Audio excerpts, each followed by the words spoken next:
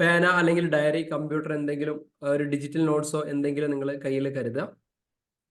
വീഡിയോയിലായിരിക്കാം. ഇത്രയും കാര്യങ്ങൾ ഫോളോ ചെയ്താൽ മാത്രമേ നിങ്ങൾ ഈ ഒരു വെബിനാറിനകത്ത് മുഴുവനായിട്ട് ഉണ്ടാകത്തുള്ളൂ.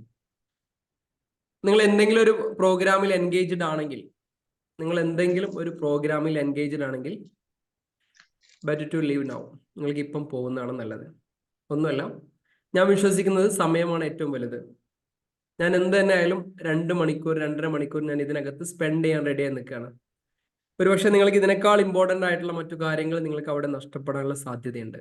അപ്പോൾ ഒന്നെങ്കിൽ ഇവിടെ അല്ലെങ്കിൽ അതിൽ ശ്രദ്ധിക്കാൻ വേണ്ടി ശ്രമിക്കാം. മറ്റൊരു വെബിനാറിൽ നിങ്ങൾക്ക് അറ്റൻഡ് ചെയ്യാം. അതുകൊണ്ട് 100% ഇതിനകത്ത് ഇപ്പോൾ ഇരിക്കാൻ പറ്റുന്നുള്ളവർ ഇരുന്നാൽ മതി, അല്ലാത്ത ആളുകൾക്ക് ഇല്ല. അപ്പൊ എന്റെ ഏതെങ്കിലും അക്കൗണ്ടിങ് സെഷനിൽ ഇരിക്കുന്ന ആരെങ്കിലും ഉണ്ടോ ഈ ഒരു ക്ലാസ്സിനകത്ത്? എന്റെ അക്കൗണ്ടിങ് സെഷനകത്ത് ഇരിക്കുന്ന ആരെങ്കിലും ഉണ്ടോ? ഒന്ന് കൈ പൊന്തിച്ച്. എത്ര സെഷൻ ആയിട്ട് നമ്മളെ ഫ്രീ അക്കൗണ്ടിങ് കോഴ്സ് എന്ന് പറഞ്ഞത് ഓൾറെഡി 10-12 സെഷൻ കഴിഞ്ഞിട്ടുണ്ട്. അതിന്റെ റെക്കോർഡിങ്സ് നിങ്ങൾക്ക് തരും. അതിന് ഫ്രീ ആയിട്ട് ഇരിക്കുന്ന ആരാ ഉള്ളത്? ആരെങ്കിലും ഒന്ന് സംസാരിക്കാൻ പറ്റുന്ന ആരെങ്കിലും ഉണ്ടോ? ആരെങ്കിലും ഒന്ന് മൈക്ക് അൺമ്യൂട്ട് ചെയ്ത് സംസാരിക്കാൻ പറ്റുന്ന ആരാ ഉള്ളത്? ആരുമില്ലേ? ഒന്ന് ഫ്രീ ആവട്ടെ, എല്ലാവരും ഫ്രീ ആവേ. അക്കൗണ്ടിങ് കോഴ്സിൽ ഫ്രീ ആയിട്ട് ഇരിക്കാൻ പറ്റുന്ന ആരുമില്ല. ചന്ദ്രഗീതം മേഡം ഉണ്ടല്ലേ? ചന്ദ്രഗീതം മേഡം ഉണ്ട്, ലത മേഡം ഉണ്ട്. ഓക്കെ, ഒന്ന് അൺമ്യൂട്ട് ചെയ്ത് സംസാരിച്ചേ. എങ്ങനെയാണ് നമ്മുടെ ക്ലാസ് എന്ന് പറഞ്ഞ പുതിയ ഒരുപാട് ആളുകളുണ്ട്, അവർക്ക് വേണ്ടിയിട്ട് എങ്ങനെയാണ് നമ്മൾ അറ്റൻഡ് ചെയ്യേണ്ടത്, അല്ലാത്ത ആളുകൾക്ക് എന്താണ് സംഭവിക്കുക, ഒന്ന് പറഞ്ഞേ. ഞാൻ പറയുമ്പോൾ അതിനേക്കാൾ ഒരു തീവ്രത നിങ്ങൾക്ക് കിട്ടും. നല്ല ഉപകാരപ്രദമായ ഒരു ക്ലാസ് ആണ്. അക്കൗണ്ടിംഗ് ബേസ് അറിഞ്ഞൂടാത്തവർക്ക് കൂടി പഠിക്കാൻ സാധിക്കുന്ന ക്ലാസ് ആണ്. വളരെ ഇപ്പൊ ബേസ് ഒട്ടും ഇല്ലാത്തവർക്ക് കൂടെ ആ ക്ലാസ്സിന് ഇരുന്നാൽ ആ എല്ലാ ക്ലാസ്സും അറ്റൻഡ് ചെയ്യുക, അല്ലെങ്കിൽ നമ്മൾ അതിന്റെ പഴയ ക്ലാസ്സുകളുടെ വീഡിയോ കണ്ടു കഴിഞ്ഞാൽ നല്ല മനസ്സിലാവുന്ന ഒരു ക്ലാസ് ആണ്. ഓക്കെ, അതവിടെ കേട്ടെ. ഇനി വീഡിയോയിൽ വരാത്ത ആൾക്ക് എന്ത് സംഭവിക്കാതെ കൂടി പറഞ്ഞു. അതാണ് ഞാൻ ചോദിച്ചത്. വീഡിയോ വരാത്തവർക്ക് അത് അറ്റൻഡ് ചെയ്യാൻ സാധിക്കത്തില്ല, കോൺസെൻട്രേറ്റ് ചെയ്ത് ക്ലാസ്സിന് ഇരിക്കാൻ സാധിക്കത്തില്ല. അതല്ലാതെ ഇടയ്ക്കിടയ്ക്ക് ഓരോരുത്തർ എണ്ണം കുറയാറുണ്ടോ? എണ്ണം കുറയുന്നത് ശ്രദ്ധിച്ചിട്ടുണ്ടോ? റിമൂവ് ചെയ്യുന്ന ഈ വിഷയത്തിൽ മാത്രം ഞാൻ ഒരു കരുണയും കാണിക്കാറില്ല. കാരണം നിങ്ങൾ എല്ലാവരും പഠിക്കണം എന്ന് ഇപ്പോൾ എനിക്ക് അത്ര ഒരു നിർബന്ധമില്ല. കാരണം ഇതിൽ സീരിയസ് ആയിട്ട് ഇരിക്കുന്നവർക്ക് മാത്രമേ ഇത് കാര്യമുള്ളൂ. അല്ലാത്തവർ അവർക്ക് മറ്റു എന്തൊക്കെയോ കാര്യങ്ങൾ ഉണ്ടാകാം. ഞാൻ സീരിയസ് ആയിട്ട് പറയാം കേട്ടോ. നിങ്ങൾ ഇരുന്നാൽ മാത്രമേ, വീഡിയോയിൽ വന്നിട്ടില്ലെങ്കിൽ ഒരു കരുണ പോലും ഞാൻ കാണിക്കത്തില്ല. കാരണം നിങ്ങൾ ഇവിടെ അല്ല എന്നുള്ളത് ഞാൻ ഉറപ്പിക്കും. ഇവിടെ അല്ലാത്ത ഒരാൾക്ക് ഇല്ല, വെറുതെ ഞാൻ കുറെ കാര്യങ്ങൾ പറഞ്ഞു, നിങ്ങൾ ഒരുപാട് കേട്ടു, ഐ ആം നോട്ട് ഇൻട്രസ്റ്റഡ്. അപ്പൊ അതുകൊണ്ട് പോകുന്ന വഴിയിൽ ഓരോരുത്തരും ഇങ്ങനെ മിസ്സായിക്കൊണ്ടേയിരിക്കും. അപ്പം ഒരാൾ എണ്ണം കുറയാൻ നടത്തും, അതിനർത്ഥം അവർ നമ്മുടെ സെഷനിൽ അറ്റൻഡ് ചെയ്തിട്ടില്ല തന്നെ, അവർക്ക് ഈ പറയുന്ന കോഴ്സ് കിട്ടത്തില്ല, അവരുടെ നെക്സ്റ്റ് ലെവലിൽ. കാരണം ഓൾറെഡി നമ്മുടെ ആപ്പിനകത്ത് കോഴ്സ് പലർക്കും കിട്ടുന്നില്ല എന്ന് പറയുന്നുണ്ട്. അതിന് പല റീസൺസ് ഉണ്ടാവും. ചില ആളുകൾ അവരുടെ ഇമെയിൽ വെച്ചിട്ടല്ല അവരുടെ യൂട്യൂബ് ആക്സസ് ചെയ്യുന്ന, കമന്റ് ചെയ്യാത്ത ആളുകൾ, അവർക്കൊക്കെ ചിലപ്പോൾ എന്ത് ചെയ്യുന്നുണ്ടാവും, സെഷനുകൾ ഇങ്ങനെ മിസ് ചെയ്യുന്നുണ്ടാവും. അത് എത്ര തന്നെ വലിയ ആളുകളായാലും അവരെ എടുത്ത് പുറത്തിടും. കാരണം നമ്മൾ വിചാരിച്ച റിസൾട്ട് ഇതിന് കിട്ടുന്നില്ലെങ്കിൽ അവർ പോകുന്ന സെഷൻ ഉണ്ടാകത്തില്ല. ഓക്കെ, റെഡി ആണോ?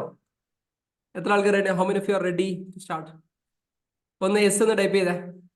പുതിയ ആളുകൾ എല്ലാവരും ഇൻഡിവിജ്വലി പുതിയ എല്ലാ ആളുകളെയും ഞാൻ വെൽക്കം ചെയ്യാൻ ആഗ്രഹിക്കുകയാണ്. പുതിയ ആളുകൾ എല്ലാവരും അവരുടെ പേര്, അവരുടെ ജില്ല ചാറ്റ് ബോക്സിൽ ഒന്ന് ടൈപ്പ് ചെയ്യും. പുതിയ ആളുകൾ എല്ലാവരും അവരുടെ പേര്, അവരുടെ ജില്ല ഒന്ന് ടൈപ്പ് ചെയ്യും. ഏതൊക്കെ സ്ഥലങ്ങളിൽ ഉണ്ട് നോക്കാൻ വേണ്ടിയിട്ടാണ്. Okay, Anas Malappuram welcome. Anas Faris welcome. Okay, then വരാ Mukesh Vinya Palakkad Pathanamthitta. Okay, very good. Ernakulam, Kannur Thameem. Okay, Calicut. Okay, Jamal Trivandrum Kozhikode. Okay, എല്ലാ ഇടുക്കി മലപ്പുറം എല്ലാ ജില്ലക്കാരും ഉണ്ടെന്ന് തോന്നുന്നു അല്ലേ? ഓക്കെ, കാലിക്കറ്റ്. തിരുവനന്തപുരത്ത് ആരുമില്ലേ? ഹമീദ് തിരുവനന്തപുരം ആരുമില്ല. ബാക്കി ഓൾമോസ്റ്റ് എല്ലാ ജില്ലയും കഴിഞ്ഞല്ലോ. ആലപ്പുഴ ഉണ്ടോ? എറണാകുളം. ഓക്കെ, തിരുവനന്തപുരത്ത് ഉണ്ട്. ഓക്കെ, മലപ്പുറം ഉണ്ട്. ഓക്കെ ഓക്കെ, അപ്പം ശ്രദ്ധിക്കാം, നമ്മുടെ ഈ ഒരു സെഷനിൽ കേരളത്തിലെ എല്ലാ ജില്ലക്കാരും ഉണ്ട്. അപ്പൊ മൈക്ക് മ്യൂട്ട് ആണെന്നുള്ളത് നിങ്ങൾ സ്വയം ഉറപ്പുവരുത്തുക. ഞാൻ ഇവിടെ മൈക്ക് ആരും ബ്ലോക്ക് ചെയ്തൊന്നുമില്ല. നിങ്ങളുടെ മൈക്ക് മ്യൂട്ട് ആണെന്നുള്ളത് നിങ്ങൾ ഉറപ്പുവരുത്തുക. നിങ്ങൾ അവിടെ നിന്ന് ശബ്ദം ഉണ്ടാക്കി കഴിഞ്ഞാൽ കേരളം മുഴുവൻ നിങ്ങളുടെ ഒരു ശബ്ദം ഇന്ന് കേൾക്കും. അതുകൊണ്ട് ബാക്ക്ഗ്രൗണ്ട് ആ വോയിസുകളൊക്കെ BGM ഒക്കെ ഒഴിവാക്കാൻ വേണ്ടി ശ്രമിക്കുക എപ്പോഴും. ഓക്കെ, അപ്പൊ മെല്ലെ പതുക്കെ സ്റ്റാർട്ട് ചെയ്യാം. ഇതിൽ അക്കൗണ്ടിങ് ബാക്ക്ഗ്രൗണ്ട് ഇല്ലാത്ത ആരെങ്കിലും ഉണ്ടോ? അക്കൗണ്ടിങ് ബാക്ക്ഗ്രൗണ്ട് ഒട്ടും ഇല്ലാത്ത ആളുകൾ ആരെങ്കിലും ഉണ്ടോ? ഒന്ന് മൈക്ക് അൺമ്യൂട്ട് ചെയ്ത് സംസാരിച്ചു. അക്കൗണ്ടിങ് ബാക്ക്ഗ്രൗണ്ട് അല്ലാതെ മറ്റു കൊമേഴ്സ് ഇതര സബ്ജക്റ്റുകൾ പഠിച്ച ആളുകൾ, ഹ്യൂമാനിറ്റീസ് അല്ലെങ്കിൽ സയൻസ് ബാക്ക്ഗ്രൗണ്ട് എന്ന് വന്ന, അല്ലെങ്കിൽ കൊമേഴ്സ് ആയിട്ട് ഒരു ബന്ധവും ഇല്ലാത്ത ആളുകൾ ആരെങ്കിലും ഉണ്ടോ? ഞാൻ അതിനനുസരിച്ച് സെഷൻ കൊണ്ടുപോകാനാണ്. നിങ്ങൾ ഉണ്ടെങ്കിൽ ഉണ്ട്, ഇല്ലെങ്കിൽ ഇല്ല എന്ന് പറയണം. ഓക്കെ ഓക്കെ, ഒരുപാട് ആളുകൾ ഉണ്ടോ? ഒരാൾ മാത്രമേ ഉള്ളൂ.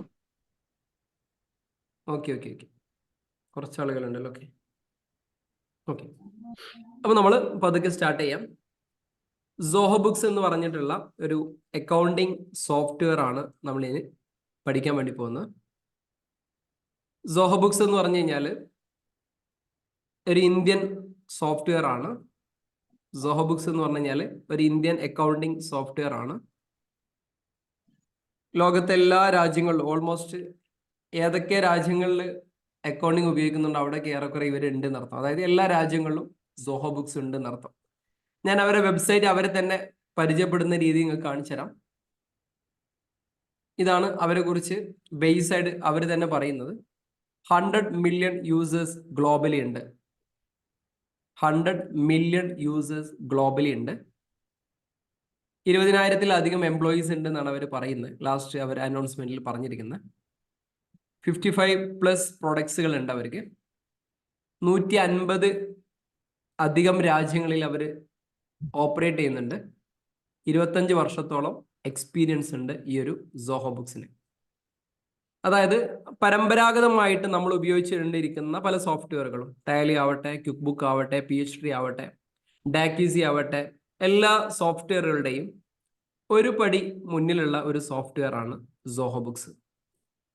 സാധാരണ രീതിയിൽ 100 മില്യൺ യൂസേഴ്സ് എന്നൊക്കെ പറയുമ്പോൾ നമ്മൾ കേൾക്കാറുള്ളത് ഫേസ്ബുക്ക്, യൂട്യൂബ്, ഇൻസ്റ്റാഗ്രാം, ഇവരൊക്കെയാണ്. സോഷ്യൽ മീഡിയകളൊക്കെ ഒരു പേരുകളെയാണ് നമുക്ക് സാധാരണ രീതിയിൽ കേൾക്കാൻ വയ്യ. 100 മില്യൺ യൂസേഴ്സോ എന്നൊക്കെ നമ്മൾ ചോദിക്കാറുണ്ട് ചിലപ്പോൾ. അപ്പൊ 100 മില്യൺ യൂസേഴ്സ് ഒരു അക്കൗണ്ടിങ് സോഫ്റ്റ്വെയർ അല്ലെങ്കിൽ സോഹോ എന്ന് പറഞ്ഞ അവരുടെ CRM, അവരുടെ കമ്പനിയുടെ ഒരുപാട് പ്രൊഡക്റ്റ്, 55-ലധികം പ്രൊഡക്റ്റ് ഉണ്ട്. ഇതൊക്കെ ഇത്രയും ആളുകൾ ഇത് ഉപയോഗിക്കണമെന്നുണ്ടെങ്കിൽ ഇതിന്റെ യൂസർ ഫ്രണ്ട്ലി ആണ്. അത്രയും സ്വീകാര്യത ഉണ്ട്. ഒരു അക്കൗണ്ടിങ് ബേസ് ഇല്ലാത്ത ആളുകൾക്കും കൃത്യമായിട്ട് അക്കൗണ്ട്സ് ചെയ്തു പോകാൻ പറ്റുന്ന ഒരു സോഫ്റ്റ്വെയർ ആണ് സോഹോ ബുക്സ് എന്ന് പറയാം. പരമ്പരാഗതമായിട്ട് നമ്മുടെ നാട്ടിലൊക്കെ ഉപയോഗിക്കുന്നത് ടാലിയാണ്. ഒരു വിദേശ രാജ്യങ്ങളിലൊക്കെ പോകുന്ന സമയത്ത് ചിലപ്പം ക്വിക്ക് ബുക്ക് ഉണ്ടാവും, ഇൻഡോയിറ്റിന്റെ ക്വിക്ക് ബുക്ക് ഉണ്ടാവും, അല്ലെങ്കിൽ PHP ഉണ്ടാവും. ഇങ്ങനെയുള്ള കുറച്ച് സോഫ്റ്റ്വെയറുകളാണ് സാധാരണ രീതിയിൽ നമുക്ക് പരിചയമായത്. അക്കൗണ്ടിങ് സോഫ്റ്റ്വെയറുകളെ കുറിച്ച് പറയുമ്പോൾ ഇന്ത്യൻ അക്കൗണ്ടിങ് സോഫ്റ്റ്വെയറുകളാണ് ഏറ്റവും കൂടുതൽ പുറത്തൊക്കെ ഉപയോഗിക്കുന്നത്. ടാലി അതിനൊരു എക്സാമ്പിളാണ്. ടാലി ഓൾമോസ്റ്റ് എല്ലാ രാജ്യങ്ങളിലും ആളുകൾ ഉപയോഗിക്കുന്നുണ്ട്. അതേപോലെ അല്ലെങ്കിൽ അതിനെയും ഒരു പടി മുന്നിലാണ് സോഹോ ബുക്സ് എന്ന് പറയുന്ന ഒരു തമിഴ്നാട്ടുകാരന്റെ ഈ ഒരു കമ്പനി എന്ന് പറയുന്നത്. ഈ ഒരു കമ്പനി തമിഴ്നാട് ബേസ് ചെയ്ത കമ്പനിയാണ്. ടാലി ഏത് സ്റ്റേറ്റ് ബേസ് ചെയ്ത കമ്പനിയാ? ആർക്കും പറയാൻ പറ്റുമോ? ടാലി ഏത് സ്റ്റേറ്റാ? കർണാടകയാണ് ടാലിയുടെ ഹെഡ് കിടക്കുന്നത്. അപ്പോൾ ഇന്ത്യൻ സോഫ്റ്റ്വെയറുകൾ തന്നെയാണ് അക്കൗണ്ടിങ് മേഖലയിൽ പിടിച്ചു കുലുക്കിയിരിക്കുന്നത്. അപ്പൊ എന്തുകൊണ്ട് സോഹോ എന്തുകൊണ്ടാണ്? ഇപ്പൊ എനിക്ക് ഏറ്റവും കൂടുതൽ, ഞാൻ ഈ കോഴ്സ് ചെയ്യുന്ന എനിക്ക് ഏറ്റവും കൂടുതൽ അഡ്മിഷൻസ് വരുന്നത് സോഹോ ബുക്സ് എന്ന് പറഞ്ഞ സോഫ്റ്റ്വെയറിൽ നിന്നാണ്. ഞാൻ ദുബായിലും അതേപോലെ സൗദിയിലൊക്കെ കൺസൾട്ട് ചെയ്യുന്ന പല കമ്പനികളുണ്ട്. അവരെല്ലാവരും കഴിഞ്ഞ വർഷങ്ങളിൽ പല സോഫ്റ്റ്വെയറുകളിലും ആണ് ഉപയോഗിച്ചത്. അവരുടേതായ കസ്റ്റമൈസ് ആയ സോഫ്റ്റ്വെയറിലാണെങ്കിൽ അവരിപ്പോഴൊക്കെ സോഹോ ബുക്സിനകത്തേക്ക് വന്നിട്ടുണ്ട്. ഇപ്പം ഏറ്റവും ലേറ്റസ്റ്റ് ആയിട്ട് വന്ന 3 കമ്പനികൾ, സൗദിയിലെ 3 കമ്പനികളും സോഹോ ബുക്സ് ആണ് ഉപയോഗിക്കുന്നത്. അവർ സോഹോ ഉപയോഗിക്കുന്ന അല്ലെങ്കിൽ സോഹോ ഉപയോഗിക്കാൻ അറിയുന്ന അക്കൗണ്ടന്റിനെയാണ് അവർ സെർച്ച് ചെയ്യണത്. എന്തിനാണ് സോഹോ ഇത്ര ഉപയോഗിക്കുന്നത് അറിയാം? ചെറുതായിട്ടൊന്ന് ആലോചിക്കാം. ടാലി എന്ന് പറഞ്ഞൊരു സോഫ്റ്റ്വെയറിനെ കമ്പയർ ചെയ്തിട്ട് ജസ്റ്റ് ഒന്ന് നമുക്ക് മുമ്പോട്ട് പോകാം. ഞാൻ എൻ്റെ ഈ ഒരു സിസ്റ്റത്തിനകത്ത്, ഈ ഒരു കമ്പ്യൂട്ടറിനകത്ത് ഞാൻ ടാലി ഉപയോഗിക്കുന്നുണ്ട്. ടാലിയുടെ സോഫ്റ്റ്വെയർ, ടാലിയുടെ കമ്പനീൻ്റെ സോഫ്റ്റ്വെയർ വെബ്സൈറ്റിൽ പോകുന്നു, ഇൻസ്റ്റാൾ ചെയ്യുന്നു. ഇൻസ്റ്റാൾ ചെയ്തിട്ട് കുറച്ച് കാര്യങ്ങൾ ഇവിടുന്ന് ചെയ്യുന്നു. എനിക്ക് നാളെ ദുബായിലേക്ക് പോകേണ്ട ഒരു ആവശ്യം വന്നു. എനിക്ക് ഈ കമ്പ്യൂട്ടർ ഇവിടുന്ന് കൊണ്ടുപോകാൻ കഴിയാത്തൊരു സാഹചര്യം ഉണ്ടെന്ന് വിചാരിച്ചോളൂ. എനിക്ക് കമ്പ്യൂട്ടർ ഇവിടുന്ന് കൊണ്ടുപോകാനുള്ള സാഹചര്യം ഇല്ലായിരിക്കും. എനിക്ക് ഓൺലൈനിൽ ഇത് ആക്സസ് ചെയ്യാനുള്ള സംവിധാനം ഇല്ല എന്ന് വിചാരിച്ചോളൂ. എനിക്ക് ദുബായിൽ പോയി കഴിഞ്ഞാൽ ഈ കണക്ക് എങ്ങനെ ചെക്ക് ചെയ്യാൻ കഴിയും? ഞാൻ നേരെ UK പോയി കഴിഞ്ഞാൽ എനിക്കിത് ചെക്ക് ചെയ്യാൻ വേണ്ടി പറ്റുമോ? എൻ്റെ നാട്ടിലുള്ള കാര്യങ്ങൾ എന്താണ്, എൻ്റെ ബിസിനസ്സിനകത്ത് നടക്കുന്നത്, എത്ര പേയ്മെന്റ് കൊടുക്കാനുണ്ട്, എത്ര റെസിപ്റ്റ് കൊടുക്കാനുണ്ട്, എത്ര പർച്ചേസ് ആണ് നടക്കുന്നത്, എത്ര സെയിൽസ് ആണ് നടക്കുന്നത് എന്ന് എനിക്ക് ഇവിടെ ഇൻസ്റ്റാൾ ചെയ്തൊരു കമ്പ്യൂട്ടർ നമുക്ക് എടുക്കാൻ വേണ്ടി പറ്റുമോ? ചില സമയത്ത് നമുക്ക് മറ്റേതെങ്കിലും തേർഡ് പാർട്ടി സോഫ്റ്റ്വെയറുകൾ ഉപയോഗിച്ച് ഒരുപക്ഷെ എടുക്കാൻ വേണ്ടി പറ്റും അല്ലേ? ചിലപ്പോൾ ടീം വ്യൂവർ ഇടാം, ചിലപ്പോൾ AnyDesk കണക്ട് ചെയ്യാം, കണക്ട് ചെയ്തിട്ട് അവിടുത്തെ സിസ്റ്റം കണക്ട് ചെയ്ത് ചെയ്യാം. പക്ഷെ എല്ലായ്പ്പോഴും ഇത് പോസിബിൾ ആയിക്കോളുന്നില്ല. അപ്പൊ ഇവിടെയാണ് സോഹോ ബുക്സ് എന്ന് പറഞ്ഞ സോഫ്റ്റ്വെയർ വ്യത്യസ്തമാകുന്നത്. സോഹോ ബുക്സ് എന്ന് പറഞ്ഞ സോഫ്റ്റ്വെയർ വ്യത്യസ്തമാകുന്നത് ഇവിടെയാണ്. ഞാൻ എൻ്റെ അക്കൗണ്ട്സ് വർക്കുകൾ എനിക്ക് വേണമെങ്കിൽ എവിടെ ഏത് രാജ്യത്തു നിന്നും എനിക്ക് എന്ത് ചെയ്യാം, ഓപ്പറേറ്റ് ചെയ്യാം. എൻ്റെ അക്കൗണ്ട്സിന്റെ എൻട്രി ഇടൽ, എൻ്റെ അക്കൗണ്ട്സിന്റെ പേയ്മെന്റ് അടിക്കുന്നത്, എൻ്റെ അക്കൗണ്ട്സിന്റെ പർച്ചേസ് ചെയ്യുന്നത്, അക്കൗണ്ട്സിന്റെ സെയിൽ ചെയ്യുന്നത് ഏത് രാജ്യത്തുനിന്നും ഇടാം. ഇതൊരു ഇൻസ്റ്റാൾ ചെയ്യുന്ന ഒരു ഓഫ്ലൈൻ ഇൻസ്റ്റാളേഷൻ ചെയ്യുന്ന ഒരു സെറ്റപ്പ് അല്ല ഇതിന്റെ പരിപാടി.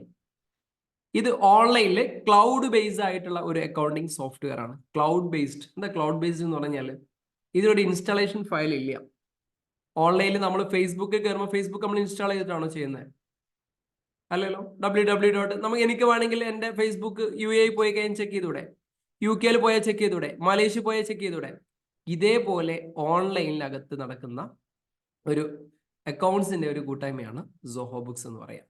എനിക്കൊരു യൂസർ ഐഡിയും പാസ്വേഡ് ഉണ്ടാവും. ഈ യൂസർ ഐഡിയും പാസ്വേഡ് ഉപയോഗിച്ച് ഞാൻ ദുബായിൽ നിന്ന് ഓപ്പൺ ചെയ്താൽ ദുബായിൽ നിന്ന് എനിക്ക് കാണാൻ പറ്റും. UK നിന്ന് ഓപ്പൺ ചെയ്താൽ UK നിന്ന് കാണാൻ പറ്റും. മലേഷ്യ എന്നാണ് ഓപ്പൺ ചെയ്യുന്നതെങ്കിൽ മലേഷ്യ എന്ന് കാണാൻ വേണ്ടി പറ്റും. അപ്പൊ ഇതുകൊണ്ട് തന്നെയാണ് ഇതിന് ഇത്രയും സ്വീകാര്യത. അപ്പൊ ഒരു ബിസിനസ്മാൻ അയാൾക്ക് ഇൻസ്റ്റന്റ് ആയിട്ടുള്ള റിപ്പോർട്ട് ഏത് രാജ്യത്തുനിന്നും അയാൾ ഏത് സാഹചര്യത്തിൽ നിൽക്കുകയാണെങ്കിൽ എന്ത് ചെയ്യാൻ പറ്റും, റിപ്പോർട്ട് കിട്ടാൻ വേണ്ടി പറ്റും.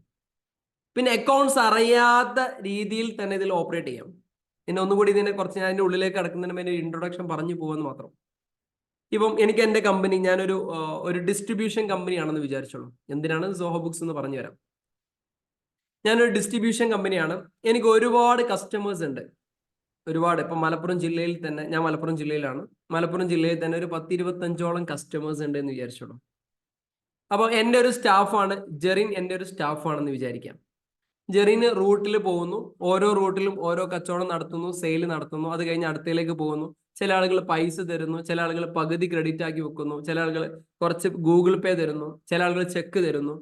ഇതൊക്കെ തരുന്ന സമയത്ത് സാധാരണ രീതിയിൽ ജെറിൻ എന്താ ചെയ്യാം, ഓഫീസിൽ വിളിച്ചു പറയും അല്ലേ, ഖദീജ ഇത്ര പൈസ തന്നിട്ടുണ്ട്, ജമാലിക്ക് ഇത്ര പൈസ തരാനുണ്ട്, ലത മാഡം ചെക്കാണ് തന്നിരിക്കുന്നത്, അല്ലെങ്കിൽ അവൾ തീരെ തന്നിട്ടില്ല, അല്ലെങ്കിൽ ഇത്ര ഒരു സെയില് ഞാൻ ഇവിടെ നടത്തിയിട്ടുണ്ട്, ഇന്ന സാധനം തിരിച്ചെടുത്തിട്ടുണ്ട് എന്നൊക്കെ പറഞ്ഞ് ഓഫീസിൽ പോയിട്ട് വൈകുന്നേരമൊക്കെ വേണം ഇത് ക്ലിയർ ചെയ്യാൻ അല്ലേ? അങ്ങനെയല്ലേ സാധാരണ രീതിയിൽ ചെയ്യുന്നത്. എന്നാൽ സോഹോ ബുക്സ് ആണെങ്കിൽ ഈ ജെറിൻ ഒരു യൂസർ ഐഡിയും പാസ്വേഡ് ഉണ്ടാവും. ആ ഒരു മൊമെന്റിൽ നടക്കുന്ന സംഭവം ജെറിൻ അപ്പം തന്നെ എൻട്രി ആണ്. റെസിപ്റ്റ് വെക്കുന്ന സമയത്ത് അപ്പം തന്നെ റെസിപ്റ്റ് വെക്കും. അതിന്റെ എന്ത് ചെയ്യും, അതിന്റെ സ്റ്റേറ്റ്മെന്റ് ആ ഒരു ഇൻസ്റ്റന്റ് മൊമെന്റ് തന്നെ കടക്കാരന് കൊടുക്കും. ഇപ്പൊ സെയിൽസ് റിട്ടേൺ നടക്കുകയാണെങ്കിൽ അപ്പം തന്നെ സെയിൽസ് റിട്ടേൺ അടിക്കും, ഒരു ക്രെഡിറ്റ് നോട്ട് അവിടെ വെച്ച് അടിക്കും. പർച്ചേസ് റിട്ടേൺ സംഭവിക്കുകയാണെങ്കിൽ ഒരു ഡെബിറ്റ് നോട്ട് അവിടെ വെച്ച് തന്നെ അടിക്കും. ഒരു ഡാമേജ് സംഭവിക്കുകയാണെങ്കിൽ അവിടെ വെച്ച് തന്നെ എൻ്റർ ചെയ്യും. പകുതി പേയ്മെന്റ് ആണ് കിട്ടിയെങ്കിൽ അവിടെ തന്നെ അപ്പം അക്കൗണ്ട്സ് വർക്കുകൾ എല്ലാം തന്നെ എന്തായി, ഈ ഡാറ്റ എൻട്രി വർക്കുകളുടെ എല്ലാം ഈസിയായി. അത് ഏതെന്നൊക്കെ ചെയ്യാം, അവനവന്റെ കയ്യിലുള്ള മൊബൈൽ ഫോണിൽ ചെയ്യാം, ടാബ്ലറ്റും ചെയ്യാം, ആൻഡ്രോയിഡ് ആകാം, iOS ആകാം, എന്തോ ആകാം, വിൻഡോസ് ഏത് സംവിധാനത്തിലും ഈ സംഭവം പ്രവർത്തിക്കും. ഈസിയാണോ? മുമ്പ് കമ്പ്യൂട്ടർ മാത്രമായിരുന്നു. ഇത് കമ്പ്യൂട്ടർ ആയാലും ലാപ്ടോപ്പ് ആയാലും ടാബ് ആയാലും ഐഫോൺ ആയാലും മൊബൈൽ ഫോൺ ആയാലും സാധാ നോർമൽ ഫോൺ ആയിക്കഴിഞ്ഞാലും ഈ ഒരു സംഭവം പ്രവർത്തിക്കും. അപ്പൊ ഇന്ന ഒരു പ്ലാറ്റ്ഫോം വേണമെന്നോ ഇന്നൊരു സംഭവം വേണമെന്നോ എന്തിനകത്തില്ല, ഈ ഒരു സോഹോ എന്ന് പറഞ്ഞ സംഭവത്തിൽ. അതുകൊണ്ട് തന്നെയാണ് സോഹോ ബുക്സിന് ഇത്ര സ്വീകാര്യത വരുന്നത്. അപ്പോൾ സോഹോ ബുക്സ് പഠിച്ചു കഴിഞ്ഞാൽ എന്ത് കിട്ടും? ഗൾഫിലൊക്കെ പോവുകയാണെങ്കിൽ സോഹോ ബുക്സ് പഠിക്കാതെ പോവുകയും ചെയ്യരുത്. ഗൾഫിന്റെ കാര്യം മാത്രമല്ല കേട്ടോ, നാട്ടിൽ ഓൾമോസ്റ്റ് എല്ലാ ആളുകളും ഇതിലേക്ക് പോകുന്നുണ്ട്. കാരണം അവർക്ക് വീട്ടിലിരുന്നാൽ ഇതിന്റെ റിപ്പോർട്ട് കിട്ടണമെന്നേ. ഇപ്പൊ എല്ലാവർക്കും അങ്ങനെ തന്നെയല്ല ആഗ്രഹം. നിങ്ങൾ എല്ലാവരും ബിസിനസ് ചെയ്യുന്ന ആളാണെന്ന് വിചാരിച്ചോളൂ. നിങ്ങളുടെ ബിസിനസിന്റെ ഡാറ്റ നിങ്ങളുടെ വീട്ടിലിരുന്ന് മൊബൈൽ നോക്കി കഴിഞ്ഞാൽ നിങ്ങൾക്ക് കിട്ടണം അല്ലേ? അങ്ങനെ ആഗ്രഹമില്ലേ? ഒരു ബിസിനസ് ചെയ്യുന്ന ആളാണെങ്കിൽ അങ്ങനെ ആഗ്രഹം ഉണ്ടാവില്ലേ? എപ്പോഴും ഈ അക്കൗണ്ടന്റ് പറഞ്ഞിട്ട് തന്നെ കിട്ടണം, അങ്ങനെ ഉണ്ടോ? ഇല്ലേ? സാധാരണ ഒരു അക്കൗണ്ടിങ് ടാലി ഒക്കെ ആണെങ്കിൽ എന്താ സംഭവിക്കാം അല്ലേ? ഇപ്പൊ ഒരു ചെറിയ വിവരമുള്ള ഒരു ഓണർ ആണെന്ന് വിചാരിച്ചോളൂ, അക്കൗണ്ട്സിനെ കുറിച്ച് നല്ലൊരു വിവരം ഇല്ലാത്ത ഒരാളാണെന്ന് വിചാരിച്ചു നോക്കൂ. ഈ പറയുന്ന അക്കൗണ്ടന്റിനെ വെയിറ്റ് ചെയ്ത് നിൽക്കേണ്ടി വരും. എന്നിട്ട് അയാൾ എടുത്തിരുന്ന റിപ്പോർട്ടിന് എന്ത് ചെയ്യണം? നമ്മൾ വിശ്വസിക്കുക തന്നെ ചെയ്യണം. നമുക്ക് അതിന് റിപ്പോർട്ട് എടുക്കാൻ കഴിയില്ല, അതിന്റെ ഡീറ്റെയിൽ എടുക്കാൻ കഴിയില്ല, ഒന്നും ചെയ്യാൻ കഴിയില്ല. അയാൾ എന്താണ് തരുന്നത് അത് തന്നെയാണ് റിപ്പോർട്ട് അല്ലേ? അപ്പൊ അതിൽ നിന്ന് വ്യത്യാസമായിട്ട് നമുക്ക് ആവശ്യമുള്ള രീതിയിൽ കസ്റ്റമൈസ് ചെയ്തിട്ട് റിപ്പോർട്ട് എടുക്കുന്ന ഒരു സംഭവമാണ് സോഹോ ബുക്സിനകത്തുള്ളത്. ഈ ഒരു സോഹോ ബുക്സിന്റെ ഒരു ബേസിക് കിട്ടിയോ? ഞാൻ സാധാരണ നാടൻ ഭാഷയിൽ പറയുന്നത് വെച്ചാൽ ഇതിൽ ഔപചാരികത പറഞ്ഞു കഴിഞ്ഞാൽ, ഭയങ്കര സംഭവമാക്കി പറഞ്ഞു കഴിഞ്ഞാൽ നിങ്ങൾ എല്ലാവരും മറ്റു രീതിയിലേക്ക് കൊണ്ടുപോകും. ഈ പറഞ്ഞ കാര്യങ്ങളൊക്കെ ഓക്കെ ആണെങ്കിൽ ചാറ്റ് ബോക്സിൽ എസ് എന്ന് ടൈപ്പ് ചെയ്യും, എന്നിട്ട് മെല്ലെ അതിനുള്ളിലേക്ക് കിടക്കാം. ഓക്കെ ആണോ? ചാറ്റ് ബോക്സിൽ എസ് എന്ന് ടൈപ്പ് ചെയ്യും ഈ പറഞ്ഞ കാര്യങ്ങളൊക്കെ. Very good, very good. Okay, thank you. നിങ്ങൾ എല്ലാവരും ഇവിടെ തന്നെ ഉണ്ടെന്ന് ഉറപ്പ് വരുത്താൻ വേണ്ടിയിട്ടാണ് ഞാൻ കമന്റ് ചെയ്യിപ്പിക്കുന്നത്. Okay okay, set. ഇനി ശ്രദ്ധിച്ചോളൂ, ഇതാണ് സോഹോ ബുക്സിന്റെ സൈറ്റ് zoho.com. ഇതിനകത്ത് നിങ്ങൾ സൈറ്റിൽ കയറി കഴിഞ്ഞാൽ ഫോണിലും മൊബൈലിലും ഒക്കെ ചെക്ക് ചെയ്ത് കഴിഞ്ഞാൽ ഇതിന്റെ ഡീറ്റെയിൽ ആയിട്ടുള്ള വിവരങ്ങൾ കിട്ടും. ഞാൻ ഇതിന്റെ ഉള്ളിലേക്ക് അത്ര ഡീറ്റെയിൽ ആയിട്ട് കിടക്കുന്നില്ല. സോഹോ ബുക്സിന്റെ ഡിഫറെന്റ് പ്രൊഡക്റ്റുകളാണ് ഈ കാണുന്നത്. സെയിൽസ്, CRM, ബീൻ, forms, sign, bookings, sales IQ എന്ന് പറഞ്ഞിട്ടുള്ള ഇത്രയും പ്രൊഡക്ട്സുകൾ ഇവരടുത്ത് സെയിൽസ് എന്ന് പറഞ്ഞിട്ടുള്ള സംവിധാനത്തിലുണ്ട്. മാർക്കറ്റിംഗിൽ ഇത്രയും പ്രൊഡക്ട്സുകൾ ഉണ്ട്.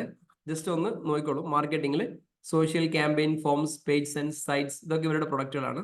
സർവീസ് മേഖലയിൽ ഡെസ്ക് അസിസ്റ്റ്, ലെൻസി, FSM, സെയിൽസ് IQ എന്ന് പറഞ്ഞിട്ട് മേഖലയുണ്ട്. ഫൈനാൻസ് മേഖലയിൽ books, invoice, expense, inventory, billing, ഈ പറയുന്ന സാധനങ്ങൾ, checkout, payroll, practice, sign, finance plus, ഇത്രയും സംഭവങ്ങൾ ഫിനാൻസ് മേഖല ഒരു പ്രൊഡക്റ്റ് ആണ്.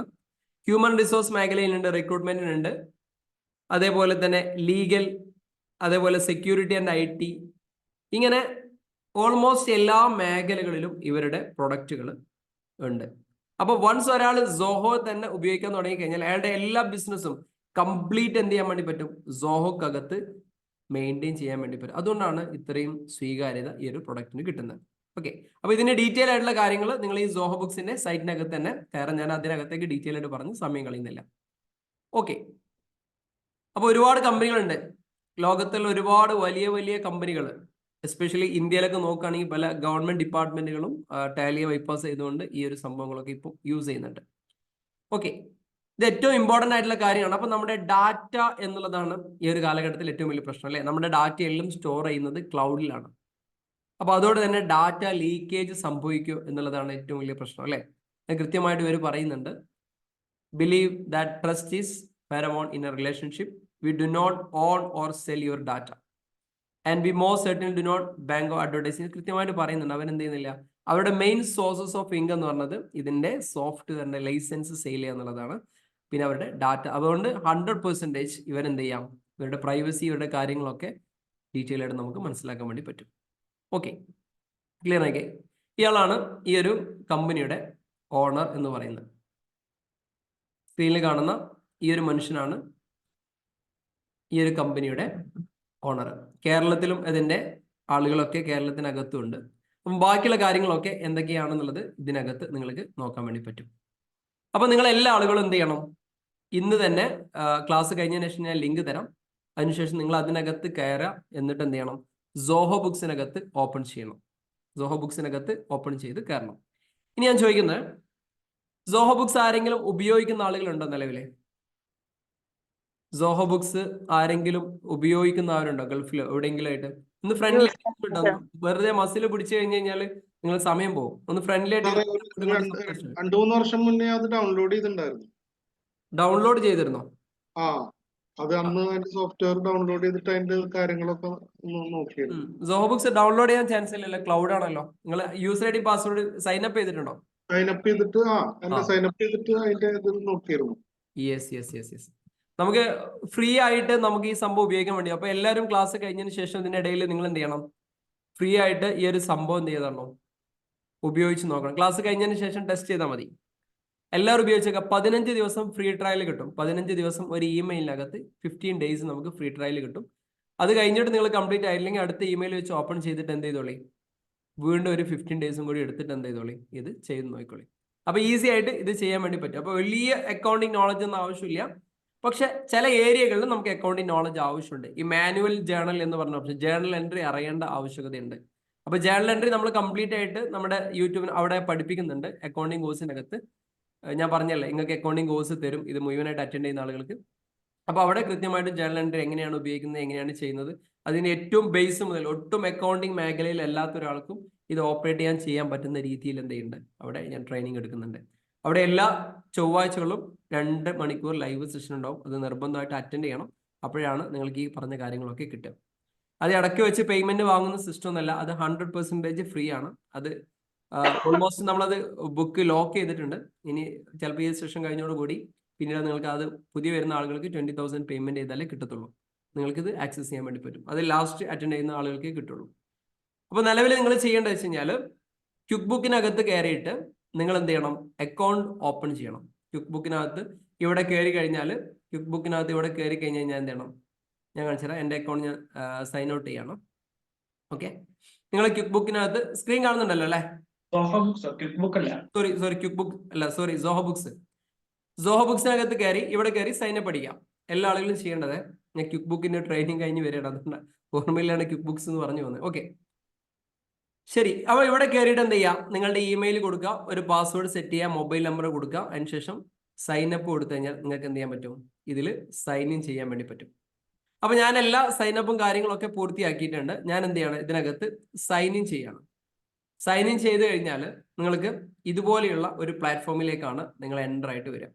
ഓക്കെ, ഞാൻ എൻ്റെ പെയ്ഡ് വേർഷൻ ആണ്. അപ്പം നിങ്ങൾക്ക് ഇത്രയും ഫെസിലിറ്റി ചിലപ്പം നിങ്ങളുടെ ഒരു വേർഷനകത്ത് കിട്ടിക്കോണമെന്നില്ല. അപ്പം ഞാൻ എൻ്റെ പെയ്ഡ് വേർഷനിലാണ് നിങ്ങൾക്ക് ഈ സംഭവം എന്ത് ചെയ്യണത് കാണിച്ചു തരുന്നത്. അപ്പം സോഹോ ബുക്സ് പെയ്ഡ് ഉണ്ട്, അതേപോലെ ഫ്രീ ഉണ്ട്. ഞാൻ നിങ്ങൾക്ക് പറഞ്ഞു, നിങ്ങൾക്ക് വേണമെങ്കിൽ ഇപ്പോൾ എന്ത് ചെയ്യാം? ഫ്രീ ട്രയൽ നിങ്ങൾക്ക് ഓപ്പൺ ചെയ്ത് നോക്കാം. ഫ്രീ ട്രയൽ ഓപ്പൺ ചെയ്ത് കഴിഞ്ഞ് നിങ്ങൾക്ക് എല്ലാ കാര്യങ്ങളും നിങ്ങൾക്ക് എന്ത് ചെയ്യാൻ വേണ്ടി പറ്റും? ഇതിനകത്ത് ചെയ്ത് നോക്കാൻ വേണ്ടി പറ്റും. ഓക്കെ, അപ്പം ഞാൻ സോഹോ ബുക്സിനകത്തൊന്ന് കയറി കാണിക്കാന്ന്. 1 മിനിറ്റ്.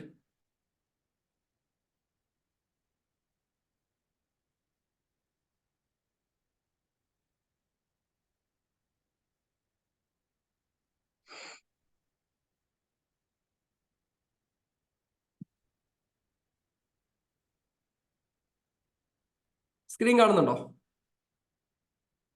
ഹലോ, സ്ക്രീൻ കാണുന്നുണ്ടോ? ഇല്ലല്ലോ, സ്ക്രീൻ പോയോ? സ്ക്രീൻ ഷെയർ ആയിട്ടില്ല. ഓക്കെ. ഇപ്പോഴോ? Yes, okay. ശ്രദ്ധിച്ചോളൂ. ഇതാണ് സോഹോ ബുക്സ്. നിങ്ങൾ സൈൻ ഇൻ ചെയ്ത് കഴിഞ്ഞാൽ ഇതേപോലെയുള്ള ഒരു പ്ലാറ്റ്ഫോമിനകത്താണ് നിങ്ങൾ എത്തുക. ഇതിനകത്ത് നിങ്ങൾ ഓൾറെഡി സൈൻ ഇൻ ചെയ്തു വരുന്ന സൈൻ അപ്പ് ചെയ്തു വരുന്ന സമയത്ത് തന്നെ നിങ്ങളുടെ ലോഗിൻ ക്രെഡൻഷ്യൽ എല്ലാ കാര്യങ്ങളും നിങ്ങൾ കൊടുത്ത് നിങ്ങളൊരു കമ്പനി ക്രിയേറ്റ് ചെയ്തിട്ടാണ് നിങ്ങൾ വരുന്നത്. അപ്പോൾ ഞാൻ ഓൾറെഡി എൻ്റെ കമ്പനിയുടെ പേര് ബിസ്റൂട്ട് ബിസ് കൺസൾട്ടിങ് എന്ന് പറഞ്ഞാൽ എൻ്റെ കൺസൾട്ടിങ് കമ്പനിയുടെ പേരിലാണ് ഈ സോഹോ ബുക്സ് ഉള്ളത്. ഇതിനകത്ത് നിങ്ങൾ ഒരുപാട് കാര്യങ്ങളുണ്ട്. ഇതാണ് ഹോം പേജ്. ഇതിനകത്താണ് ഹോം പേജ്.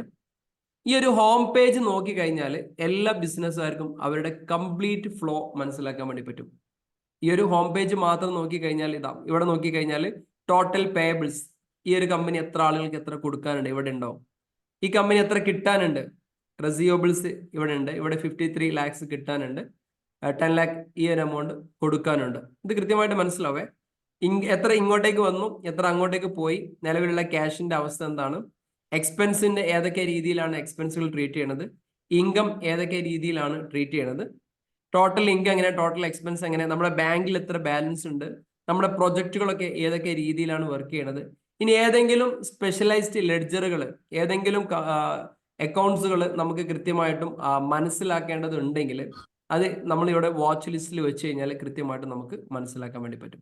അപ്പൊ ഈ ഒരു ഹോം പേജ് ഉണ്ടെങ്കിൽ തന്നെ നമ്മുടെ ബോസ് സാറ്റിസ്ഫൈഡ് ആയിരിക്കും എന്നർത്ഥം.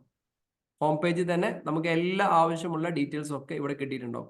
ബാക്കിയുള്ള ഒരു കാര്യങ്ങൾ നമ്മൾ ചെയ്തിട്ടില്ലെങ്കിൽ, ഇപ്പോൾ ഞാനൊരു ബിസിനസിന്റെ ഓണർ ആണെങ്കിൽ എൻ്റെ കാര്യങ്ങളെല്ലാം, എൻ്റെ പ്രൊഡക്റ്റുകൾ ചെയ്യുന്നതും, എൻ്റെ സെയിൽ ചെയ്യുന്നതും, പർച്ചേസ് ചെയ്യുന്നതും, എക്സ്പെൻസ് അടക്കുന്നതും, എൻ്റെ ക്യാഷ് ബാലൻസിന്റെ ക്യാഷ് ഫ്ലോ സ്റ്റേറ്റ്മെന്റും ഫണ്ട് ഫ്ലോ സ്റ്റേറ്റ്മെന്റും എല്ലാ കാര്യങ്ങളും ഒരു അക്കൗണ്ടന്റ് ആയിരിക്കും ചെയ്യുന്നത് എങ്കിലും എനിക്ക് ഈ ഒരു ഒറ്റ പേജ് എടുത്തു കഴിഞ്ഞാൽ തന്നെ എൻ്റെ ബിസിനസ്സിനകത്തുള്ള എല്ലാ കാര്യങ്ങളും നമുക്ക് മനസ്സിലാക്കാൻ വേണ്ടി പറ്റും. ഇനി ഏറ്റവും ബ്യൂട്ടിഫുൾ ആയിട്ടുള്ള ഒരു കാര്യം എന്ന് വെച്ചാൽ ഇതിന്റെ റിപ്പോർട്ടിംഗ് ആണ്. ടാലിയിലൊക്കെ നമുക്ക് വളരെ കുറച്ച് റിപ്പോർട്ടുകളാണ് കിട്ടുക. ഇനി ഇതിന്റെ ബിസിനസ് ഓവർവ്യൂ റിപ്പോർട്ട് എടുക്കുകയാണെങ്കിൽ തന്നെ ഇവിടെ തന്നെ ഇത്രയും റിപ്പോർട്ടുകളുണ്ട്. നിങ്ങൾ ആലോചിച്ച് നോക്കും, പ്രോഫിറ്റ് ആൻഡ് ലോസ് അക്കൗണ്ടിന് ഷെഡ്യൂൾ 3-ലുള്ള റിപ്പോർട്ടുകൾ, ഇൻകം ടാക്സ് ഫയൽ ചെയ്യുന്നതിനുമായി ബന്ധപ്പെട്ടിട്ട്, ഹൊറിസോണ്ടൽ റിപ്പോർട്ടുകൾ, cash flow statement, balance sheet, horizontal balance sheet schedule 3-ൽ പറയുന്ന കാര്യങ്ങൾ, performance ratio, cash flow forecasting. ഇനി നോക്കൂ, സെയിൽസുമായി ബന്ധപ്പെട്ട ഇത്രയും റിപ്പോർട്ടുകൾ, സ്റ്റോക്കുമായി ബന്ധപ്പെട്ടുള്ള ഇത്രയും റിപ്പോർട്ടുകൾ, റെസിയോബിൾസുമായി ബന്ധപ്പെട്ട് കിട്ടാനുള്ള ബന്ധപ്പെട്ട റിപ്പോർട്ടുകൾ, കൊടുക്കാനുള്ള ബന്ധപ്പെട്ട റിപ്പോർട്ടുകൾ, ഇങ്ങനെ 10-70ഓളം റിപ്പോർട്ടുകൾ നമുക്ക് വേണ്ട രീതിയിൽ നമുക്ക് എന്ത് ചെയ്യാൻ പറ്റും. ടാക്സിന്റെ റിപ്പോർട്ടുകൾ, ബാങ്കിന്റെ റിപ്പോർട്ടുകൾ, പ്രൊജക്റ്റുകൾ എങ്ങനെയാണ്, നമ്മുടെ ഓരോ ലെഡ്ജറുകൾ എങ്ങനെ എടുക്കും, നമ്മുടെ കറൻസിയുടെ ഗെയിനും ലോസുകൾ എങ്ങനെയാണ്, ബഡ്ജറ്റും ആക്ച്വലും തമ്മിലുള്ള വ്യത്യാസങ്ങൾ, എന്തൊക്കെ ആക്ടിവിറ്റീസുകളാണ് ഇതിനകത്ത്, ഇങ്ങനെ തുടങ്ങിയിട്ടുള്ള ബിസിനസ്സുമായി ബന്ധപ്പെട്ടിട്ടുള്ള ഒരു 10-80ഓളം റിപ്പോർട്ടുകൾ നമുക്ക് ഇവിടുന്ന് കിട്ടും. ഇത് ഓണേഴ്സ് ഒക്കെ അവിടെ ക്ലിക്ക് ചെയ്യുകയാണെങ്കിൽ, ഒരു ആപ്പിനകത്ത് ക്ലിക്ക് ചെയ്യുകയാണെങ്കിൽ വളരെ ഈസി ആയിട്ട് ഈ ഒരു സംഭവങ്ങളൊക്കെ കിട്ടും. ഇത് ക്ലിയർ ആണല്ലോ. ഇതിന്റെ റിപ്പോർട്ടിംഗ് ആണ് ഇതിന്റെ ഏറ്റവും ബ്യൂട്ടിഫുൾ. നമുക്ക് എവിടെ പോയി കഴിഞ്ഞാലും ഏത് സാഹചര്യത്തിൽ നമ്മൾ നിൽക്കുകയാണെങ്കിലും ഇതിന്റെ റിപ്പോർട്ട് നമുക്ക് ഭയങ്കരമായിട്ട് പോയാൽ. അതുകൊണ്ട് തന്നെ ഇനി നിങ്ങളൊക്കെ വരാൻ പോകുന്ന കാലഘട്ടത്തിൽ നിങ്ങൾ ഏതെങ്കിലുമൊക്കെ കമ്പനിയിൽ പോവുകയാണെങ്കിൽ ഇന്റർവ്യൂവിന് ചോദിക്കുക, സോഹോ ബുക്സ് അറിയോ എന്ന് ചോദിക്കും. മുമ്പ് ടാലി അറിയോ എന്ന് ചോദിക്കുന്ന പോലെ സോഹോ ബുക്സ് അറിയോ എന്നുള്ളത് ചോദിക്കും. ബിസിനസിന്റെ ഓണേഴ്സ് ഒക്കെ ഇപ്പം ഈ ഒരു മാസം തന്നെ ഞാൻ ഏറെക്കുറെ 6ഓളം ആളുകൾ എന്റെ കൺസൾട്ടിങ് കമ്പനിയിൽ തന്നെ ഓൾറെഡി അവർ ഉപയോഗിച്ചുകൊണ്ടിരിക്കുന്ന സോഫ്റ്റ്വെയറിൽ നിന്ന് മൈഗ്രേറ്റ് ചെയ്ത് എവിടെ എത്തിയിട്ടുണ്ട്, സോഹോ ബുക്സിനകത്തേക്ക് എത്തിയിട്ടുണ്ട്. അപ്പം ഇനി വരാൻ പോകുന്ന ഒരു ട്രെൻഡ്, ഇത് കുറച്ചു കാലം നിലനിൽക്കും. കാരണം 100 മില്യൺ യൂസേഴ്സ് ഒക്കെ ഇതിനുണ്ടെങ്കിൽ എന്ത് ചെയ്യും, ആളുകൾ ഇതിന്റെ റിവ്യൂസും കാര്യങ്ങളൊക്കെ കണ്ട് വീണ്ടും എല്ലാ ആളുകളും ഈ ഒരു സോഫ്റ്റ്വെയർ, അപ്പം ഈ ഒരു മേഖലയിൽ ചെറിയൊരു നോളജ് നിങ്ങൾക്ക് ഉണ്ടായിരിക്കണം. അല്ലെങ്കിൽ ഇത് സംഭവം നിങ്ങളൊന്ന് പഠിക്കാനെങ്കിലും ശ്രമം നടത്തണം. അപ്പൊ ഇതിന്റെ റിപ്പോർട്ടിംഗ് ആണ് ഇതിന്റെ ഏറ്റവും ബ്യൂട്ടിഫുൾ ആയിട്ടുള്ള കാര്യം. ഓക്കെ, അപ്പൊ എങ്ങനെയാണ് കമ്പനി ക്രിയേറ്റ് ചെയ്യാൻ പറ്റുള്ള കാര്യങ്ങളൊക്കെ ഞാൻ യൂട്യൂബിനകത്ത് ഉണ്ടായിരുന്നു. അതൊക്കെ പോയി ചെക്ക് ചെയ്ത് കഴിഞ്ഞാൽ എങ്ങനെ കമ്പനി ക്രിയേറ്റ് ചെയ്യാം, എങ്ങനെ സൈൻ അപ്പ് ചെയ്യാം തുടങ്ങിയ കാര്യങ്ങൾ അവിടെ കിട്ടും. ഓക്കെ, ഇതാണ് യഥാർത്ഥത്തിൽ ഓണർക്ക് ആവശ്യമുള്ള കാര്യങ്ങൾ. ഓണർക്ക് ആവശ്യമുള്ള കാര്യങ്ങളൊക്കെ ഈ ഒരു പേജിനകത്ത് കിട്ടും. ഇനി എങ്ങനെയാണ് ഇതിനകത്ത് ലെഡ്ജറുകൾ ക്രിയേറ്റ് ചെയ്യാം, ലെഡ്ജറുകൾ എങ്ങനെയാണ് സോഹോ ബുക്സിനകത്ത് ക്രിയേറ്റ് ചെയ്യാം. നിങ്ങൾ ഇതേപോലെ പ്രാക്ടീസ് ചെയ്ത് നോക്കണേ, എങ്ങനെയാണ് സോഹോ ബുക്സിനകത്ത് ലെഡ്ജർ ക്രിയേറ്റ് ചെയ്യാം. ഇവിടെ ഒരുപാട് ഓപ്ഷൻ ഉണ്ട്. ഇടത് ഭാഗത്ത് home, sales, banking, sales, purchase എന്നൊക്കെ പറഞ്ഞിട്ട് ഇതിൽ അക്കൗണ്ടന്റ് എന്ന് പറഞ്ഞൊരു ഓപ്ഷൻ ഉണ്ട്.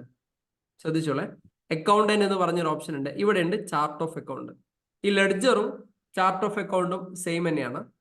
ഇവിടെ ഡിഫോൾട്ട് ആയിട്ട് ഒരുപാട് ലെഡ്ജേഴ്സ് ഇവിടെ ഉണ്ട്. നിങ്ങൾക്ക് നോക്കാം, TDS റിസീവബിൾ, ഇങ്ങനെ നമുക്ക് ഇതിൽ ചേഞ്ച് ചെയ്യാൻ പറ്റുന്നതുണ്ട്, ചേഞ്ച് ചെയ്യാൻ പറ്റാത്തതുണ്ട്. ഓക്കെ, ഇത്രയും കാര്യങ്ങൾ, ഇത്രയും ലെഡ്ജറുകൾ ഡിഫോൾട്ട് ആയിട്ട് ഇവിടെ കിടക്കും. നമ്മൾ ടാലിയിലൊക്കെ നോക്കുകയാണെങ്കിൽ ക്യാഷ് ബാലൻസും പ്രോഫിറ്റ് ആൻഡ് ലോസ് അക്കൗണ്ടാണ് ഡിഫോൾട്ട് ആയിട്ട് ടാലിയിൽ ലെഡ്ജർ ക്രിയേറ്റ് ചെയ്തിട്ടുണ്ടാവുക. പക്ഷെ ഇവരൊരു ഇന്റർനാഷണൽ സംഭവം ആയതുകൊണ്ട് തന്നെ ഇന്റർനാഷണലി ഏറ്റവും കൂടുതൽ യൂസ് ചെയ്യുന്ന പല സാധനങ്ങൾ എന്ത് ചെയ്തിട്ടുണ്ട്, ഇവർ ഡിഫോൾട്ട് ആയിട്ട് ഇതിനകത്ത് സെറ്റ് ചെയ്ത് വെച്ചിട്ടുണ്ട്. ഇനി നമുക്ക് വേണമെങ്കിൽ ചിലതിന്റെ പേരുകളൊക്കെ ചേഞ്ച് ചെയ്ത് നമുക്ക് ആവശ്യമായ രീതിയിലേക്ക് എന്ത് ചെയ്യാൻ വേണ്ടി മാറ്റാൻ വേണ്ടി പറ്റും. ഇപ്പൊ ടാലിയിലൊക്കെ അല്ലെങ്കിൽ ഒരു അക്കൗണ്ടിങ് സോഫ്റ്റ്വെയറിൽ ടാലി നമ്മൾ എപ്പോഴും പറയാ ടാലിയാണ്. അപ്പൊ അക്കൗണ്ട്സിന്റെ ഏറ്റവും ബേസിക് സോഫ്റ്റ്വെയർ എന്ന് പറഞ്ഞത് ടാലിയാണ്. ടാലി പഠിച്ചാണെങ്കിൽ ലോകത്തുള്ള ഏത് അക്കൗണ്ടിങ് സോഫ്റ്റ്വെയർ അനായാസം കൈകാര്യം ചെയ്യാൻ പറ്റുന്നതാണ് നമ്മൾ മനസ്സിലാക്കിയിരിക്കുന്നത്. അപ്പൊ അതുകൊണ്ട് തന്നെ ടാലിയിൽ ഗ്രൂപ്പുകളും സബ് ഗ്രൂപ്പുകളും നമ്മൾ കൃത്യമായിട്ട് മനസ്സിലാക്കണം. എന്താണ് ഗ്രൂപ്പ്? അക്കൗണ്ട്സിന്റെ ഗ്രൂപ്പുകൾ ഏതൊക്കെയാണ്? ആർക്കെങ്കിലും പറയാൻ പറ്റും? അക്കൗണ്ട്സിൽ ഏതൊക്കെയാണ് ഗ്രൂപ്പുകൾ ഉള്ളത്? അക്കൗണ്ട്സിന്റെ ഒരു ടേംസ് എല്ലാവർക്കും അല്ലേ? Accounting is an art of recording, classifying, summarising, analysing, interpreting, communicating. ഇങ്ങനെ ഒരു സ്റ്റേജ് ഉണ്ടല്ലോ. അതിൽ ഒന്നാമത്തെ സ്റ്റേജ് ആണ് റെക്കോർഡിംഗ്. ഏതൊക്കെ കാര്യങ്ങളാണ് റെക്കോർഡ് ചെയ്യാം? എല്ലാ ഗ്രൂപ്പുകളും എല്ലാ സബ് ഗ്രൂപ്പുകളും നമ്മൾ കൃത്യമായിട്ട് റെക്കോർഡ് ചെയ്യണം. അപ്പൊ ഏതൊക്കെയാ ഗ്രൂപ്പുകൾ? ഏതൊക്കെയാ ഗ്രൂപ്പുകൾ? അസറ്റ് ഉണ്ട്, കേട്ടില്ലേ? അസറ്റ്, ലാബിലിറ്റി, എക്സ്പെൻസ്, ഇൻകം, പിന്നെന്തൊക്കെയുള്ള ക്യാപിറ്റൽ. ഇത്രയും സംഭവത്തിനെയാണ് നമ്മൾ എന്ത് പറയാം? ഗ്രൂപ്പുകൾ എന്ന് പറയാം. ഏതൊക്കെയാണ്? അസറ്റ്. എന്തൊക്കെ എല്ലാവർക്കും ബേസ് അറിയുന്ന വെച്ചിട്ടാണ് ഞാൻ അടിച്ചു മിന്നി പോകുന്നത്. ഇത് അറിഞ്ഞില്ലെങ്കിൽ നേരെ യൂട്യൂബ് കയറി ഏറ്റവും ബേസ് ക്ലാസ്സിൽ പോവാ, കാണാം, അവിടുന്ന് കണ്ടു വന്നാൽ മതി. ലിങ്ക് ഞാൻ ലാസ്റ്റ് അയച്ചുതരാം എവിടെയാണ് സംഭവം കിട്ടുക എന്നുള്ളത്.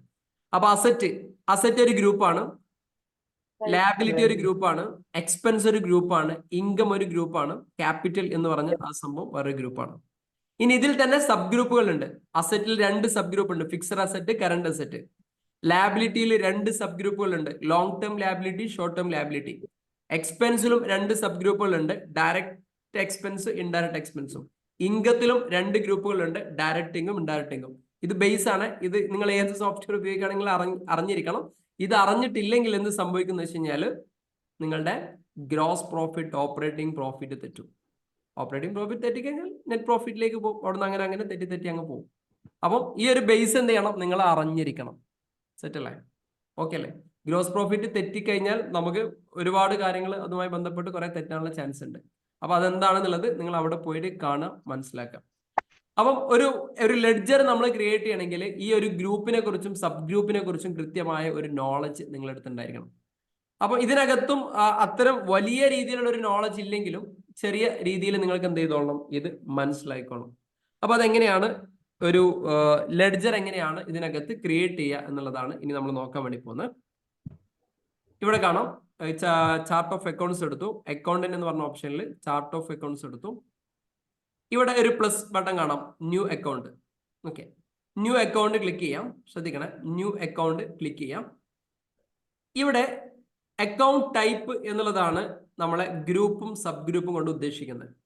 ഗ്രൂപ്പ് സബ് ഗ്രൂപ്പ് എന്നൊക്കെ അല്ലേ ടാലിയിൽ നമ്മൾ ഒരു ലെഡ്ജർ എഴുതി കഴിഞ്ഞാൽ അതിന് അണ്ടർ എന്ന് പറഞ്ഞ സംഭവമില്ലേ, അതാണ് ഇവിടെ അക്കൗണ്ട് ടൈപ്പ് എന്ന് പറയുന്നത്. അപ്പൊ അക്കൗണ്ട് ടൈപ്പിൽ നോക്കിക്കഴിഞ്ഞാൽ ഇവിടെ കാണാം അസറ്റ്. അസറ്റിന്റെ കീഴിൽ ഒരുപാട് സബ് ഗ്രൂപ്പുകൾ ഉണ്ട്. ലാബിലിറ്റിന്റെ കീഴിൽ ഒരുപാട് സബ് ഗ്രൂപ്പുകൾ ഉണ്ട്. ഇക്വിറ്റിയുടെ കീഴിൽ ഒരു സബ് ഗ്രൂപ്പ് ഉണ്ട്. ഇൻകത്തിന്റെ കീഴിൽ ഒരു സബ് ഗ്രൂപ്പ് ഉണ്ട്. എക്സ്പെൻസിന്റെ കീഴിൽ ഈ ഒരു സബ് ഗ്രൂപ്പ് ഉണ്ട്. ഓക്കെ, അപ്പൊ നമ്മൾ ആദ്യം നോക്കാം. നോർമലി നമ്മുടെ ടാലി അല്ലെങ്കിൽ മറ്റ് അക്കൗണ്ടിങ് സോഫ്റ്റ്വെയറിലൊക്കെ കാണുന്നത് അസറ്റ് എന്ന് പറഞ്ഞാൽ ഫിക്സഡ് അസറ്റ്, കറണ്ട് അസറ്റ്, ഈ രണ്ട് കാറ്റഗറിയാണ് ഉണ്ടാവുക. എന്നാൽ ഇവിടെ അസറ്റ് എന്ന് പറഞ്ഞിട്ട് ഇത്രയും കാറ്റഗറി ഉണ്ട്. ഏതൊക്കെയുള്ള? Other asset, other current asset, cash, bank, fixed asset, stock, payment clearing. അപ്പൊ ഇതൊക്കെ എന്തിനാണ് സെപ്പറേറ്റ് ആയിട്ട് എഴുതുന്നത്? ഇത് യഥാർത്ഥത്തിൽ ഫിക്സഡ് അസറ്റ്, കറണ്ട് അസറ്റ് എന്ന് പറഞ്ഞ് നമ്മൾ എഴുതി കഴിഞ്ഞാൽ സംഭവം നമ്മൾ ചെയ്യുന്ന അക്കൗണ്ട്സിൽ തെറ്റുകളൊന്നും ഉണ്ടാവില്ല. ശ്രദ്ധിക്കണേ, അക്കൗണ്ട്സിന്റെ ബേസിക് അറിയുന്ന ആൾക്ക് മനസ്സിലാവും. ഫിക്സഡ് അസറ്റ്, കറണ്ട് അസറ്റ് എന്ന് പറഞ്ഞ രണ്ട് കാറ്റഗറി ആക്കിയിട്ടാണ് ഈ ഒരു സംഭവം നമ്മൾ ചെയ്യുന്നത് എങ്കിൽ നമ്മുടെ അക്കൗണ്ട്സിൽ റിപ്പോർട്ടിംഗിൽ ഉണ്ടാവില്ല. പക്ഷെ സോഹോയുടെ ഏറ്റവും വലിയ ഒരു ഹൈലൈറ്റ് എന്ന് പറയുന്നത്, ഇവർക്ക് 70-ലധികം റിപ്പോർട്ടുകളുണ്ട്. ഈ റിപ്പോർട്ടുകൾ കൃത്യമായിട്ടും അവർ വിചാരിച്ചതുപോലെ അല്ലെങ്കിൽ നമ്മൾ വിചാരിച്ചതുപോലെ കിട്ടണമെങ്കിൽ ഇതിന് ഓരോന്നും സെപ്പറേറ്റ് ചെയ്ത് കിട്ടണം, ഇല്ലേ? ഇപ്പൊ കറണ്ട് അസറ്റ് എന്ന് പറഞ്ഞ് ബാങ്ക്, റിസീവബിൾസ്, ക്യാഷ് എല്ലാം ഒരുമിച്ച് അങ്ങ് ചെയ്ത് കഴിഞ്ഞാൽ ക്യാഷുമായി ബന്ധപ്പെട്ട ട്രാൻസാക്ഷനുകൾ അനലൈസ് ചെയ്യണമെങ്കിൽ അത് നമുക്ക് സെപ്പറേറ്റ് ചെയ്തെടുക്കാൻ ബുദ്ധിമുട്ടായിരിക്കും. ബാങ്കുമായി ബന്ധപ്പെട്ട കാര്യങ്ങളിൽ അനലൈസ് ചെയ്യണമെങ്കിൽ അത് സെപ്പറേറ്റ് ചെയ്തെടുക്കണം. റിസീവബിൾസുമായി ബന്ധപ്പെട്ട കാര്യങ്ങൾ അനലൈസ് ചെയ്യണമെങ്കിൽ അതായിരിക്കും. അല്ലെങ്കിൽ എന്തായിരിക്കും, ഞാൻ എപ്പോഴും പറയുന്ന പോലെ ഒരു ചക്കക്കൂട്ടാനായിട്ടായിരിക്കും നമ്മുടെ റിപ്പോർട്ട് കിട്ടുക. ആ റിപ്പോർട്ട് കൊണ്ട് ഒരിക്കലും നമുക്ക് എന്ത് ചെയ്യാൻ പറ്റില്ല, അടുത്ത ലെവലിലേക്ക് ബിസിനസിനെ ഫോർകാസ്റ്റ് ചെയ്യാനോ ബിസിനസിനെ മനസ്സിലാക്കാനോ നമുക്ക് ചെയ്യാൻ വേണ്ടി പറ്റില്ല. അപ്പൊ നിങ്ങളൊരു അക്കൗണ്ടന്റ് ആയിട്ട് നിൽക്കുകയാണെങ്കിൽ നിങ്ങളുടെ ജോലി, നിങ്ങളുടെ ഡ്യൂട്ടി എന്ന് പറയുന്നത് എന്തല്ല, പർച്ചേസ് ചെയ്യുക, സെയിൽ ചെയ്യുക എന്നതിൽ മാത്രം ഒതുങ്ങുന്ന പണിയല്ല. അത് ഡാറ്റ എൻട്രി വർക്കാണ്. അതിന്റെ അപ്പുറത്തേക്ക് നിങ്ങളുടെ ഡ്യൂട്ടി എന്താ? ഫണ്ട് ഫ്ലോ സ്റ്റേറ്റ്മെന്റിനെ കുറിച്ച് പഠിക്കാം, റേഷ്യോ അനാലിസിസിനെ കുറിച്ച് പഠിക്കാം. നിങ്ങളുടെ ബിസിനസ് നെക്സ്റ്റ് 5 ഇയറിൽ ഏതൊക്കെ രീതിയിലാണ് പോകുന്നത്, ഏതൊക്കെ അവസ്ഥയിലാണ് ബിസിനസ് പോകുന്നത്, എങ്ങനെയൊക്കെ നമ്മൾ ട്രബിൾ അനുഭവിച്ചു കഴിഞ്ഞാൽ ഏതൊക്കെ പ്രൊഡക്റ്റുകൾ നമ്മൾ കൂടുതൽ സെയിൽ ചെയ്യണം, എവിടെയൊക്കെ കോൺസെൻട്രേറ്റ് ചെയ്യണം. നമ്മൾ ഫൈനാൻഷ്യൽ പ്ലാനിങ് ആണ് യഥാർത്ഥത്തിൽ അക്കൗണ്ടന്റായി നമ്മൾ ബിസിനസ്സുകാർക്ക് കൊടുക്കേണ്ടത്. അതല്ലാത്ത രീതിയിൽ മിക്കവാറും സ്ഥാപനങ്ങളിലുള്ള അക്കൗണ്ടന്റിന്റെ പണി പർച്ചേസ് അടിക്കുക, സെയിൽ അടിക്കുന്നത് ഒരു അക്കൗണ്ടിങ് വർക്ക് അല്ല. ഇതൊരു 100% ഡാറ്റ എൻട്രി വർക്കാണ്. അത് ആർക്കും ചെയ്യാം. അഗ്രി ചെയ്യുന്നുണ്ടോ? ഡാറ്റ എൻട്രി വർക്ക് ഒരു SLC-കാരനും ചെയ്യാലോ, അല്ലെങ്കിൽ 5ാം ക്ലാസ് പഠിച്ച ടൈപ്പിംഗ് അറിയുന്ന ആർക്കും ചെയ്യാം. പർച്ചേസ് അടിക്കാൻ ഇത്രയും വലിയ നോളജ് വേണോ? നമ്മൾ പഠിച്ചുള്ള കൊമേഴ്സ് പഠിച്ചു, പിന്നെ അതിന് കൂടാതെ നമ്മളൊരു സോഫ്റ്റ്വെയർ പഠിച്ചു, ചിലപ്പോൾ SAP ഒക്കെ പഠിച്ചു. ഇതൊക്കെ പഠിച്ചു കഴിഞ്ഞിട്ട് പർച്ചേസ് എൻട്രി അടിക്കുന്ന ആളുകളാണ് മിക്കവാറും. പണി ചോദിച്ചു കഴിഞ്ഞാൽ അക്കൗണ്ടന്റ് പറയും, പക്ഷെ മിക്കവാറും പർച്ചേസും സെയിൽ ഇതല്ല യഥാർത്ഥത്തിൽ. ഇത് എന്തുകൊണ്ട് നിങ്ങൾ ഈ റൂട്ടിലേക്ക് തന്നെ പോകുന്നു വെച്ച് കഴിഞ്ഞാൽ നിങ്ങളുടെ നോളജ് പരിമിതപ്പെട്ടിട്ടാണ്. അപ്പൊ എന്ത് ചെയ്യണം, ഒരു അഡ്വാൻസ് ലെവൽ. അതുകൊണ്ടാണ് ഞാൻ പറഞ്ഞത് ആ 20,000 അക്കൗണ്ട്സിന്റെ കോഴ്സ് കംപ്ലീറ്റ് ആയിട്ട് അറ്റൻഡ് ചെയ്യണം. അതിൽ കംപ്ലീറ്റ് കാര്യങ്ങൾ പറയാം, ഏറ്റവും ബേസ് തൊട്ട് പൊളിച്ചെഴുതുന്നുണ്ട്. അപ്പൊ അവിടെ കയറി, അവിടെ ചില ആളുകൾ വിചാരിക്കും ഇയാൾ കുറെ കാലം കഴിഞ്ഞാൽ കുറച്ച് കഴിഞ്ഞാൽ പേയ്മെന്റ് ആകും. അത് 100% ഫ്രീ ആണ്. അവിടെ എല്ലാവരും എല്ലാ സമയത്തും അവിടെ ഉണ്ടാവില്ല. അവിടെയും ഇവിടുത്തെ പോലെ തന്നെയാണ് അവസ്ഥ. ഇപ്പൊ ഞാൻ ഇടക്കിടക്ക് ഓരോരുത്തരെ ഇങ്ങനെ റിമൂവ് ചെയ്യുന്നുണ്ടല്ലോ, അതേപോലെ അവിടെയും എന്ത് ചെയ്യും, വീഡിയോയിൽ വരാത്ത ആളുകൾ ഇങ്ങനെ റിമൂവ് ചെയ്തുകൊണ്ടിരിക്കും. അവർ പിന്നെ ഒരിക്കലും നമ്മുടെ സെഷനകത്ത് ഉണ്ടാവത്തില്ല. അപ്പൊ അതുകൊണ്ടാണ് ഞാൻ ഇപ്പോൾ 2-3 ആളുകൾ മെല്ലെ എടുത്ത് റിമൂവ് ചെയ്യും. വീഡിയോയിൽ വരാത്ത ആളുകൾ പോകുന്ന വഴിക്ക് ഒരു കാരണവശാലും ഉണ്ടാവത്തില്ല. ശ്രദ്ധിക്കാം. അപ്പൊ നമ്മള് ടാലിയുടെ കേസ് പറഞ്ഞ പോലെ ഈ ഗ്രൂപ്പ് സബ് ഗ്രൂപ്പിനെ കുറിച്ച് നല്ല നോളജ് വേണം. അത് ഞാൻ ഇന്ന സ്ഥലത്തുണ്ടെന്ന് പറഞ്ഞാൽ നിങ്ങൾക്ക് ലിങ്ക് തരാം, നിങ്ങളത് പോയി പഠിക്കാം. അപ്പം ഇവിടെ നമ്മൾ കൃത്യമായിട്ടും ഈ ഗ്രൂപ്പുകളോ സബ് ഗ്രൂപ്പുകളോ കൃത്യമായിട്ട് കൊടുക്കുന്നതിൽ എന്തെങ്കിലും തെറ്റുകൾ പറ്റിക്കഴിഞ്ഞാൽ പിന്നെ ഇതിലെ നമുക്ക് വിചാരിച്ച പോലെ ഇത്രയും റിപ്പോർട്ടുകൾ ഇതിനകത്ത് കിട്ടത്തില്ല. ഓക്കെ, അപ്പൊ ഇതിൽ ഏതൊക്കെയാണ് അതർ അസറ്റ് എന്നുള്ളത് നോക്കാം. ഇതിൽ ഏതൊക്കെ കാര്യങ്ങളാണ്, ഏതൊക്കെയാണ് വരിക, ഇത് കൃത്യമായിട്ട് നിങ്ങൾ മനസ്സിലാക്കണം. മനസ്സിലാക്കി കഴിഞ്ഞാൽ നിങ്ങൾക്ക് ഇത് ചെയ്യുന്നിടത്ത് ഈ പറയുന്ന ചാർട്ട് ഓഫ് അക്കൗണ്ട്സ് ക്രിയേറ്റ് ചെയ്യുന്നിടത്ത് ഉണ്ടാകുന്ന മിസ്റ്റേക്കുകളാണ് നിങ്ങളുടെ അക്കൗണ്ട്സ് മൊത്തം തെറ്റിക്കുന്നത്. ഇവിടെ നമ്മൾ കറക്റ്റായിട്ട് ചെയ്തു കഴിഞ്ഞാൽ എല്ലാം നല്ല രീതിയിൽ അവസാനിക്കും. ചാർട്ട് ഓഫ് അക്കൗണ്ട്സ് ക്രിയേറ്റ് ചെയ്യുന്നിടത്ത് എന്തെങ്കിലും മിസ്റ്റേക്സ് സംഭവിച്ചു കഴിഞ്ഞാൽ നിങ്ങളുടെ അക്കൗണ്ട്സ് അഡ്ഡപടലം മൂഞ്ചും. അപ്പൊ ഏറ്റവും ഇമ്പോർട്ടന്റ് ആണ് ചാർട്ട് ഓഫ് അക്കൗണ്ട് എന്നുള്ളത്. അപ്പൊ ഇതിലെ ഓരോ ടോപ്പിക്കും കൃത്യമായിട്ട് പറഞ്ഞുതരാം. അതർ അസെറ്റ് എന്ന് പറഞ്ഞു, അതർ അസെറ്റ് എന്ന് പറഞ്ഞു കഴിഞ്ഞാൽ ശ്രദ്ധിക്കണേ, സോഹോയിലെ അതർ അസെറ്റ് എന്നതുകൊണ്ട് ഉദ്ദേശിക്കുന്നത് നമ്മൾ അസെറ്റ് കാറ്റഗറൈസ് ചെയ്ത് പഠിക്കുന്ന സമയത്ത് ഇൻടാഞ്ചിബിൾ അസറ്റുകളെ കുറിച്ച് പറയാറുണ്ട്. ഏതൊക്കെ ഇൻടാഞ്ചിബിൾ അസറ്റ്? ഗുഡ്വില്, പാറ്റന്റ്, പിന്നെ എന്തൊക്കെയുള്ള ട്രേഡ് മാർക്ക്, വേറെ എന്തൊക്കെയുള്ള. ഒന്ന് ആക്റ്റീവ് ആവട്ടോ നിങ്ങൾ. ഒറ്റക്ക് ഞാൻ എന്നെ കൊണ്ട് ഒറ്റക്ക് സംസാരിക്കണം. എല്ലാവരും കൂടി സംസാരിക്കുമ്പോൾ ഡൗട്ടും കാര്യങ്ങളൊക്കെ ക്ലിയർ ആവും. പാറ്റന്റ്, പിന്നെ എന്തൊക്കെയുള്ള കോപ്പിറൈറ്റ്, ഇതിനൊക്കെ എന്താ, ഇതിന്റെയൊക്കെ ഈ ഒരു സംഭവത്തിന്റെ ഇതൊക്കെ അസറ്റ് ആണോ? അസറ്റ് ആണോ? ഫർണിച്ചർ പോലെ ഒരു അസറ്റ് ആണോ? ബിൽഡിംഗ് പോലെ ഒരു അസറ്റ് ആണോ? കാണാൻ കഴിയാത്ത അസറ്റ്.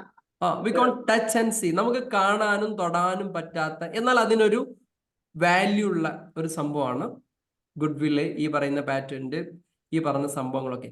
ഇത്തരം കാര്യങ്ങള്, ഇൻടാഞ്ചിബിൾ അസറ്റ് പറയുന്ന ഇത്തരം കാര്യങ്ങള് നമ്മൾ റെക്കോർഡ് ചെയ്യേണ്ട, ക്വിക്ക് ബുക്സിനകത്ത് റെക്കോർഡ് ചെയ്യേണ്ടത് അതർ അസറ്റ് എന്ന് പറഞ്ഞ കാറ്റഗറിയിലാണ്. അപ്പൊ അതർ അസറ്റിൽ നിങ്ങൾ റെക്കോർഡ് ചെയ്യേണ്ടത് ഏതൊക്കെയാണ്?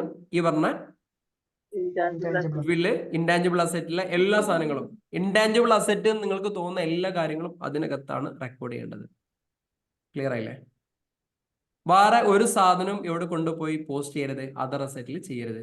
ഇനി നമുക്ക് ടാലിയിലാണെങ്കിൽ നമ്മൾ ഇത് എങ്ങനെയാണ് ചെയ്യാം? ടാലിയിലാണെങ്കിൽ ഇത് എങ്ങനെയാണ് ചെയ്യാം? ഗുഡ്വില്ല് നമ്മൾ എവിടെയാണ് ട്രീറ്റ് ചെയ്യാം? ഹലോ, ഗുഡ്വിൽ ടാലിയിൽ എവിടെയാണ് ട്രീറ്റ് ചെയ്യാം? Fixed asset. Fixed asset. Copyright എവിടെ ഫിക്സ് ചെയ്യും? Fixed asset. കോപ്പിറൈറ്റ് ഫിക്സഡ് അസറ്റിൽ ട്രീറ്റ് ചെയ്യും അല്ലേ? എന്നാൽ ഇവിടെ നമ്മൾ ചെയ്യുന്ന സമയത്ത് ഇവിടെ അതർ അസറ്റ് തന്നെ ചെയ്യാവൂ, ഇല്ലെങ്കിൽ നിങ്ങളുടെ പ്രോബ്ലം തെറ്റും. ക്ലിയർ ആയില്ലേ? ഇനിയുള്ളത് അതർ കറണ്ട് അസറ്റ് ആണ്. Other current asset. Other current asset എന്ന് പറഞ്ഞു കഴിഞ്ഞാൽ നമ്മുടെ സ്ഥാപനത്തിൽ നോർമലി ഉണ്ടാകുന്ന കറണ്ട് അസറ്റുകൾ. കറണ്ട് അസറ്റിന്റെ ഡെഫിനിഷൻ എല്ലാവർക്കും അറിയുന്നതായിരിക്കണം. എന്താ കറണ്ട് അസറ്റിന്റെ ഡെഫിനിഷൻ? ഈ അതർ അസറ്റിലെ കൊടുക്കുന്ന സാധനങ്ങൾ അതിന്റെ വല്ല ലിസ്റ്റ് എന്തെങ്കിലും ഉണ്ടാവും? എങ്ങനെ ഈ അതർ അസറ്റില് ഇന്ന ഐറ്റംസ് കൊടുക്കണം എന്നുള്ള എന്തെങ്കിലും? ഇൻടാഞ്ചിബിൾ അസറ്റ് എല്ലാം അതല്ല അതില് മെൻഷൻ ചെയ്ത്. ഞാൻ വേറെ ഉള്ളതിലും അങ്ങനെ ഉണ്ടാവുമെന്ന് ചോദിക്കുന്നത്. ഇല്ല. ഇൻടാഞ്ചിബിൾ അസറ്റ് വേറെ ഇത് എവിടെയും ട്രീറ്റ് ചെയ്യാട്ടോ. ഇതെല്ലാം കറണ്ട് അസറ്റിലും ഫിക്സഡ് അസറ്റിലും ഒക്കെ ചെയ്യാം. പക്ഷെ ഇതിന് സ്പെസിഫൈഡ് ലിസ്റ്റ് ഇല്ല. നമ്മൾ മനസ്സിലാക്കി ഇൻടാഞ്ചിബിൾ അസറ്റ് ആണോ അത് നമ്മൾ അതർ കറണ്ട് അസറ്റിൽ ഫിക്സ് ചെയ്തു. ലിസ്റ്റ് ഇല്ല. ഇൻടാഞ്ചിബിൾ അസറ്റ് ഏതൊക്കെയാണോ, നിങ്ങൾക്ക് എന്തൊക്കെയാണോ നിങ്ങളുടെ സ്ഥാപനത്തിലുള്ളത്, ഓരോരുത്തരും ഡിഫറെന്റ് ആയിരിക്കുമല്ലോ. അപ്പൊ അതൊക്കെ എവിടെയാണ് ലിസ്റ്റ് ചെയ്യേണ്ടത്? ഈ അതർ കറണ്ട് അസറ്റ് എന്ന് പറഞ്ഞ കാറ്റഗറിയിലാണ്. ചില സമയങ്ങളിൽ ക്രിപ്റ്റോ കറൻസി വരെ ചിലപ്പോൾ ട്രീറ്റ് ചെയ്യേണ്ട ഒരു സ്പേസ് ഒരു പക്ഷേ അതർ അസറ്റിലായിരിക്കും. പറഞ്ഞോളൂ. അതർ അസറ്റ് അല്ലേ സാർ? അതർ കറണ്ട് അസറ്റ് എന്ന് പറഞ്ഞത് ക്ലിയർ ആയില്ല? അതർ അസറ്റ് അല്ലേ? അതർ കറണ്ട് അസറ്റ് അല്ലല്ലോ. അല്ല, അതർ അസറ്റ്. ഈ കാണുന്ന അതർ അസറ്റ് കണ്ടില്ലേ? ഫസ്റ്റ് കാണുന്ന അതർ അസറ്റ് സെറ്റ് അല്ലേ? അപ്പൊ ഈ അതർ അസറ്റിൽ ഇൻടാഞ്ചിബിൾ അസറ്റ്, ഇപ്പൊ ദുബായിലൊക്കെ നിങ്ങൾ ചെയ്യുകയാണെങ്കിൽ ക്രിപ്റ്റോ കറൻസികൾ, ബിറ്റ്കോയിൻ, ഇതേറിയം, TRX, ട്രോൺ പോലെയുള്ള കറൻസികളെല്ലാം ട്രീറ്റ് ചെയ്യണത് ഈ ഒരു സ്പേസിലാണ് നടത്തുന്നത്. കത്തില്ലേ? ക്രിപ്റ്റോ കറൻസികളൊക്കെ നന്നായി ട്രീറ്റ് ചെയ്യേണ്ടി വരും. ക്രിപ്റ്റോ കറൻസി ബിറ്റ്കോയിൻ ഇന്നത്തെ വില എത്രയാ? ഹലോ, ബിറ്റ്കോയിൻ ടുഡേയ്സ് റൈറ്റ് അറിയോ ആർക്കെങ്കിലും? നിങ്ങൾ മനുഷ്യന്മാരെ, നിങ്ങൾ പത്രം വായിക്കാറില്ല, ന്യൂസ് കാണാറില്ല, ഒന്നും കാണാറില്ല. ജമാൽക്ക് എത്ര റേറ്റ് ഉണ്ടാവും? ഒരു ഊഹം പറഞ്ഞേ. 61,500. 61 ലക്ഷത്തി. ബിറ്റ്കോയിനെ കുറിച്ച് നമ്മൾ ചിന്തിച്ചിട്ടില്ല. അല്ല, ഡോളറിലാണ് 61,500. 61,500 അല്ലേ? അപ്രോക്സിമേറ്റ് 53 ലാക്ക്. 51 ലാക്സ് അപ്രോക്സിമേറ്റ് ഉണ്ട്. 61 ആണെങ്കിൽ 53 ലാക്കിന് അടുത്ത് വരും അപ്രോക്സിമേറ്റ്. മാർക്കറ്റിൽ USDT വില വെച്ച് നോക്കുമ്പോൾ 89 ഒക്കെയാണ് മാർക്കറ്റിൽ ഇപ്പൊ സെയിൽ നടക്കുന്നത്. ഓക്കെ, എനിവേ ഈ സാധനങ്ങളൊക്കെ നിങ്ങൾ നല്ല നോളജ് ഉണ്ടാവണേ. ഞാനൊരു 2 മാസം മുമ്പ് നമ്മുടെ അക്കൗണ്ട്സ് ക്ലാസ്സിനകത്ത് ബിറ്റ്കോയിനെ കുറിച്ച് പറഞ്ഞു. അന്ന് ഞാൻ പറഞ്ഞത് 35 ലക്ഷം രൂപയാണ്. ഇന്ന സാധനം കിടക്കുന്ന 53 ലക്ഷത്തിലാണെന്ന് ആലോചിക്കണേ, വിത്തിൻ 2 months.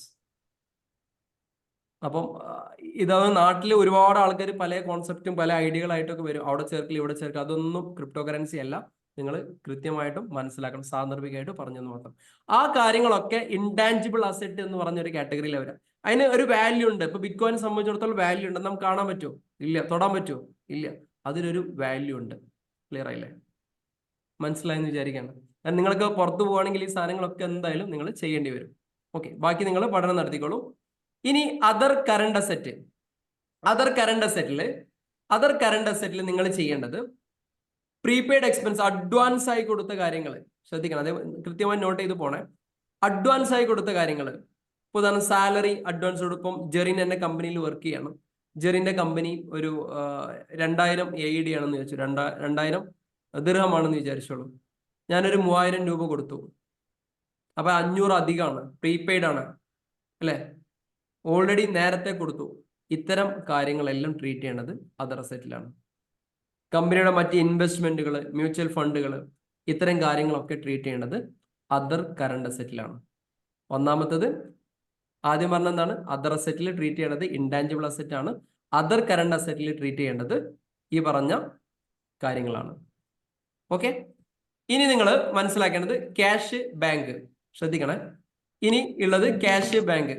ഈ അതർ കറണ്ട് അസെറ്റ് തന്നെയാണ് നമ്മുടെ കമ്പനിയുമായി ബന്ധപ്പെട്ടിട്ടുള്ള ബാക്കി എല്ലാ അസറ്റുകളും കേട്ടോ.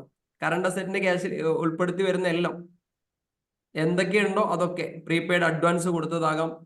ഇനി നമുക്ക് കിട്ടാനുള്ള എല്ലാ കാര്യങ്ങളും, അസറ്റ് ആയിട്ട് വരുന്ന എല്ലാ കാര്യങ്ങളും അതർ കറണ്ട് അസെറ്റിലാണ് വരിക. ഇപ്പൊ 2 അസറ്റ് ഉള്ളൂ, അതർ അസറ്റും അതർ കറണ്ട് അസറ്റും. പിന്നീട് ക്യാഷ് എന്ന് പറഞ്ഞ സംഭവം യഥാർത്ഥത്തിൽ കറണ്ട് അസറ്റ് തന്നെയാണ്.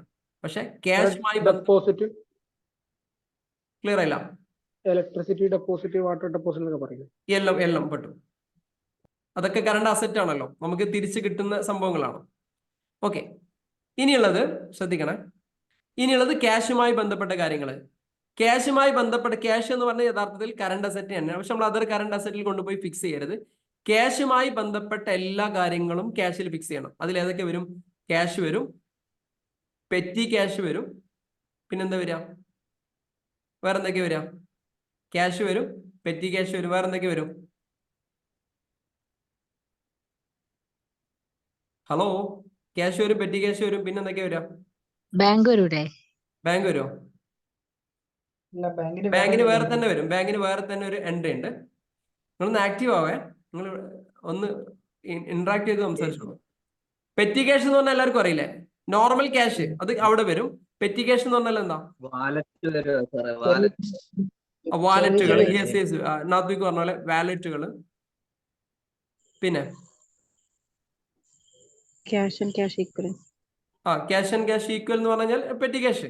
ഓക്കെ, അല്ലെങ്കിൽ നമ്മൾ ഡെപ്പോസിറ്റ് ചെയ്യാൻ വെച്ച ഫണ്ടുകൾ അല്ലെ ക്യാഷ്. നമ്മൾ ചില എമൗണ്ടുകൾ മാറ്റി വെക്കും. എങ്ങനെ? അതായത് ഒരു ബാങ്കിനെ സംബന്ധിച്ച് cash at ATM. Yes. Okay, clear. അതേപോലെ ഇപ്പം എന്റെ കയ്യിൽ ഒരു 10 ലക്ഷം രൂപ ഉണ്ട് വിചാരിച്ചോളെ. ഒരു 10 lakh rupees ഉണ്ട്. അപ്പൊ അതിൽ ഒരു ചെറിയ പോർഷൻ ഞാൻ മാറ്റി വെച്ചിട്ടുണ്ട്. പെറ്റി ക്യാഷ് ഒന്നും അല്ല. ചിലപ്പോൾ എനിക്ക് വേറെ എന്തെങ്കിലും സംഭവത്തിലേക്ക് ഇൻവെസ്റ്റ് ചെയ്യാൻ വേണ്ടി വെച്ച ഫണ്ടായിരിക്കും. പക്ഷെ ഞാൻ അതിലേക്ക് ഇൻവെസ്റ്റ് ചെയ്തിട്ടുമില്ല. അങ്ങനെ മാറ്റി വെക്കുന്ന പൈസ, മനസ്സിലായില്ലേ? ഒരു 10 lakh rupees ഉണ്ട്. ഒരു 5 lakh ഞാനിപ്പോൾ ഉദാഹരണം ഞാൻ ഷീന മാഡത്തിന് കൊടുക്കാനുള്ളതാണ്. ഒരു 5 lakh rupees എന്ന് പറഞ്ഞോളൂ. അപ്പൊ യഥാർത്ഥത്തിൽ എന്റെ ക്യാഷിൽ എന്താ കാണിക്കുള്ളൂ? 5. ബാക്കി ഞാൻ ഡെപ്പോസിറ്റ് ചെയ്യാൻ വേണ്ടി മാറ്റി വെച്ച ഫണ്ടാണ്. ഏതായാലും ഒരു പെറ്റി ക്യാഷിന്റെ ഒരു സ്വഭാവത്തിലുള്ള ഒരു എമൗണ്ട്, അൺഡെപ്പോസിറ്റഡ് ഫണ്ടുകൾ എന്നൊക്കെയാണ് അതിന് പറയാം. ഇത്തരം കാര്യങ്ങളൊക്കെ റെക്കോർഡ് ചെയ്യുന്നത് ക്യാഷ് എന്ന് പറഞ്ഞ ഒരു കാറ്റഗറിയിലാണ്. അടുത്തത് ബാങ്ക്. ഇതെല്ലാം അസറ്റുകൾ തന്നെയാണ്. ബാങ്ക് എന്ന് പറഞ്ഞ കാര്യങ്ങൾ ഏതൊക്കെ ബാങ്ക് ഇൻവെസ്റ്റ്മെന്റുകൾ ഉണ്ടോ, ഇതെല്ലാം ബാങ്കുകൾ ഉണ്ടോ, അതൊക്കെ എന്തിനാണ് വരിക? ബാങ്കിനകത്താണ് വരിക. എനിക്ക് ഒന്നിലധികം ബാങ്കുകൾ ഞാൻ ഓപ്പറേറ്റ് ചെയ്യുന്നുണ്ടെങ്കിൽ അതെല്ലാം ഈ ഒരു ബാങ്കിനകത്താണ് വരിക. അപ്പൊ ബാങ്കിന്റെ കാര്യങ്ങൾ കൃത്യമായിട്ടും ഈ ഒരു സോഹോ ബുക്സും ഈ ബാങ്കുമായി ഇന്റഗ്രേറ്റ് ചെയ്തിട്ടുണ്ടെങ്കിൽ നിങ്ങൾക്ക് ബാങ്ക് റീകൺസിലേഷൻ വളരെ ഈസിയാവും. ബാങ്ക് റീകൺസിലേഷൻ ഇല്ല എന്ന് തന്നെ വേണമെങ്കിൽ പറയുന്ന രീതിയിലേക്ക് സോഹോ കടന്നു പോയിട്ടുണ്ട്. അതായത് വൺസ് നമ്മുടെ ബാങ്കിലേക്ക് ഒരു പേയ്മെന്റ് റിസീവ് ആയി കഴിഞ്ഞാൽ ഓട്ടോമാറ്റിക്കലി അത് നമ്മുടെ അക്കൗണ്ട്സിൽ റിഫ്ലക്ട് ആവും സോഹോയിൽ. ഉദാഹരണം, എനിക്കൊരു ICICI ബാങ്ക് ഉണ്ടെന്ന് വിചാരിച്ചോളൂ. ICICI ബാങ്ക് ഉണ്ടെന്ന് വിചാരിക്കും. എൻ്റെ സോഹോ ബുക്സ് എന്ന് പറഞ്ഞ സോഫ്റ്റ്വെയറിനകത്ത് ICICI ബാങ്കിനെ ഞാൻ ഇന്റഗ്രേറ്റ് ചെയ്ത് കഴിഞ്ഞാൽ, ഇപ്പൊ എൻ്റെ അക്കൗണ്ടിലേക്ക് ജെറിൻ ഒരു 10,000 രൂപ ഇട്ട് കഴിഞ്ഞാൽ ഓട്ടോമാറ്റിക് ആയിട്ട് എൻ്റെ സോഫ്റ്റ്വെയറിൽ ആ എമൗണ്ട് റിസീവ് ആയിട്ട് വരും. ഞാൻ ഇവിടുന്ന് പേയ്മെന്റ് അടിച്ച് ഓട്ടോമാറ്റിക് ആയിട്ട് അവരുടെ അക്കൗണ്ടിലേക്ക് പേ. ഇങ്ങനെ എന്ത് ചെയ്തിട്ടുണ്ട്, ഇവരെ ഒരു ഇന്റഗ്രേഷനും കൂടി ഉണ്ട്. ഭയങ്കര രസകരമായ ഒരു സംഭവമാണ്. അപ്പൊ എത്രങ്ങാനും പണി കുറഞ്ഞു നോക്കൂ. ഇനി എനിക്കൊരു 1000 പേജുള്ള ഒരു സ്റ്റേറ്റ്മെന്റ് ഉണ്ടെന്ന് വിചാരിച്ചോളൂ. ഈ 1000 പേജ് സ്റ്റേറ്റ്മെന്റ് ഇതിലേക്ക് അങ്ങ് അപ്ലോഡ് ചെയ്ത് കഴിഞ്ഞാൽ ഇതിന്റെ എല്ലാം ഡെബിറ്റും ക്രെഡിറ്റും അങ്ങ് ബാലൻസ് ചെയ്തിട്ട് ബാങ്കിലേക്ക് അങ്ങ് ഓട്ടോമാറ്റിക് ആയിട്ട് ഫിക്സ് ചെയ്യും. സംശയമുള്ള കാര്യങ്ങൾ അവിടെ വെക്കും. അത് നമ്മൾ റീകൺസിൽ ചെയ്ത് ടിക്ക് കൊടുത്തു കഴിഞ്ഞാൽ എന്താവും, ഓട്ടോമാറ്റിക് അതിലേക്ക് വരും. ഇത്രയും ഈസി യൂസർ ഫ്രണ്ട്ലി ആണ് സോഹോ ബുക്സ്. അപ്പൊ ഞാൻ പറഞ്ഞത് ബാങ്കുമായി ബന്ധപ്പെട്ട നിങ്ങളുടെ കമ്പനി ഓപ്പറേറ്റ് ചെയ്യുന്നത് ഒരു 5, 6, 7, 8 ബാങ്കുകളൊക്കെ നിങ്ങൾ ഓപ്പറേറ്റ് ചെയ്യുന്നുണ്ടെന്ന് വിചാരിച്ചോളൂ. ഇതെല്ലാം നിങ്ങൾ ബാങ്ക് എന്ന് പറഞ്ഞ ഈ ഒരു ഗ്രൂപ്പിനകത്താണ്, ഈ ഒരു അക്കൗണ്ട് ടൈപ്പിനകത്താണ് നിങ്ങൾ ആഡ് ചെയ്യേണ്ടത്. ഇപ്പൊ എന്തൊക്കെയുള്ളത്? ബാങ്ക് ഓഡി അക്കൗണ്ട് വരും. എങ്ങനെ? Bank OD account, overdraft account വരില്ല.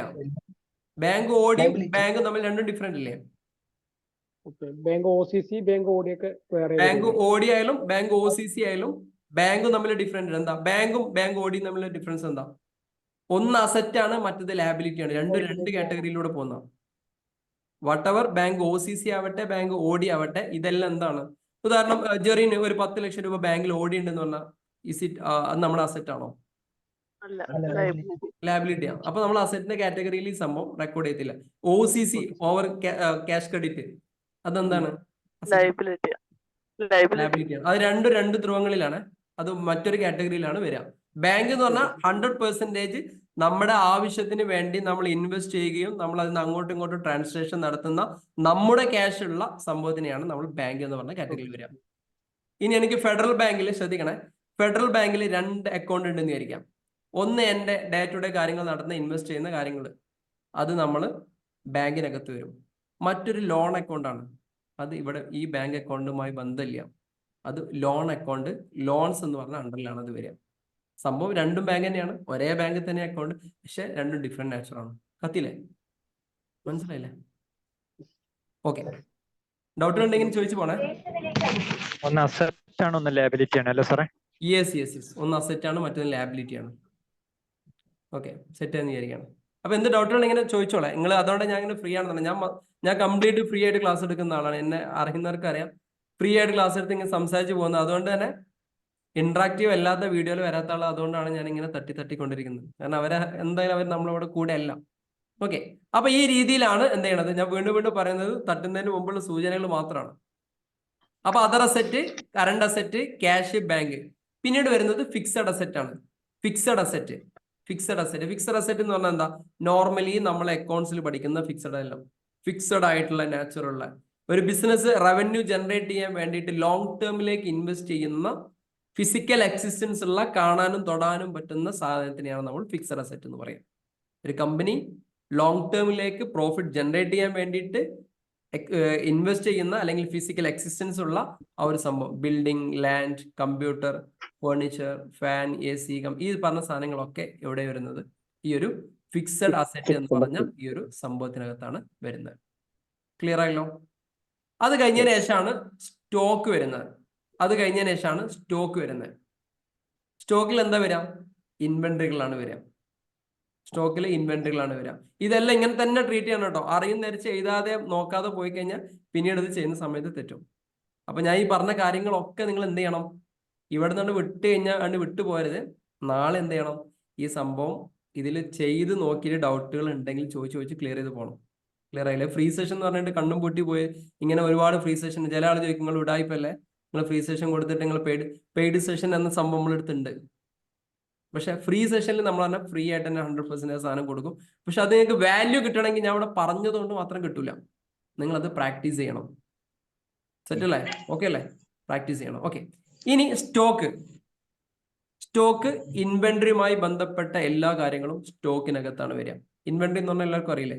കമ്പനിയുടെ സ്റ്റോക്കിന് വിളിക്കുന്ന പേരാണ് ഇൻവെന്ററി. അപ്പൊ സോഹോ ബുക്സ് എന്ന് പറഞ്ഞ ഈ ഒരു സോഹോ ബുക്സ് എന്ന് പറഞ്ഞ ചെറിയ സോഫ്റ്റ്വെയറിനകത്ത് മിനിമൽ ഇൻവെന്ററി മാത്രമേ ഉള്ളൂ. ഒരുപാട് സംഭവങ്ങളൊന്നുമില്ല. അതായത് സോപ്പ് ഗ്രൂപ്പ്, ഐറ്റം ക്രിയേഷൻ, അതുപോലെ മാനുഫാക്ചറിങ്, ഇങ്ങനെയുള്ള ഒരുപാട് ഡീറ്റെയിൽ ആയിട്ട് സംഭവം സോഹോ ബുക്സ് എന്ന് പറഞ്ഞ സോഫ്റ്റ്വെയറിനകത്ത് നേരിട്ടില്ല. പക്ഷെ എൻ്റെ സോഫ്റ്റ്വെയറിന് നിങ്ങൾക്ക് അത് കാണും. എൻ്റെത് പെയ്ഡ് വേർഷൻ ആണ്. മാത്രമല്ല എന്നത് ഇൻവെന്ററിയും കൂടി കണക്ട് ചെയ്തിട്ടുള്ള വേർഷനാണ്. ഇവർക്ക് ഇൻവെന്ററി വേറെ, അതേപോലെ സോഹോ ബുക്സ് എന്ന് പറഞ്ഞ അക്കൗണ്ട്സിന്റെ ബേസിക്സ് വേറെ, എക്സ്പെൻസുകൾ ട്രീറ്റ് ചെയ്യാൻ എക്സ്പെൻസ് വേറെ, പേറോളുകൾ ട്രീറ്റ് ചെയ്യാൻ എല്ലാം ഡിഫറെന്റ് മൊഡ്യൂളുകളാണ്. അപ്പൊ അത് എല്ലാം എന്ത് ചെയ്യണം, ആഡ് ഓൺ ചെയ്ത് ഇന്റഗ്രേറ്റ് ചെയ്ത് കഴിഞ്ഞാൽ ഇത് വലിയൊരു അക്കൗണ്ടിങ് സോഫ്റ്റ്വെയർ ആയിട്ട് മാറും. അപ്പൊ നിങ്ങൾ സോഹോ ബുക്സ് മാത്രമാണ് പർച്ചേസ് ചെയ്യുന്നതെങ്കിൽ ഇൻവെന്ററിയുടെ ഏറ്റവും ബേസിക് ആയിട്ടുള്ള ഫിക്കോ അനുസരിച്ചുള്ള, ഫിക്കോ അറിയില്ലേ എന്താ Fico? Finance controlling. Financial controlling. അതുപോലെ പിന്നെ അതേപോലെ വേറെ ഒരു ചെറിയ ബേസിക്സ് മാത്രമേ ഇവിടെ കിട്ടുള്ളൂ, ഇതിനകത്ത് കിട്ടുള്ളൂ. അല്ലാതെ ഇൻവെന്ററിയുമായി ബന്ധപ്പെട്ട കംപ്ലീറ്റ് കൺട്രോൾ കിട്ടണമെന്നുണ്ടെങ്കിൽ ഇൻവെന്ററി മൊഡ്യൂളും കൂടി നിങ്ങൾ എന്ത് ചെയ്യേണ്ടി വരും, ആക്സസ് ചെയ്യേണ്ടി വരും. അവിടെ പഠിപ്പിക്കുന്ന അവിടെയും ഒരു മിനിമൽ ഇൻവെന്ററി തന്നെയാണ്. അവിടെ ഇൻവെന്ററി മാനേജ് ചെയ്യുന്നത് ലിഫോ മെത്തേഡ് അല്ല, ഫിഫോ മെത്തേഡാണ്. ഫസ്റ്റ് ഇൻ ഫസ്റ്റ് ഔട്ട് എന്ന് പറഞ്ഞിട്ടുള്ള മെത്തേഡാണ്. ഫിഫോ കേട്ടില്ലേ? ഇത് കേൾക്കാത്ത ആളുകളൊക്കെ അങ്ങോട്ടേക്ക് പോരിട്ടോ. ഇതൊക്കെ ഡീറ്റെയിൽ ആയിട്ട് സ്കൂളിൽ നിന്നൊക്കെ നമ്മളിത് ഒപ്പിച്ച് തട്ടിമുട്ടി പഠിച്ചാൽ ഇതൊന്നും എല്ലാ അക്കൗണ്ട്സിലേക്ക് വരുന്ന സമയത്ത് ഉണ്ടാവുക. ഫസ്റ്റ് ഇൻ ഫസ്റ്റ് ഔട്ട് കേട്ടിട്ടില്ലേ? ആദ്യം വരുന്ന സാധനം ആദ്യം ഒഴിവാക്കുക. ലിഫോ എന്ന് പറഞ്ഞ മറ്റൊരു മെത്തേഡ് ഉണ്ട്, ലാസ്റ്റ് ഇൻ ഫസ്റ്റ് ഔട്ട് അല്ലെ. ഓണത്തിനൊക്കെ നമ്മൾ ചെയ്യുന്ന ലാസ്റ്റ് വന്ന സാധനം വേ അടിച്ചു വിടും. ഈ പറഞ്ഞ ലിഫോ മെത്തേഡ് ഉണ്ട്. ഫസ്റ്റ് മെത്തേഡ് നമുക്ക് പിന്നീട് പറയാം, പറഞ്ഞാൽ തീരത്തില്ല, അവസാനിക്കത്തില്ല. അപ്പം ഈ പറഞ്ഞ കാര്യങ്ങളൊക്കെ അവിടെ ഒരു മിനിമലാണ്. ഞാൻ അത് കാണിച്ചത് അതിനകത്ത് എങ്ങനെയാണ് ചെയ്യാന്നുള്ളത്. അപ്പം ഇൻവെന്ററികളെല്ലാം തന്നെ സ്റ്റോക്ക് എന്ന് പറഞ്ഞ ഒരു കാറ്റഗറിക്കകത്താണ് വരുന്നത്. ഓക്കെ, പിന്നീട് വരുന്നത് പേയ്മെന്റ് ക്ലിയറിംഗ് ആണ്. പേയ്മെന്റ് ക്ലിയറിംഗ് അതും ഒരു അസറ്റ് ആയിട്ട് തന്നെയാണ് വെച്ചിരിക്കുന്നത്. പേയ്മെന്റ് ക്ലിയറിംഗ് എന്ന് പറഞ്ഞു കഴിഞ്ഞാൽ നമ്മൾ സ്ട്രൈപ്പ് അല്ലെങ്കിൽ പേപ്പാള് അല്ലെങ്കിൽ ഗൂഗിൾ പേ, ഫോൺ പേ ഈ തുടങ്ങിയിട്ടുള്ള കാര്യങ്ങളിൽ അങ്ങോട്ടും ഇങ്ങോട്ടും വരാതെ കിടക്കുന്ന പൈസ അങ്ങനെ കണ്ടിട്ടില്ലേ? ചില ഗൂഗിൾ പേയിൽ അയച്ചു കഴിഞ്ഞാൽ നമ്മളുടെ അടുത്തോണ്ട് പോവും. ഞാൻ ഇപ്പോൾ ജെറിക്ക് ഒരു 10,000 അയച്ചു കൊടുത്തു, ഒരു 10,000 രൂപ അയച്ചു കൊടുത്തു. എൻ്റെ അടുത്തോണ്ട് പോയിട്ടുണ്ടാവും, ജെറിക്ക് കിട്ടിയിട്ടുണ്ടാവില്ല. ഇല്ല, അങ്ങനെ കേട്ടില്ലേ? ഉമ്മാൻ്റെ അടുത്തോട്ട് വാപ്പാൻ്റെ അടുത്ത് എത്താത്ത ഒരു കോലത്തിൽ കിടക്കുന്ന അക്കൗണ്ട്സുകളില്ലേ? അങ്ങനെ കണ്ടിട്ടില്ല? നിങ്ങൾക്ക് ആർക്കും അങ്ങനെ അനുഭവം ഇല്ലേ? അങ്ങനെ വരുന്ന അക്കൗണ്ട്സുകളും നമ്മുടെ യഥാർത്ഥത്തിൽ നമ്മളേക്ക് ഒരാൾ പേയ്മെന്റ് ചെയ്ത് കഴിഞ്ഞാൽ നമ്മുടെ അസറ്റ് അല്ലേ? എന്നാൽ നമുക്ക് എവിടെയെങ്കിലും ക്യാഷ് ബാലൻസ് ഇതിന് ട്രീറ്റ് ചെയ്യാൻ പറ്റുമോ? ബാങ്ക് ബാലൻസ് ഇതിന് ട്രീറ്റ് ചെയ്യാൻ പറ്റുമോ? പക്ഷെ എന്നാലും നമ്മുടെ അസറ്റ് തന്നെയാണ്, അത് നമ്മുടെ അസറ്റ് തന്നെയാണ്. അത്തരം കാര്യങ്ങൾ നമ്മൾ റെക്കോർഡ് ചെയ്യുന്ന സംഭവമാണ് പേയ്മെന്റ് ക്ലിയറിംഗ് എന്ന് പറഞ്ഞിട്ടുള്ള ഇതിനകത്തുള്ള ഓപ്ഷൻ. അപ്പോൾ അസറ്റ് എന്ന് പറഞ്ഞ കാറ്റഗറിയിൽ ഇത്രയും ഓപ്ഷൻസിൽ ഉള്ളത് സ്ക്രീൻ ഒന്ന് കാണിക്കാം. സ്ക്രീൻ ഇല്ലായിരുന്നു അല്ലേ ഇത്ര നേരം? ഓക്കെ, അസറ്റ് എന്ന് പറഞ്ഞ കാര്യങ്ങളിൽ ഇത്രയാണുള്ളത്. ഒന്ന് അതർ അസറ്റ്, രണ്ടാമത് അതർ അസറ്റിൽ നമ്മൾ പറഞ്ഞു ഇൻടാഞ്ചിബിൾ അസറ്റ്. ബാക്കി ബിസിനസ്സുമായി ബന്ധപ്പെട്ട എല്ലാ കറണ്ട് അസറ്റുകളും അതർ കറണ്ട് അസറ്റിൽ വരും. ക്യാഷുമായി ബന്ധപ്പെട്ട കാര്യങ്ങൾ ക്യാഷിനകത്ത് വരും. ബാങ്കുമായി ബന്ധപ്പെട്ട കാര്യങ്ങൾ ബാങ്കിനകത്ത് വരും. ഫിക്സഡ് അസറ്റുമായി ബന്ധപ്പെട്ട കാര്യങ്ങൾ ഫിക്സഡ് അസറ്റ്. ഇത്രയും കാര്യങ്ങളാണ് ഇതിനകത്ത് ഉണ്ടാവുക. നോർമലി ബാക്കിയുള്ള സോഫ്റ്റ്വെയറുകളിലൊക്കെ നിങ്ങൾ കാണുന്നത് ഫിക്സഡ് അസറ്റ്, കറണ്ട് അസറ്റ് ആയിരിക്കും. ഇവിടെ ഒന്നും കൂടിയും അതിനെന്ത് ചെയ്തു, വലുതാക്കി വെച്ചിട്ടുണ്ട്. കാരണം അത് കൃത്യമായിട്ടും ഓരോ റിപ്പോർട്ടുകളും നമുക്ക് ഐഡന്റിഫൈ ചെയ്യാനും ട്രാക്ക് ചെയ്യാനും വേണ്ടിയിട്ടാണ് ആ റിപ്പോർട്ടുകൾ ഉപയോഗിക്കുന്നത്. അല്ലെ, ക്യാഷിനെ സെപ്പറേറ്റ് ചെയ്താലേ ക്യാഷിനെ നമുക്ക് കൃത്യമായിട്ട് ട്രാക്ക് ചെയ്യാൻ പറ്റുള്ളൂ. അസറ്റിനെ വ്യത്യാസമായി എഴുതി കഴിഞ്ഞാലേ അതിന് നമുക്ക് എന്ത് ചെയ്യാൻ പറ്റുള്ളൂ, ട്രാക്ക് ചെയ്യാൻ വേണ്ടി പറ്റുള്ളൂ. ഇതാണ് അസറ്റുകൾ എന്ന് പറയുന്നത്. ഇനി അടുത്തത് ലാബിലിറ്റി ആണ്. ശ്രദ്ധിക്കണേ, അടുത്തത് ലാബിലിറ്റി ആണ്. ലാബിലിറ്റി നോർമൽ പഠിച്ച ലാബിലിറ്റി അതൊക്കെയാണ്. ചെക്ക് ബാങ്കിലാണോ? അതെ, ക്ലിയർ അല്ലേ? ബാങ്ക് അല്ലേ? Okay okay. ഇനി അടുത്തത് ലാബിലിറ്റി ആണ്. അടുത്ത ഗ്രൂപ്പ്, ആദ്യത്തെ ഗ്രൂപ്പ് പറഞ്ഞു. ആദ്യത്തെ ക്വിക്ക് ബുക്ക് സോഹോയിൽ ഏതൊക്കെ ഗ്രൂപ്പ്? അസറ്റ്. അസറ്റിൽ തന്നെ ഒരുപാട് സബ് ഗ്രൂപ്പുകൾ ഉണ്ട്.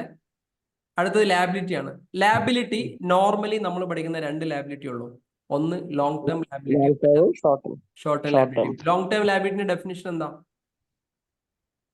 ലോങ് ടേം ലാബിലിറ്റിയുടെ ഡെഫിനിഷൻ എന്താ?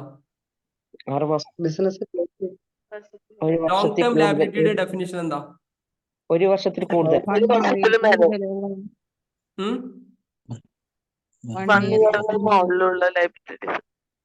1 വർഷത്തില് കൂടുതൽ. 1 വർഷത്തിൽ കൂടുതൽ അതിന് കാലാവധി ഉണ്ടെങ്കിൽ അതിനെയാണ് നമ്മൾ ലോങ് ടേം ലാബിലിറ്റി എന്ന് പറയാം. അതിന് താഴത്താണെങ്കിൽ ഷോർട്ട് ടേം ലാബിലിറ്റി എന്ന് പറയും. അത് ബിസിനസ്സിൽ നിന്ന് കിട്ടുന്നതാവാം, ബാങ്കിൽ നിന്ന് കിട്ടുന്നതാകാം, വ്യക്തികളിൽ നിന്ന് കിട്ടുന്നതാകാം. അത് നമ്മൾ സോഹോ ബുക്സിനകത്ത് ലാബിലിറ്റിയിൽ സബ് കാറ്റഗറിയിൽ വരുന്ന സമയത്ത് ഒന്നാമത്തെ ഐറ്റം എന്ന് പറഞ്ഞാൽ അതർ കറണ്ട് ലാബിലിറ്റി ആണ്. അതർ കറണ്ട് ലാബിലിറ്റിയിൽ നമുക്ക് വരുന്നത് കസ്റ്റമറുടെ ഡെപ്പോസിറ്റുകൾ, അല്ലെ? കസ്റ്റമർ ചിലപ്പം ഒരു 10,000 രൂപയുടെ സാധനമാണ് പർച്ചേസ് ചെയ്യുന്നുണ്ടെങ്കിൽ അയാൾ ചിലപ്പോൾ അഡ്വാൻസ് ആയിട്ട് നമുക്ക് പൈസ തരും, 50,000 രൂപ തരും. അതിങ്ങനെ കുറഞ്ഞു പോകുന്നത് അത് നമ്മുടെ ലാബിലിറ്റി ആണ്, അല്ലെ? ആ കാര്യങ്ങൾ, ടാക്സ് കൊടുക്കാനുള്ള കാര്യങ്ങൾ, ഇതെല്ലാം വരുന്നത് അതർ കറണ്ട് ലാബിലിറ്റിയിലാണ് വരുന്നത്. പിന്നീട് ക്രെഡിറ്റ് കാർഡ് ഇല്ല വരിക. ക്രെഡിറ്റ് കാർഡ് ലോങ് ടേം ആണോ ഷോർട്ട് ടേം ആണോ? ക്രെഡിറ്റ് കാർഡ് ലോങ് ടേം ആക്കുന്ന ആൾക്കാരുണ്ട്. ക്രെഡിറ്റ് കാർഡ് യഥാർത്ഥത്തിൽ ലോങ് ടേം ആണോ ഷോർട്ട് ടേം ആണോ? ക്രെഡിറ്റ് കാർഡിന് എത്രയാ പീരീഡ്? എത്ര ദിവസം കൊണ്ടാണ് ക്രെഡിറ്റ് കാർഡ് തിരിച്ചടക്കേണ്ടത്? ആരൊക്കെ ഉപയോഗിക്കുന്നുണ്ട് ഇതിനകത്ത്? 14 days. 14 days ആണോ 15 days ആണോ? 14 13 plus 10 days അല്ലേ? പല കമ്പനി അനുസരിച്ച് വ്യത്യാസം കാണുമായിരിക്കും അത്, അല്ലേ? ഓരോ ബാങ്കുകൾക്കും പലതായിരിക്കും. ഓരോ ഇതിനും ചില 50 days ഉണ്ട്, 45 ഉണ്ട്, 40 ഉണ്ട്, പലതിനും പലതിനും. HDFC ആണെങ്കിൽ എനിക്ക് തോന്നുന്നു 45 to 50 HDFC 45 to 15 ഇടയിൽ ഏതൊരു സംഖ്യ എന്ന് എന്റെ ഓർമ്മ. അപ്പൊ ഇതെല്ലാം എന്താണ്? അപ്പൊ ഷോർട്ട് ടേം അല്ലേ? ഉറപ്പല്ലേ? ഒരു വർഷത്തിനുള്ളിൽ തീർത്തോളണം. തീർത്തിട്ടില്ലെങ്കിലോ പലിശ കൊണ്ട് കുടുങ്ങും. ക്രെഡിറ്റ് കാർഡ് എന്ന് പറഞ്ഞാൽ അങ്ങനത്തെ വല്ലാത്തൊരു സാധനം കേട്ടോ. ക്രെഡിറ്റ് കാർഡ് കൃത്യമായിട്ട് മാനേജ് ചെയ്യാൻ കഴിയാത്ത ഒരാൾ ക്രെഡിറ്റ് കാർഡ് ഉപയോഗിക്കരുത്, പണി പാളും. ആരെയും ക്രെഡിറ്റ് കാർഡ് ഉപയോഗിച്ച് കുടുങ്ങിയ ആൾക്കാരുണ്ട് ഇതിനകത്ത്? ഞാൻ ഉപയോഗിച്ചിട്ടുണ്ടായിരുന്നു ഒരു കാലത്ത്. റോളിങ്ങിന് വേണ്ടി മാത്രമേ സാധനം ഉപയോഗിച്ചു. അതുകൊണ്ടാണ് ഞാൻ പറഞ്ഞത്, അനുഭവമാണ് പറഞ്ഞത്. സംഭവം എന്ത് ചെയ്യരുത്, എന്നാണ് ഇതിന്ന് മാറുന്നത് അന്ന് എന്ത് ചെയ്യുള്ളൂ, നമുക്ക് രക്ഷപ്പെടാൻ വേണ്ടി പറ്റുള്ളൂ, അല്ലെ? ഒരുപാട് കാർഡുകളുണ്ട്. എന്റെ കൂടാതെ ഇതൊരു അഡിക്റ്റിംഗ് ആണ്, അട്രാക്ട് ചെയ്യുന്ന സാധനം. ക്രെഡിറ്റ് എന്ന് പറഞ്ഞാൽ കടം എന്ന് പറഞ്ഞ സാധനം അട്രാക്ട് ചെയ്യും. എന്റേത് പോരാത്തോണ്ട് ഞാൻ ചിലപ്പോൾ മാമൂസ് സാറിന്റെ അടുത്ത് വാങ്ങും. അത് പോരാത്തോണ്ട് ഞാൻ ജെറിന്റെ അടുത്ത് വാങ്ങും. എന്നിട്ട് ജെറിന്റെ അടക്കാൻ മാമൂസ് സാറിന്റെ എടുക്കും, മാമൂസ് സാർ അടക്കാൻ ജെറിന്റെ എടുക്കും, അവിടെ നിന്ന് ഇങ്ങോട്ട് എടുക്കും. എന്നിട്ട് പലിശയും ഇൻട്രസ്റ്റ് അങ്ങോട്ടും റോൾ ചെയ്ത് പോകുന്ന ഒരു അവസ്ഥ. അപ്പൊ ക്രെഡിറ്റ് കാർഡ് ഉപയോഗിക്കുന്നുണ്ടെങ്കിൽ ഏറ്റവും സമർത്ഥമായിട്ട്, ഇപ്പൊ എനിക്കറിയാം അത് ഉപയോഗിക്കൽ എങ്ങനെയാണെന്നുള്ളത്. അപ്പൊ ഏറ്റവും സമർത്ഥമായിട്ട് ഉപയോഗിക്കാൻ കഴിയാത്ത ആളുകൾ ഒരിക്കലും, ഇല്ലേ, നമ്മൾ ഒരു മാസം ആവുന്നതിന് മുമ്പ് കടക്കാരനാക്കുന്ന ഒരു വലിയ സംഭവമാണ് ക്രെഡിറ്റ് കാർഡ് എന്ന് പറഞ്ഞത്. അപ്പൊ ക്രെഡിറ്റ് കാർഡിനെ നമ്മൾ കൃത്യമായിട്ട് മാനേജ് ചെയ്യണം. അതുകൊണ്ട് തന്നെ ഇവിടെ ക്രെഡിറ്റ് കാർഡ് എന്ന് പറഞ്ഞ് ലാബിലിറ്റിയിൽ സെപ്പറേറ്റ് ഒരു സബ് ഗ്രൂപ്പ് ആക്കി വെച്ചിട്ടുണ്ട്. ഏത് കമ്പനിയുടെ ക്രെഡിറ്റ് കാർഡ് നമ്മുടെ കയ്യിലുണ്ടെങ്കിലും അതൊരു സബ് ഗ്രൂപ്പിനകത്താണ് വരുന്നത്. അതിനകത്ത് നമ്മൾ കൃത്യമായിട്ട് അത് ചെയ്തു പോകണം. സെറ്റ് അല്ലേ? അപ്പൊ അതർ കറണ്ട് ലാബിലിറ്റി, പിന്നെ ക്രെഡിറ്റ് കാർഡ്. ഓക്കെ, അത് കഴിഞ്ഞ് കഴിഞ്ഞാല് പിന്നെ അടുത്തൊരു സബ് ഗ്രൂപ്പ് എന്നത് ലോങ് ടേം ലാബിലിറ്റി ആണ്. ലോങ് ടേം ലാബിലിറ്റിയെ കുറിച്ച് നമുക്ക് ആർക്കും ഡൗട്ട് ഒന്നും ഇല്ലല്ലോ? ലോങ് ടേം ലാബിലിറ്റിയെ കുറിച്ച് ഡൗട്ടുകളൊന്നും ഇല്ലല്ലോ? ഒരു വർഷത്തിന്റെ മുകളിൽ എക്സിസ്റ്റൻസ് ഉള്ള അതിന് വരുന്ന കാര്യത്തിനെയാണ് നമ്മൾ ലോങ് ടേം ലാബിലിറ്റി എന്ന് പറയാം. അതെന്ത് ചെയ്യണം? മറ്റൊരു സബ് ഗ്രൂപ്പാണ്. അത് കഴിഞ്ഞതിന് ശേഷം അതർ ലാബിലിറ്റി എന്ന് പറഞ്ഞ മറ്റൊരു സബ് ഗ്രൂപ്പിന് വരുന്നുണ്ട്. അതർ ലാബിലിറ്റി എന്ന് പറഞ്ഞു കഴിഞ്ഞാൽ നമ്മൾ കൊടുക്കാനുള്ള പൈസകൾ, അതായത് നേരത്തെ എഴുതാത്ത ബാക്കി എല്ലാ ലാബിലിറ്റീസുകളും നമ്മൾ അതർ കറണ്ട് ലാബിലിറ്റീസിലാണ് ഉൾപ്പെടുത്തുന്നത്. ബാക്കിയുള്ള എല്ലാ സ്ക്രീൻ ഞാൻ പറയാം, സ്ക്രീൻ ലാസ്റ്റ് ഷെയർ ചെയ്ത് തരാം. ഇത് വെച്ചില്ലേ ഏതൊക്കെയുള്ളത്? ലാബിലിറ്റിയിൽ ഏതൊക്കെ സബ് ഗ്രൂപ്പുകളുള്ള ഒന്ന് പറഞ്ഞേ. അതർ കറണ്ട് ലാബിലിറ്റി എന്ന് പറഞ്ഞിട്ട് നമ്മൾ കസ്റ്റമറുടെ ഡെപ്പോസിറ്റ്, ടാക്സ് അടക്കാനുള്ള കാര്യങ്ങളൊക്കെ. പിന്നീട് പറഞ്ഞത് ക്രെഡിറ്റ് കാർഡ് ആണ്. പിന്നീട് ലോങ് ടേം, ബാക്കി അതർ ലാബിലിറ്റി എന്ന് പറഞ്ഞിട്ട് ബാക്കി എല്ലാ ലാബിലിറ്റികളും വരും. ഇനി വേറൊരു ലാബിലിറ്റിയും കൂടി ഉണ്ട്, ഓവർസീസ് ടാക്സ് പേയബിൾ. ഇത് എപ്പോഴാണ് ഉണ്ടാവുന്നത്? Overseas tax payable. ഈ ടാക്സ് പേയബിൾ എല്ലാം ലാബിലിറ്റി ആണോ? ടാക്സ് പേയബിൾ കൊടുക്കാനുള്ള ടാക്സ് എല്ലാം ലാബിലിറ്റി ആണോ? എല്ലാം ലാബിലിറ്റി ആണോ എക്സ്പെൻസ് ആണോ? രണ്ട് ഓപ്ഷൻ തരാം. കൊടുക്കാനുള്ള എല്ലാ സാധനങ്ങളും ഇന്ത്യയിലെ സാഹചര്യം ആലോചിച്ചോളൂ. പുറത്തുള്ള കാര്യങ്ങൾ പോട്ടെ. ഇന്ത്യയിലെ സാഹചര്യത്തിൽ എല്ലാ ടാക്സ് ലാബിലിറ്റിയും ലാബിലിറ്റി ആയിട്ട് ട്രീറ്റ് ചെയ്യണോ, എക്സ്പെൻസ് ആയിട്ട് ട്രീറ്റ് ചെയ്യേണ്ട ഉണ്ടോ? വേറെ ഉണ്ടോ? ആർക്കെങ്കിലും സജഷൻ ഉണ്ടോ? നോക്കട്ടെ.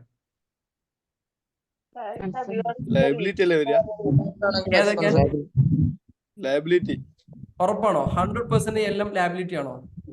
ഇൻകം ടാക്സ് അത് വേറെ. ഇൻകം ടാക്സ് റീഫണ്ട് ആകുമ്പോൾ അത് ടാക്സ് പേയബിൾ വരില്ല. അത് ഇങ്ങോട്ടേക്ക് ഇങ്കല്ലേ? അതവിടെ അതല്ലാത്ത രീതിയിൽ GST കേസ് തന്നെ എടുത്തോളൂ. ഞാൻ ഒന്നുകൂടി സ്പെസിഫൈ ചെയ്ത് പറയാം. GSTയിലെ എല്ലാ എമൗണ്ടുകളും ലാബിലിറ്റി ആണോ?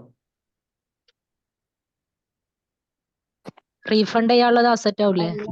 റീഫണ്ട് വിടി, റീഫണ്ട് തന്നെ അത് വേറൊരു കാറ്റഗറി. ഞാൻ പറഞ്ഞു കൊടുക്കാനുള്ള കേസുകൾ. GST പേയ്മെന്റ് എക്സ്പെൻസ് അല്ലേ? പ്രൊഫഷനിൽ എടുക്കാനുള്ളതൊക്കെ GST payable രണ്ട് തരത്തിലുണ്ട് എന്നറിയോ? ഒരു വീഡിയോ കണ്ടിരുന്നു ഉണ്ടെന്നല്ലേ. ഒന്ന് റെഗുലർ ആണ്, മറ്റൊന്ന് കമ്പോസിഷൻ ആണ്. ഞാൻ അത് കൃത്യമായിട്ട് പഠിപ്പിക്കുന്നുണ്ട്. GST സെഷൻ എന്റെ അറ്റൻഡ് ചെയ്ത ആരും ഇല്ല ഇതില്? കണ്ടിട്ടില്ല. Regular, composition. റെഗുലറിലെ GST എന്താണ്, കമ്പോസിഷന്റെ GST എന്താ? നിങ്ങൾ ഒന്നും കൂടി ഒന്ന് പഠിച്ചു നോക്കണേ. ഞങ്ങൾക്ക് ഒരു അസൈൻമെന്റ് പോലെ ഇട്ട് തരാണ്. നിങ്ങളൊന്ന് ജസ്റ്റ് അറിയണം റെഗുലറിൽ എങ്ങനെയാണ് ടാക്സ് പോകുന്നത്, കമ്പോസിഷനിൽ എങ്ങനെയാണ് ടാക്സ് പോകുന്നത്, അത് എവിടേക്കാണ്, എങ്ങനെയൊക്കെയാണ് റെക്കോർഡ് ചെയ്യാന്നുള്ളത്. എല്ലാ മാസത്തിലും കമ്പോസിഷനകത്ത് നമ്മൾ അടച്ച ടാക്സ് നമുക്ക് ഇൻപുട്ട് കിട്ടും? ഒന്നും ചോദിക്കട്ടെ, ക്ലൂ തരാം. ഇനി ഇങ്ങനെ ആലോചിച്ച് നോക്കി, മനസ്സിലായില്ലേ? ഇനി ഇങ്ങനെ മെല്ലെ മെല്ലെ ആലോചിച്ച് നോക്കിട്ടോ. ഞാൻ ഇവിടെ പറയുന്നില്ല, വലിയ ടോപ്പിക്കാണ്, ടാക്സിലേക്ക് അങ്ങ് കയറിപ്പോ. ഇനി ഇവിടെ ഓവർസീസ് ടാക്സ് ലാബിലിറ്റി എന്ന് പറഞ്ഞ ഒരു സംഭവം കൂടി ഇതിനകത്ത് സോഹോ ബുക്സിനകത്ത് വരുന്നത്. Overseas tax payable. Overseas tax payable എന്ന് പറഞ്ഞു കഴിഞ്ഞാൽ എന്താ, നമ്മൾ പുറത്തുള്ള രാജ്യങ്ങൾക്കൊക്കെ ചില പ്രൊഡക്റ്റുകളൊക്കെ കൊടുക്കുന്ന സമയത്ത്, അല്ലെങ്കിൽ ഡിജിറ്റൽ സർവീസുകൾ, ഡിജിറ്റൽ പ്രോഡക്റ്റുകളൊക്കെ കൊടുക്കുന്ന സമയത്ത് ചിലപ്പോൾ നമുക്ക് ബാധ്യത വരും. അത്തരം ബാധ്യതകൾ എൻറ്റർ ചെയ്യുന്ന ഭാഗമാണ് ഓവർസീസ് ടാക്സ് ലാബിലിറ്റി. നോർമൽ കേസിൽ ഇപ്പൊ നമുക്ക് അത്തരം കേസുകൾ ആരും റെക്കോർഡ് ചെയ്യുന്നത് കാണാറില്ല, അല്ലേ? ഇപ്പൊ ഞാൻ ദുബായിലേക്ക് ഒരു പോസ്റ്റർ ഉണ്ടാക്കി കൊടുത്തു, അല്ലെ ദുബായിലുള്ള ഒരു ടീമിന് ഞാനൊരു വെബ്സൈറ്റ് ഡിസൈൻ ചെയ്ത് കൊടുത്തു. അതൊന്നും നോർമലി ടാക്സ് പേകളുമായി ബന്ധപ്പെട്ട കാര്യങ്ങളൊന്നും എവിടെയും കാണിക്കാറില്ല. നേരിട്ട് അങ്ങ് പേയ്മെന്റ് ചെയ്യുന്നു, ക്ലിയർ ചെയ്യുന്ന രീതിയെ കാണിക്കാം. ഇൻ കേസ് ഏതെങ്കിലും രീതിയിൽ ചെയ്യുന്നുണ്ടെങ്കിൽ അത് കാണിക്കുന്ന ഭാഗമാണ് ഓവർസീസ് ടാക്സ് ലാബിലിറ്റി എന്ന് പറഞ്ഞാൽ. ക്ലിയർ ആയിരിക്കണം. വെജിറ്റബിൾ എക്സ്പോർട്ട് ചെയ്യുമ്പോൾ അതിനൊരു പെർസെന്റേജ് ഗവൺമെന്റ് സബ്സിഡി കൊടുക്കുന്നുണ്ട്. അപ്പൊ അതൊക്കെ അതിൽ റെക്കോർഡ് ചെയ്യാൻ പറ്റുമോ? അത് ലാബിലിറ്റി അല്ലല്ലോ. അല്ല, നമുക്കൊരു അസറ്റ്, അതെ, നമുക്കൊരു നമുക്ക് ഇങ്കല്ലേ? അതെ. ഇങ്കല്ലേ? എക്സ്പോർട്ടിങ്ങിന്റെ കേസിൽ ഞാൻ സാധാരണ എപ്പോൾ പറയുന്ന പോലെ എക്സ്പോർട്ടിംഗ് എന്ന് പറഞ്ഞത് ടാക്സ് ഫ്രീ ആണ്, നമുക്ക് ടാക്സ് ലാബിലിറ്റി വരുന്നില്ല. ഇൻ കേസ് നമ്മൾ അടച്ചാൽ പോലും ആ എമൗണ്ട് നമുക്ക് റീഫണ്ട് കിട്ടും. LUT ഒക്കെ ഉണ്ടെങ്കിൽ, ലെറ്റർ ഓഫ് അണ്ടർടേക്ക് ഉണ്ടെങ്കിൽ ആ എമൗണ്ട് നമുക്ക് റീഫണ്ട് കിട്ടും. സബ്സിഡി ഒക്കെ ചില സമയത്ത്, അതായത് എക്സ്പോർട്ട് പ്രൊമോഷൻ കൗൺസിലുകൾ ഉണ്ട്. ഇപ്പൊ ഞാനൊരു ഫുഡ് എക്സ്പോർട്ട് ചെയ്യുമ്പോൾ എനിക്ക് ഫുഡ് പ്രൊമോഷൻ കൗൺസിൽ ഉണ്ട്. ഇവർ നമ്മൾ എക്സ്പോർട്ട് ചെയ്യുന്നതിന് ഒരു പെർസെന്റേജ് നമുക്ക് ഇൻകം ഇങ്ങോട്ടേക്ക് തരും. അത് ഇതുമായി ബന്ധപ്പെട്ട കാര്യങ്ങളെല്ലാം. ഈ ഒരു ചില സർവീസുകളിൽ ഇപ്പം ദുബായിൽ GCC വാറ്റ് പഠിച്ച ആരെങ്കിലും ഉണ്ടോ ഇതിനകത്ത്? GCC വാറ്റിൽ ഓപ്പറേറ്റ് ചെയ്യുന്ന ആരെങ്കിലും ഉണ്ടോ? ഇല്ല. അപ്പൊ ഞാൻ അതിലേക്ക് കിടക്കുന്നില്ല, കൺഫ്യൂഷൻ ആവും മൊത്തത്തില്. അപ്പൊ എനിവേ, പുറത്തേക്ക് നമ്മളൊരു സർവീസ് കൊടുക്കുകയും ആ സർവീസിന് ശ്രദ്ധിക്കാം, ആ സർവീസിന് ടാക്സ് ലാബിലിറ്റി ഏതെങ്കിലും രീതിയിൽ വരുന്നുണ്ടെന്ന് വിചാരിച്ചോളൂ. അതെല്ലാം ഈ ഒരു കാറ്റഗറിയിലാണ് വരിക. പുറത്തേക്ക് കൊടുക്കുന്ന സമയത്ത് ആ രാജ്യത്ത് അവർ ഇമ്പോർട്ടായിട്ട് അതിനെ ട്രീറ്റ് ചെയ്യും, അല്ലേ? ഞാൻ ഇപ്പോൾ ദുബായിൽ കൊടുക്കുമ്പം ജെറീന് ദുബായിലുള്ള ഒരാളാണ്, ഞാൻ ജെറീന് ഒരു സർവീസ് കൊടുക്കുകയാണെങ്കിൽ ജെറീൻ്റെ പ്രോസ്പെക്റ്റിൽ നിന്ന് ആലോചിച്ച് നോക്കുമ്പോൾ ജെറീനോട് ഇമ്പോർട്ടിംഗ് ആ ചെയ്യുന്നത്, ശരിയല്ലേ? ജെറിന്റെ പെർസ്പെക്റ്റീവ് നിന്ന് ആലോചിക്കും. ജെറിൻ ദുബായിലാണ്, ഞാൻ കേരളത്തിലാണ്. ഞാൻ ജെറിൻ ഒരു വെബ്സൈറ്റ് ഡിസൈൻ ചെയ്ത് കൊടുക്കുന്നു. ജെറിന്റെ പെർസ്പെക്റ്റീവ് നിന്ന് ആലോചിക്കും. ജെറിൻ കേരളത്തിൽ നിന്ന് അല്ലെങ്കിൽ ഇന്ത്യയിൽ നിന്ന് ഒരു സർവീസ് സ്വീകരിക്കുന്നു. ജെറിനെ സംബന്ധിച്ചിടത്തോളം അത് ഇമ്പോർട്ടിംഗ് ആണ്. ഇമ്പോർട്ടിംഗ് ചെയ്യുന്ന സമയത്ത് ഏതൊരു രാജ്യം അതിനെ തടുക്കും, റെസിസ്റ്റ് ചെയ്യും നിർബന്ധമായിട്ടും. കാരണം ആ രാജ്യത്തിന്റെ അവിടെയുള്ള ഉൽപ്പന്നങ്ങൾ ഉപയോഗിക്കാതെ പുറത്തുള്ള സാധനങ്ങൾ കയറി വരുന്നില്ല, സർവീസ് ആയിട്ട് മാത്രം ആലോചിച്ചാൽ മതി. അതിന് നേരെ സർവീസിലേക്ക് കണക്ട് ചെയ്തോളി.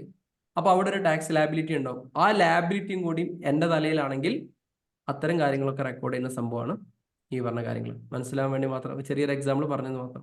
സെറ്റ് ആയില്ലേ? ഒരു ഡൗട്ട് ചോദിച്ചത്, അപ്പൊ ഈ കസ്റ്റംസ് ഡ്യൂട്ടി ഒക്കെ വരുന്നത് നമ്മൾ എന്തിനാ എൻ്റർ ചെയ്യും? കസ്റ്റം ഡ്യൂട്ടി എന്തിനാ എൻ്റർ ചെയ്യും? കസ്റ്റം ഡ്യൂട്ടി എൻ്റർ ചെയ്യാന്നുള്ളതാ നമ്മൾ ഡയറക്റ്റ് എക്സ്പെൻസ് ആയിട്ട് എൻ്റർ ചെയ്യും. കാരണം നമുക്ക് അവിടെ റീഫണ്ടോ തിരിച്ചു കിട്ടുന്ന കാര്യങ്ങളൊന്നുമില്ല. ഒരു പ്രൊഡക്റ്റ് സെയിലബിൾ കണ്ടീഷൻ ആകുന്നതിന് മുമ്പുള്ള ചെലവായതുകൊണ്ട് അതിനെ ഡയറക്റ്റ് എക്സ്പെൻസിൽ ട്രീറ്റ് ചെയ്യും. ഉദാഹരണം, ഒരു ഐഫോണിന്റെ കേസ് എടുത്തോളൂ. ദുബായിൽ നമുക്ക് ഐഫോൺ വരുന്നു 15 Pro, ദുബായിൽ നിന്ന് ഐഫോൺ വരുന്നു, ഒരു 1.5 ലക്ഷം രൂപ അതിന് വില കാണിക്കുന്നു. നാട്ടില് ഇവിടുന്ന് കസ്റ്റംസുകാർ പിടിച്ചിട്ട് ഒരു 15,000 രൂപ അതിന് കസ്റ്റംസ് വാങ്ങിക്കുന്നു. അപ്പൊ ആ ഒരു പ്രൊഡക്റ്റിന്റെ വില എന്ന് പറയുന്നത് 1.50 + 15 1.65. അതാണ് അതിന്റെ കോസ്റ്റ് ഓഫ് ഗുഡ്സ് സോൾഡ് എന്ന് പറയുക. ക്ലിയർ ആയില്ല? അതെന്താ ഡയറക്റ്റ് എക്സ്പെൻസിലാണ് പോവാ. ഓക്കെ, സെറ്റ് ആയില്ലേ? ഞാനെനിക്ക് ഈ മേഖലയൊക്കെ ക്ലാസ് എടുക്കുന്നതുകൊണ്ടാണ് എനിക്കത് പറയാൻ കഴിയുന്നത്. മൊത്തത്തിൽ ആകെ കൺഫ്യൂഷൻ ആകുന്ന ടോപ്പിക്കുകളാണ് ഇതൊക്കെ. ഞാൻ ഫുള്ളി പ്രാക്ടിക്കലി പഠിപ്പിക്കുന്നതുകൊണ്ടാണ് ഇത്തരം കാര്യങ്ങളിലൊക്കെ. ഞാൻ കൺസൾട്ടിങ് മേഖലയിലുള്ളതുകൊണ്ട് എക്സ്പോർട്ടിംഗ് കമ്പനികൾ നമ്മൾ ഡീൽ ചെയ്യുന്നുണ്ട്, ഇമ്പോർട്ടിംഗ് കമ്പനി ഡീൽ ചെയ്യുന്നുണ്ട്. അതുകൊണ്ടാണ് ഇതിന് അങ്ങനെ ഒരു ആൻസർ നിങ്ങൾക്ക് കിട്ടാൻ കാരണം. അല്ലെങ്കിൽ ചിലപ്പോൾ കൊടുക്കുന്ന ചോദ്യങ്ങളാണ് അല്ലെ ജെറിന? ഇതൊക്കെ ഏതൊക്കെ രീതിയിലാണ് അക്കൗണ്ട്സ് എടുക്കുന്ന ആളെ സംബന്ധിച്ചിടത്തോളം കൊടുക്കുന്ന ചോദ്യങ്ങളാണ്. അപ്പൊ നമ്മൾ മനസ്സിലാക്കാം, സോഹോ ബുക്സിനകത്തുള്ള അസറ്റുകൾ ഇങ്ങനെയാണ്. ലാബിലിറ്റി ഈ രീതിയിലാണ്. Other liability, other current liability, long term liability, credit card, overseas tax payable, ഇങ്ങനെ ഇതിന്റെ സബ് ഗ്രൂപ്പ് ഈ രീതിയിലാണ് വരുന്നത്. അപ്പൊ നമ്മൾ ഏത് ട്രാൻസാക്ഷൻ ചെയ്യുമ്പോൾ ലാബിലിറ്റി ആണെങ്കിൽ ഇതിൽ ഏതാണോ ഉള്ളത് അതിന് സ്യൂട്ടബിൾ ആയ പൊസിഷനിലേക്ക് തന്നെ നമ്മൾ ഈ സംഭവത്തിനെ വെക്കണം. ഇനി അടുത്ത ഇമ്പോർട്ടൻ്റ് ആയിട്ടുള്ള കാര്യമാണ്, അടുത്ത ഇമ്പോർട്ടൻ്റ് ആയിട്ടുള്ള ഗ്രൂപ്പാണ് ക്യാപിറ്റൽ എന്ന് പറയുന്നത്. അടുത്ത ഇമ്പോർട്ടൻ്റ് ആയിട്ടുള്ള സംഭവമാണ് ക്യാപിറ്റൽ എന്ന് പറയാം. ക്യാപിറ്റലിന് സോഹോ ബുക്സിനകത്ത് പറയുന്നത് ഇക്വിറ്റി എന്നാണ്. സോഹോ ബുക്സിന് മാത്രമല്ല കേട്ടോ, ക്വിക്ക് ബുക്കും BHDയിലൊക്കെ ഇക്വിറ്റി തന്നെയാണ്. ക്വിക്ക് ബുക്ക് ചെയ്യുന്ന ആളുകൾക്ക് അറിയാം. ക്വിക്ക് ബുക്ക് ഇപ്പോൾ ഇന്ത്യയിൽ ക്വിക്ക് ബുക്കിന്റെ ഓപ്പറേഷൻ ഓൾമോസ്റ്റ് കഴിഞ്ഞിട്ടുണ്ട്. അപ്പോൾ ഇപ്പം ഇവരൊക്കെ വരുന്നൊക്കെ ഇക്വിറ്റി എന്നുള്ള രീതിയിലാണ്. അപ്പം ക്യാപിറ്റല് ഈ പറഞ്ഞ കാര്യങ്ങളൊക്കെ, ക്യാപിറ്റലുമായി ബന്ധപ്പെട്ട എല്ലാ കാര്യങ്ങളും ഇക്വിറ്റി എന്ന് പറഞ്ഞ കോൺസെപ്റ്റ്. മൈക്ക് മ്യൂട്ട് ചെയ്യണേ, മൈക്ക് മ്യൂട്ട് ചെയ്യണേ. ഓക്കെ, മൈക്ക് മ്യൂട്ട് ചെയ്യണേ, മൈക്ക് മ്യൂട്ട് ചെയ്യണം. ഓക്കെ, ഞാൻ ആദ്യം തന്നെ പറഞ്ഞില്ലേ, മൈക്ക് മ്യൂട്ട് ചെയ്തിട്ടില്ലെങ്കിൽ കേരളം മുഴുവൻ നിങ്ങളെ സൗണ്ട് കേൾക്കും. വലിയ പ്രശ്നമായിട്ടാ, കേരളക്കാർ മുഴുവൻ ഇതിനകത്തുണ്ട്. ഓക്കെ, ശ്രദ്ധിക്കാം. അപ്പോഴേ നന്നായി ശ്രദ്ധിച്ചോളെ. ഇനി ഇക്വിറ്റിയുമായി ബന്ധപ്പെട്ട എല്ലാ കാര്യങ്ങളും, ഉദാഹരണം എൻ്റെ സ്ഥാപനത്തിൽ ഞാൻ ഇൻവെസ്റ്ററാണ്, ജമാൽക്ക് ഇൻവെസ്റ്ററാണ്, അതേപോലെ ഡെൽന ഇൻവെസ്റ്ററാണ്, ഷാലോ ഇൻവെസ്റ്ററാണ്. എല്ലാവരും ക്യാപിറ്റൽ നമ്മൾ ഇക്വിറ്റി എന്നുള്ള രീതിയിലാണ് കാണിക്കാം. ഓക്കെ, ടാലിയിൽ നമ്മൾ എന്താ കാണിച്ചത്? ക്യാപിറ്റൽ എന്ന് പറഞ്ഞ സംഭവം കാണിക്കും. ഈ ക്യാപിറ്റലിന് പകരം നമ്മൾ ലോങ് ടേം ലാബിലിറ്റി എന്ന് കൊടുത്താൽ തെറ്റൊന്നുമില്ല കേട്ടോ. ഇവിടെയും ലോങ് ടേം ലാബിലിറ്റി എന്ന് കൊടുത്തു കഴിഞ്ഞാലും തെറ്റൊന്നുമില്ല. ക്യാപിറ്റൽ എന്ന് പറഞ്ഞ ലാബിലിറ്റി ആണ്.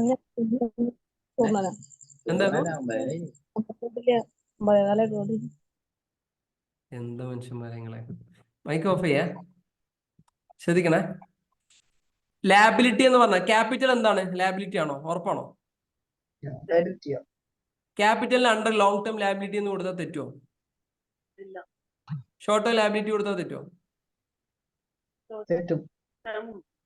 തെറ്റൂലേ?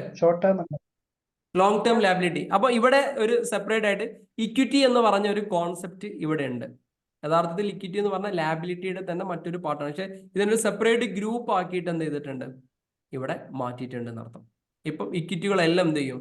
ഈ ഒരു ഭാഗത്ത് വരും. പിന്നീട് അടുത്തൊരു ഗ്രൂപ്പ് എന്ന് പറഞ്ഞത് ഇങ്കാണ്. അടുത്ത ഗ്രൂപ്പ് എന്ന് പറഞ്ഞത് ഇങ്കാണ്.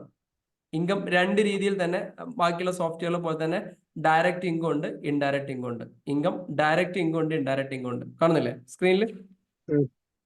ഡയറക്റ്റ് ഇൻകത്തിനെ കുറിച്ച് ആർക്കും പ്രത്യേകിച്ച് ഡൗട്ട് ഒന്നും ഇല്ലാന്ന് തോന്നുന്നു. ഡയറക്റ്റ് ഇൻകം എന്ന് പറഞ്ഞ ഒരു പ്രൊഡക്റ്റ് സെയിലബിൾ കണ്ടീഷൻ ആകുന്നതിന് മുമ്പ് എന്തൊക്കെ ചെലവുകൾ ഉണ്ടോ അതെല്ലാം ഡയറക്റ്റ് ഇൻകത്തിൽ വരും. അത് സാലറി ആകാം, കമ്മീഷൻ ആകാം. ഇൻകം അല്ലല്ലോ സാലറി ഒക്കെ. സാലറി ഓക്കെ, അത് അങ്ങോട്ടോട്ട് മാറി പറഞ്ഞതാ. ആലോചിച്ചാൽ മതി. ഇൻകം എന്ന് പറയുമ്പോൾ എന്തും ആകാം. Direct income, direct income, indirect income. Direct income എന്ന് പറഞ്ഞു കഴിഞ്ഞാല് എന്താ? ഒരു ബിസിനസ് ഓപ്പറേഷൻ ചെയ്യുന്ന സമയത്ത് അവർക്ക് നേരിട്ട് കിട്ടുന്ന ഇൻകത്തിനെയാണ് നമ്മൾ ഡയറക്റ്റ് ഇൻകം എന്ന് പറയാം. ഒരു പ്രൊഡക്റ്റ് വിൽക്കുന്ന ആളെ സംബന്ധിച്ചിടത്തോളം സെയിൽസ് ആണ് അയാളുടെ ഡയറക്റ്റ് ഇൻകം. ഒരു സർവീസ് വിൽക്കുന്ന ആളെ സംബന്ധിച്ചിടത്തോളം അവർ ഏത് സർവീസ് ആണോ നടത്തുന്നത് അതിൽ നിന്ന് കിട്ടുന്ന ഇൻകം. അതല്ലാതെ കിട്ടുന്ന ബാക്കി എല്ലാ ഇൻകം ഇൻഡയറക്റ്റ് ഇൻകം. ക്ലിയർ അല്ലേ? ഒരു സൂപ്പർ മാർക്കറ്റ് ഉണ്ട്. ആ സൂപ്പർ മാർക്കറ്റിന്റെ അടുത്ത് ഫ്രണ്ടേജിൽ കുറച്ച് സ്ഥലമുണ്ട്. ആ സ്ഥലത്തിനകത്ത് വേറെ ചെറിയൊരു തട്ടുകടക്കാരൻ നടത്തുന്നുണ്ട്. ആ തട്ടുകടക്കാരൻ ഒരു ചെറിയൊരു ഫിക്സഡ് ആയിട്ടുള്ള ഒരു സംഖ്യ എല്ലാ മാസം ഒരു റെന്റ് പോലെ ഈ സൂപ്പർ മാർക്കറ്റിന് കൊടുക്കുന്നുണ്ട്. ഇത് ഡയറക്റ്റ് ആണോ ഇൻഡയറക്റ്റ് ആണോ? മനസ്സിലായോ? ഇൻഡയറക്റ്റ് ആണോ ഡയറക്റ്റ് ആണോ? എന്തുകൊണ്ടാ ഇൻഡയറക്റ്റ് ആയത്? സെയിൽസുമായി ബന്ധപ്പെട്ടല്ലോ. സെയിൽസ്, അതായത് ഇത്ര ആലോചിക്കുള്ളൂ. ഡയറക്റ്റ് ഇൻകം ഇൻഡയറക്റ്റ് ഇൻകം എന്നുള്ളത് ഇത്രയേ ഉള്ളൂ.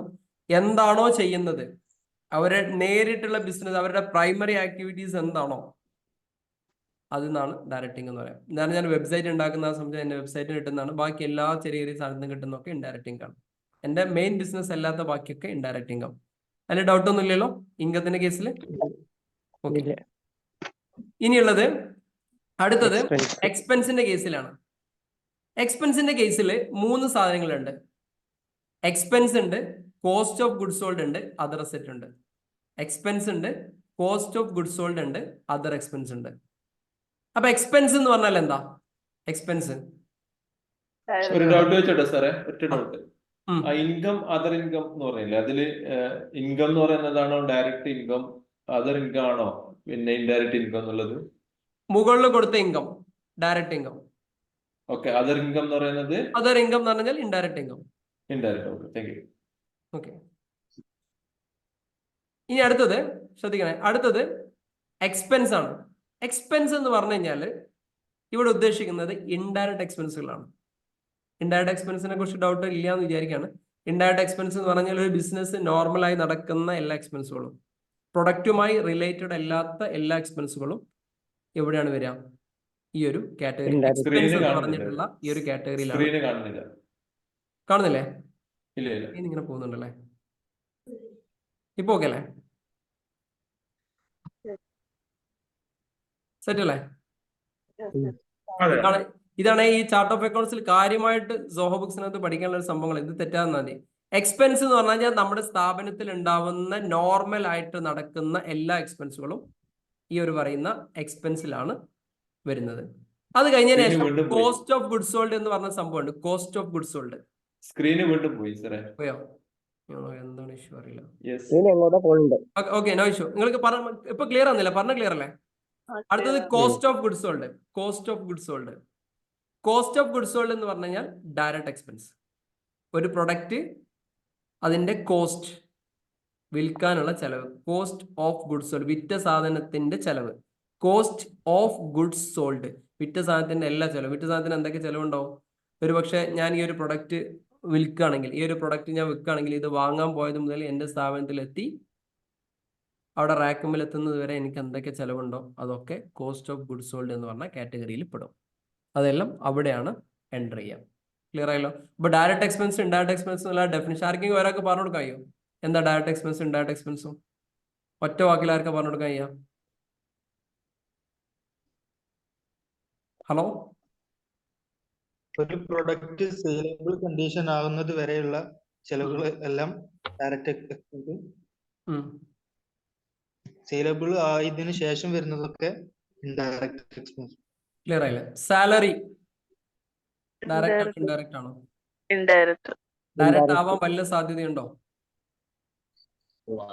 അതായത് ലേബേഴ്സിന്റെ സാലറി കൊടുക്കുന്നത്, മാനുഫാക്ചറിങ്ങിന് വേണ്ടിട്ട് കൊടുക്കുന്ന സാലറി ആണെങ്കിൽ അത് direct salary. Commission direct or indirect രണ്ടുക്കും വരാൻ ചാൻസ് ഉണ്ടോ? രണ്ടിൽ വരാൻ ചാൻസ് ഇല്ലേ? രണ്ടിൽ വരാൻ ചാൻസ് ഉണ്ട്. എല്ലാ എക്സ്പെൻസ്, അതായത് അക്കൗണ്ട്സിൽ ഒരിക്കലും ഒരു സംഭവത്തിനും നാച്ചുറൽ ഇല്ല. ഡയറക്റ്റ് എന്ന് പറഞ്ഞാൽ സാലറി ഇന്നതാണ്, കമ്മീഷൻ ഇന്നതാണ്, ഇന്ന എക്സ്പെൻസ്, ട്രാവലിംഗ് ഇന്നതാണ്, ഇന്നതാണ് ഒരിക്കലും നമുക്ക് എന്ത് ചെയ്യാൻ പറ്റില്ല, പറയാൻ വേണ്ടി പറ്റില്ല. ആ ഒരു ഇൻസിഡന്റ് നമുക്ക് നോക്കാം, ഇത് എപ്പം നടന്ന സംഭവമാണ്, അതിനനുസരിച്ച് എന്ത് ചെയ്യാം, അതിനെ ട്രീറ്റ് ചെയ്യാം. ഇല്ലെങ്കിൽ നിങ്ങളുടെ അക്കൗണ്ട്സ് തെറ്റും. നേച്ചർ ഓഫ് ബിസിനസ് അനുസരിച്ചിരിക്കും. കറക്റ്റ്. നേച്ചർ ഓഫ് ബിസിനസ് അനുസരിച്ചിരിക്കും ഈ കാര്യങ്ങളൊക്കെ. ക്ലിയർ ആയില്ലേ? അപ്പൊ ഇതിൽ നിലവിൽ എന്റെ സെഷൻ അറ്റൻഡ് ചെയ്യാത്ത ആളുകൾ അവിടെ പോയി കണ്ട സാധനങ്ങളൊക്കെ ഒന്ന് മനസ്സിലാക്കി പോരണം കേട്ടോ. എന്നാ അല്ലെങ്കിൽ അതേപോലെ ഈ ഇക്വിറ്റി എന്ന് പറയുന്ന ആ ഹെഡിലെ ഓണേഴ്സ് ക്യാപിറ്റൽ അല്ലേ വരത്തുള്ളൂ? എങ്ങനെ? ഇക്വിറ്റി എന്ന് പറഞ്ഞ ഹെഡിലെ ഇക്വിറ്റി എന്ന് പറഞ്ഞ ക്യാപിറ്റൽ എന്ന് പറഞ്ഞ ഓണേഴ്സ് അല്ലേ കൊണ്ടുവരുന്നത്? ക്യാപിറ്റൽ എന്ന് പറഞ്ഞാൽ ഒന്നെങ്കിൽ രണ്ട് രീതിയിലാണ് ബിസിനസ്സിലേക്ക് ഫണ്ട് വരാം. ഒന്നെങ്കിൽ മുതലാളിമാര് പൈസ ഇടും, അല്ലെങ്കിൽ പിന്നെ വേറെ ലോണായില്ലേ, രണ്ടും വേറെ വേറെ അല്ലേ. ഇനി ക്യാപിറ്റൽ തന്നെ നമ്മൾ ഡിഫറൻഷിയേറ്റ് കമ്പനി അക്കൗണ്ട്സിൽ വേറെ തന്നെ പഠിക്കാൻ. Authorised capital, paid up capital, equity capital, preference share capital, ഇങ്ങനെ ഒരുപാട് കാറ്റഗറി ഉണ്ട്. അത് നമ്മൾ അഡ്വാൻസ് സെഷനിൽ നമുക്ക് പഠിക്കണം. ക്ലിയർ അല്ലേ? ഡ്രോയിങ്സ് ആണെങ്കിലോ? ഡ്രോയിങ്സ് ആണെങ്കിൽ സെയിം തന്നെ വരും. ഡ്രോയിങ്സ് ഒരു തരത്തിൽ ക്യാപിറ്റൽ തന്നെ അല്ലേ? ഡ്രോയിങ്സ് എന്ന് പറഞ്ഞ തരത്തിൽ അല്ലേ? ഡ്രോയിങ്സ് എന്ന് പറഞ്ഞ ക്യാപിറ്റൽ അല്ലേ? ആണ് ക്യാപിറ്റൽ. Negative capital. ഞാനൊരു 10 ലക്ഷം രൂപ ബിസിനസ്സിലേക്ക് ഇൻവെസ്റ്റ് ചെയ്യുന്നു. ആ 10 ലക്ഷത്തിന് എനിക്ക് ആവശ്യമുള്ള പൈസ വലിക്കുന്നു, ക്യാപിറ്റൽ തന്നെയല്ലേ? ഒന്ന് കൂടുന്ന നാച്ചുറാണ്, ഒന്ന് കുറയുന്ന നാച്ചുറാണ്. രണ്ടും വൈസ് വേഴ്സ, രണ്ടും സംഭവം തന്നെയാണ്. ഇനി ഒരാൾ ഒരു ക്യാപിറ്റൽ ഒരാൾ കൊണ്ടുവന്നു, ആ ക്യാപിറ്റലിൽ നിന്ന് ഒരാൾക്ക് പേയ്മെന്റ് അടിച്ചു, ഡ്രോയിങ്സ് ഒന്നും ചെയ്തില്ല എന്ന് വിചാരിക്കും. ക്യാപിറ്റലിൽ നിന്ന് പേയ്മെന്റ് അടിച്ചു കഴിഞ്ഞാൽ എന്താ സംഭവിക്കാം? ഡ്രോയിങ്സ് ആയിട്ടാണ് അതിനെ ട്രീറ്റ് ചെയ്യാം. മനസ്സിലായില്ലേ? ക്ലിയർ ആയോ? 10 ലക്ഷം രൂപ ഞാൻ ഇൻവെസ്റ്റ് ചെയ്തു കമ്പനിയിലേക്ക്, 10 ലക്ഷം രൂപ ഇൻവെസ്റ്റ് ചെയ്തു. 5 ലക്ഷം രൂപ ക്യാപിറ്റലിലേക്ക് തന്നെ തിരിച്ച് പേയ്മെന്റ് അടിച്ചു. എന്താ സംഭവിക്കും? ക്യാപിറ്റലിലേക്ക് ആദ്യം 10 ലക്ഷം റെസിപ്റ്റ് അടിച്ചു, ആ 10 ലക്ഷം 5 ലക്ഷം പേയ്മെന്റ് അടിച്ചെന്ന്, പിന്നെ ക്യാപിറ്റൽ 5 ലേക്കോ. യഥാർത്ഥത്തിൽ drawings account to cash or capital എന്ന ആ സംഭവം നേരെ എന്ത് ചെയ്താണ്? ഒരു പേയ്മെന്റ് എൻട്രിയിലെ കൂടി ചെയ്യുന്നതാണ് ഈ സംഭവം. രണ്ടും ഒന്ന് തന്നെയാണ്, രണ്ടും ഡിഫറെന്റ് നാച്ചുറൽ ആണെന്ന് അർത്ഥം. തിരിഞ്ഞിക്കണോ പറഞ്ഞേ? ഡൗട്ടായോ?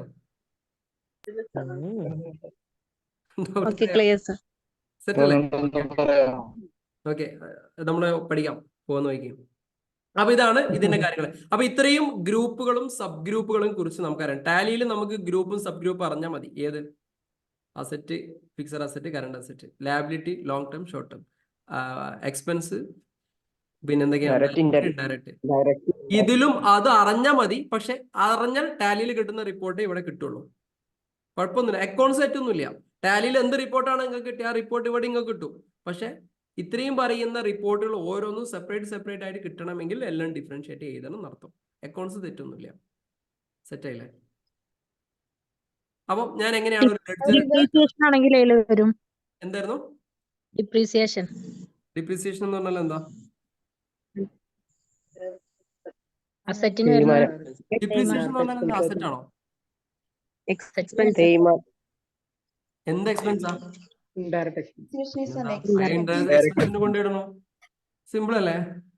അതിനെ ചിന്തിച്ചാൽ മതി. എന്തായിരുന്നു എക്സ്പെൻസ് കൊടുക്കോ അതർ എക്സ്പെൻസ് കൊടുക്കോ? ഏതിലാ കൊടുക്കാം?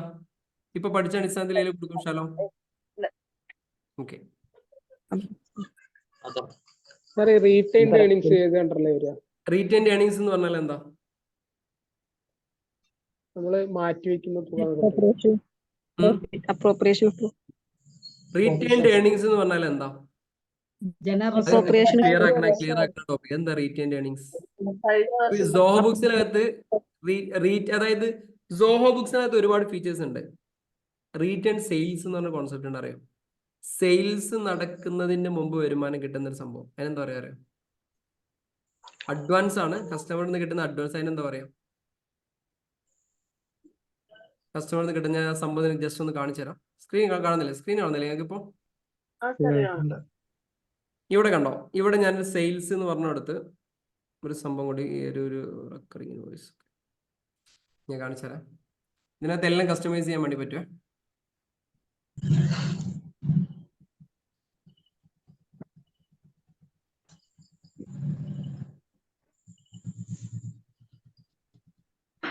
ഇവിടെ സെയിൽസിനകത്ത് റീറ്റെയിനർ ഇൻവോയ്സ് എന്ന് പറഞ്ഞ സംഭവമുണ്ട്. ഇതേക്കുറിച്ച് നിങ്ങൾ എവിടെയും കേട്ടിട്ടുണ്ടോ? റീറ്റെയിനർ ഇൻവോയ്സ്, ഈ സംഭവം കണ്ടോ? ഇവിടെ എവിടെയെങ്കിലും കേട്ടാൽ ഓർമ്മ ഉണ്ടോ? റീറ്റെയിനർ ഇൻവോയ്സ് നേരത്തെ പറഞ്ഞതുമായി കണക്ട് ചെയ്യാൻ പറ്റിയൊരു സാധനമാണ് റീറ്റെയിനർ ഇൻവോയ്സ്. കേട്ടിട്ടില്ല? ഇന്ന് എവിടെയെങ്കിലും എഴുതി നോക്കി. റീറ്റെയിൻഡ് ഏർണിങ്സ് എവിടെയെങ്കിലും എഴുതി നോക്കി, റീറ്റെയിനർ ഇൻവോയ്സ് എവിടെയെങ്കിലും എഴുതി നോക്കി. ഞാൻ ഗ്രൂപ്പ് കുറച്ചേരം തുറന്നു തരട്ടെ. ഈ അസൈൻമെന്റുകൾ നിങ്ങൾ അപ്ഡേറ്റ് ചെയ്യണം. നിങ്ങൾ എത്രത്തോളം ഇതിൽ സീരിയസ് ആണെന്ന് അറിയാൻ വേണ്ടിയിട്ടാണ്. കുറച്ചേരം തുറന്നു തരാം. ഈ സാധനം എന്താ നിങ്ങൾക്ക് പറഞ്ഞു തന്നെ. നിങ്ങൾ കൃത്യമായിട്ട് ഏത് സംഭവം പഠിക്കുകയാണെങ്കിലും കോസ് ആൻഡ് എഫക്റ്റ് വെച്ച് പഠിക്കണേ. ബാലൻസ് ഷീറ്റിൽ എന്ത് സംഭവം പഠിക്കണം, എന്തുകൊണ്ട് ബാലൻസ് ഷീറ്റിൽ ആ ഭാഗത്ത് വന്നു, എന്താണ് അതിന്റെ നാച്ചർ. ഞാൻ നിങ്ങളോട് ഒരു ചോദ്യം ചോദിക്കുമ്പോൾ ഞാൻ ഡീറ്റെയിൽ ആയിട്ട് അതിനെ കുറിച്ച് ചോദിക്കില്ല. അതെന്താന്ന് നിങ്ങളോട് ഞാൻ തിരിച്ചു ചോദിക്കുക ചെയ്യാം. കാരണം അതെന്താണെന്ന് അറിയാതെ വന്നുകൊണ്ടാണ് നിങ്ങൾക്ക് ഇത്രയും കാലം ബാലൻസ് ഷീറ്റ് തെറ്റിയത്. ഇത്രയും കാലം ബാലൻസ് ഷീറ്റ് തെറ്റിയെന്നല്ല, ഇത് എന്താണെന്ന് അറിയാതെ വരുമ്പോൾ ഏറ്റവും വലിയ പ്രശ്നം ഡിഫറൻസ് ഇൻ ഓപ്പണിംഗ് ബാലൻസ് വരും. ബാലൻസ് ഷീറ്റിൽ ടാലിയിലൊക്കെ ഏറ്റവും കൂടുതൽ വരുന്ന പ്രശ്നം ഡിഫറൻസ് ഇൻ ഓപ്പണിംഗ് ബാലൻസ്. അതിന്റെ അർത്ഥം തെറ്റെന്ന് തന്നെയാണ്, അതിന്റെ വേറെ അർത്ഥമൊന്നുമില്ല. സാർ എന്റെ ബേസിക് പാക്കേജിന് എത്ര റേറ്റ് വരുന്നുണ്ട്? ഇതിന്റെ ബേസിക് പാക്കേജിന് എന്ത് കോസ്റ്റ് വരുന്നുണ്ട്? ബേസിക് പാക്കേജിന് GST ഉൾപ്പെടെ 10,000 സംതിങ് വരും. അതിന് ഇൻവോയ്സ് ഒക്കെ നമുക്ക് ഇത് ചെയ്യാൻ പറ്റുമോ? ഞാൻ ഉപയോഗിക്കുന്ന കുറച്ച് പ്രീമിയം വേർഷൻ ആണ്. ഒരു അത്യാവശ്യം എല്ലാ സാധനവും ഉള്ളത്. അതായത് ബുക്സ് ഉണ്ട്, ഇൻവെന്ററി ഉണ്ട്, എക്സ്പെൻസ് ഉണ്ട്, പേറോൾ ഉണ്ട്, എല്ലാം കൂടി ഇൻക്ലൂഡ് ചെയ്തിട്ടുള്ള ഒരു സാധനമാണ് ഞാൻ ഉപയോഗിക്കുന്നത്. 1 year ആണോ? 1 year? 1 year ആണ് ഞാൻ വാങ്ങിക്കുന്ന. കുറച്ച് കാലത്തേക്ക് എടുത്തിട്ടാണ് വാങ്ങിയത്, ലോങ് ടേമിലേക്കാണ്. 1 yearനാണ് ഈ ഒരു ചാർജ് വരുന്നത്. ഒരു ആവറേജ് നോർമൽ ചെറിയ ബിസിനസ്സുകൾക്കൊക്കെ ഏറ്റവും നല്ലത് ഈ സോഹോ ബുക്സ് എന്ന് പറഞ്ഞ 11 രൂപേന്റെ ഉള്ളിൽ വന്നാൽ മതി. അത് എന്തെങ്കിലും എന്നെ കണക്ട് ചെയ്താൽ മതി. ഞാൻ എന്തെങ്കിലും എനിക്കതിൽ ഇത് സംഭവം ഉണ്ട്, റീസെല്ലർ അതുകൊണ്ട് എന്തെങ്കിലും പെർസെൻറ്റേജ് എനിക്ക് അഡ്ജസ്റ്റ് ചെയ്ത് തരാൻ വേണ്ടി പറ്റും. നിങ്ങൾ നേരിട്ട് പോയി കൊടുക്കുകയാണെങ്കിൽ 100% ഈ ഒരു എമൗണ്ട് പ്ലസ് GST കൊടുക്കണം. നമ്മൾ വഴി പോവുകയാണെങ്കിൽ അതിന് നമ്മൾ ഓൾറെഡി അവരുടെ റീറ്റെയിലർ ആയതുകൊണ്ട് നമുക്കത് കിട്ടും. ഓക്കെ, അപ്പൊ ആവശ്യമുള്ള ബിസിനസ് ആരെയും നോക്കിയാൽ മതി. എല്ലാവരും അത് വാങ്ങണമെങ്കിൽ ആവശ്യക്കാരെ പറഞ്ഞു. എന്തായിരുന്നു സാർ ഇത് പേജ് സ്ട്രീം ക്വിക്ക് ബുക്കും ഒക്കെ ആയിട്ട് റിലേറ്റഡ് അല്ലേ? ചെറുതായിട്ട് റിലേഷൻ ഉണ്ട്. പക്ഷെ ക്വിക്ക് ബുക്കും PHP ഒരു സോഫ്റ്റ്വെയർ ആണ്. അത് ക്ലൗഡ് ബേസ്ഡ് അല്ല, ഇത് ക്ലൗഡ് ബേസ്ഡ് ആണ്. അതുമായി ഭയങ്കരമായി ബന്ധമുണ്ട് ഇതിലെ പല സാധനങ്ങൾക്കും. ഇപ്പൊ ഞാൻ പറഞ്ഞ ഈ സാധനങ്ങൾ ഇക്വിറ്റി, ഓണേഴ്സ് ഇക്വിറ്റി എന്ന് പറഞ്ഞ കോൺസെപ്റ്റ് ആണ് ക്വിക്ക് ബുക്കിനകത്ത് കാണാം. ചാർട്ട് ഓഫ് അക്കൗണ്ട്സ് എന്ന് പറഞ്ഞ സംഭവമായിരിക്കും അവിടെ കാണാം. ചാർട്ട് ഓഫ് അക്കൗണ്ട്സ് ഇപ്പം ടാലിയിലും ചാർട്ട് ഓഫ് അക്കൗണ്ട്സ് എന്നുള്ള കാറ്റഗറി തന്നെയാണ് ഇപ്പൊ വരുന്നത്. എല്ലാം ടാലിയും ക്ലൗഡ് ബേസ്ഡ് ഉണ്ടല്ലോ, ക്ലൗഡിൽ ഇൻസ്റ്റാൾ ചെയ്തിട്ട് നമുക്ക് ഉപയോഗിച്ചുകൂടെ? ഇത്ര സുഖമില്ല, യൂസർ ഫ്രണ്ട്ലി അല്ലാന്ന് തോന്നുന്നു അല്ലേ? അത് സിങ്കിങ് ടൈം എടുക്കുന്നുണ്ട്. ഇത് വൺസ് നമ്മളിവിടെ എൻ്റർ ചെയ്ത ഇൻസ്റ്റന്റ് മൊമെന്റിൽ ക്ലൗഡിൽ നേരെ അങ്ങനെ അപ്ലോഡ്. വേറെ ഇതിനിടയിൽ ഒരു സാധനത്തിൽ കയറ്റി മറ്റേടത്തേക്ക് അപ്ലോഡിങ് ഡൗൺലോഡിങ് ഒന്നും ഇല്ല. ഇൻസ്റ്റന്റ് സംഭവം അപ്പൊ തന്നെ നടക്കാം. ഇപ്പൊ ഞാൻ ഇവിടുന്ന് ഒരു പർച്ചേസ് എന്റെ അടിച്ചു കഴിഞ്ഞാൽ ഇപ്പം വേറെ ദുബായിൽ നിന്ന് മലേഷ്യ നോക്കി കഴിഞ്ഞാൽ അവിടെ ആ സാധനം വർക്ക് ചെയ്യണം. കാരണം ഇത് ഓൺലൈനിലാണ് നടക്കുന്നത്. ഇതുപോലെ ആലോചിച്ചു, ഫേസ്ബുക്കിൽ ഒരു പോസ്റ്റ് ചെയ്താൽ ഇൻസ്റ്റന്റ് മൊമെന്റിൽ നടക്കില്ലേ? അതേപോലെ സിങ്കിങ് ഒക്കെ ഫാസ്റ്റ് ആണ്. അതുകൊണ്ടാണ് അതുകൊണ്ട് നിങ്ങൾക്ക് ഇന്നത്തെ കാലത്ത് അക്കൗണ്ട്സിൽ നിങ്ങൾ സോഹോ ബുക്സ് പഠിക്കാണ്ട് പോയി കഴിഞ്ഞാൽ ചോദിക്കുന്നുണ്ട്. ഇപ്പൊ ദുബായിലൊക്കെ നിങ്ങൾ പുറത്ത് വർക്ക് ചെയ്യുന്നുണ്ടെങ്കിൽ ചോദിക്കുന്നുണ്ട് ക്വിക്ക് ബുക്സ് സോഹോ ബുക്സ് അറിയാമെന്ന് തന്നെ ചോദിക്കുന്നുണ്ട്. അറിഞ്ഞാൽ ഒന്നുകൂടി ഫാസ്റ്റ് ആയിട്ട് കിട്ടും. പക്ഷെ എന്നാൽ ഇത് വളരെ സിമ്പിൾ ആയിട്ട് പഠിക്കാവുന്നേ ഉള്ളൂ. ഇതിന് കുറച്ച് ബേസിക്സ് കാര്യങ്ങൾ നമ്മൾ പഠിക്കണം, ബാക്കിയൊക്കെ ഈസിയാണ്. റിപ്പോർട്ടിംഗ് ആണ് മെയിൻ. റിപ്പോർട്ടിംഗ് നമ്മൾ കൃത്യമായിട്ട് പഠിക്കണം. പിന്നെ ഓരോ റീറ്റെയിലർ ഇൻവോയ്സ് പറഞ്ഞ കാര്യങ്ങളൊക്കെ നമ്മൾ കൃത്യമായിട്ട് പഠിക്കാം. ഓക്കെ, ഇതാണ് ചാർട്ട് ഓഫ് അക്കൗണ്ട്സ് എന്ന് പറഞ്ഞ ഈ ഒരു സംഭവം. അപ്പോൾ ഓൾറെഡി ഞാൻ ഒന്നുകൂടി കാണിക്കാം എങ്ങനെയാണ് ചാർട്ട് ഓഫ് അക്കൗണ്ട്സ് എടുക്കുന്നത്. ആദ്യം നേരെ പോകുന്നു, സോഹോ ബുക്സ് ഓപ്പൺ ചെയ്യുന്നു, ഇതിനകത്ത് അക്കൗണ്ടിൽ പോകുന്നു, ചാർട്ട് ഓഫ് അക്കൗണ്ട്സ് ഓപ്പൺ ചെയ്യുന്നു, വലതു ഭാഗത്ത് കാണുന്ന ന്യൂ അക്കൗണ്ട് എടുക്കുന്നു. നമ്മൾ എന്താണോ ചെയ്യാൻ വേണ്ടി പോകുന്നത്, ഉദാഹരണം ഞാനൊരു വെഹിക്കിളാണ് എൻ്റർ ചെയ്യാൻ പോകുന്നത്, ഒരു ഫിക്സഡ് അസെറ്റ് ആണ്. ഞാനിപ്പോൾ ഒരു കാറ് ഒരു എൻ്റർ ചെയ്യണം, അല്ലെങ്കിൽ ഒരു ബൈക്ക് എൻ്റർ ചെയ്യണം, ബൈക്ക്. അപ്പോൾ അത് ഫിക്സഡ് അസെറ്റ് ആണ്. അപ്പോൾ അതിൻ്റെ ഒരു അക്കൗണ്ട് കോഡ് വേണമെങ്കിൽ എനിക്ക് കൊടുക്കാം, 01 02 നമുക്ക് പെട്ടെന്ന് ഐഡന്റിഫൈ ചെയ്യാൻ വേണ്ടിയിട്ട് എന്തെങ്കിലും ഒരു കോഡ് വേണമെങ്കിൽ കൊടുക്കാം. ഇതിനെ വേണമെങ്കിൽ ഒരു സബ് അക്കൗണ്ട് ആക്കി മാറ്റാം. മേക്ക് ദിസ് സബ് അക്കൗണ്ട് ആക്കിയിട്ട് വീണ്ടും ഇതിനകത്ത് വീണ്ടും എന്ത് ചെയ്യാം, നമുക്ക് കയറ്റി കൊടുക്കാൻ വേണ്ടി പറ്റും. നമുക്ക് ഇതിന്റെ ഡിസ്ക്രിപ്ഷൻ ഡീറ്റെയിൽ ആയിട്ട് ഇവിടെ എഴുതി കൊടുക്കാം. ഇവിടെ കണ്ടോ, add to the watch list. ഇതിന്റെ വാച്ച് ലിസ്റ്റിൽ ആഡ് ചെയ്യാൻ വേണ്ടി കൊടുത്തു കഴിഞ്ഞാൽ ശ്രദ്ധിക്കണേ, വാച്ച് ലിസ്റ്റിൽ ആഡ് ചെയ്ത് കൊടുത്തു കഴിഞ്ഞാൽ എന്ത് സംഭവിക്കാറിയോ? എനിക്കിവിടെ ഹോം പേജിനകത്ത് പോയി കഴിഞ്ഞാൽ എൻ്റെ വാച്ച് ലിസ്റ്റിൽ ഇവിടെ ഈ സംഭവം വരും. എൻ്റെ വാച്ച് ലിസ്റ്റിൽ സംഭവം വരും. അപ്പോൾ ഒരു ബിസിനസിന്റെ ഓണർ എന്ത് ചെയ്യും, അയാൾക്ക് എന്തൊക്കെയാണോ, ഏതൊക്കെ ലെഡ്ജറുകളെ കുറിച്ചാണോ അയാൾക്ക് എല്ലാ ദിവസവും അപ്ഡേറ്റ് കിട്ടേണ്ടത്, അതെല്ലാം കൊണ്ടുപോയി വാച്ച് ലിസ്റ്റിലിടും. അപ്പോൾ അയാളെ സംബന്ധിച്ചിടത്തോളം ബാക്കി ഒന്നും നോക്കണ്ട, ഹോം പേജ് നോക്കി കഴിഞ്ഞാൽ എല്ലാം കിട്ടും. ഇപ്പൊ എത്ര ക്യാഷ് ഉണ്ട് നോക്കി വാച്ച് ലിസ്റ്റിൽ ക്യാഷ് നോക്കിയാൽ മതി. ബാങ്ക് എത്ര, ഇപ്പൊ ഞാൻ സൗദിയിൽ ക്രിയേറ്റ് ചെയ്ത മുതലാളിക്ക് ഇത്രേ വേണ്ടുള്ളൂ. ഇപ്പൊ എത്ര ക്യാഷ് ഉണ്ട്, ഏതൊക്കെ ബാങ്കിൽ എത്ര പൈസ ഉണ്ട്, ആരൊക്കെ കയ്യിൽ എത്ര പൈസ ഉണ്ട്, ഇത് എനിക്ക് ഇവിടെ നിന്ന് നോക്കിയാൽ കിട്ടണം. വേറെ ഒന്നുമില്ല. ബാക്കി ബിസിനസ് മാനേജ് ചെയ്യാനൊക്കെ അയാൾക്ക് അറിയാം. ഫണ്ട് ആരുടെയൊക്കെ കയ്യിൽ എത്ര കിടക്കുന്നുണ്ട്, ഏതൊക്കെ ബാങ്കിൽ എത്രയൊക്കെ കിടക്കുന്നുണ്ട്, ആർക്കൊക്കെ കൊടുക്കാൻ, ആരൊക്കെ കിട്ടും, ഇത് ഒരൊറ്റ പേജിൽ നിന്ന് കിട്ടണം. അത് ഈ സംഭവം കിട്ടും. ക്ലിയർ ആയില്ലേ? അത് എന്ത് ചെയ്താൽ മതി, വാച്ച് ലിസ്റ്റ് കൊണ്ടുപോയിട്ട് കഴിഞ്ഞാൽ അവിടെ കിട്ടും. അപ്പൊ എന്താണ് നമുക്ക് ആവശ്യമുള്ളത്, ആ സംഭവത്തിന് എന്ത് ചെയ്യാം, ഇതേപോലെ നമുക്ക് എന്ത് ചെയ്യാം, ഇവിടെ ക്രിയേറ്റ് ചെയ്ത് കൊടുക്കാം. ക്ലിയർ ആയില്ലേ? ഇങ്ങനെയാണ് ചാർട്ട് ഓഫ് അക്കൗണ്ട്സ് നമ്മൾ ക്രിയേറ്റ് ചെയ്യുന്നത്. ഓക്കെ, ഡൗട്ട് ഇല്ല? റീറ്റെയിലർ ഇൻവോയ്സ് എന്താന്ന് പറഞ്ഞില്ലായിരുന്നു. റീറ്റെയിലർ ഇൻവോയ്സ് പറയില്ല, അത് നിങ്ങളോട് തപ്പി പിടിക്കാനാ പറഞ്ഞത്. അയ്യോ, എല്ലാം എന്നെ ഏൽപ്പിച്ചാൽ റീറ്റെയിലർ ഇൻവോയ്സും അറിയില്ല, അതേപോലെ എന്താ പറഞ്ഞ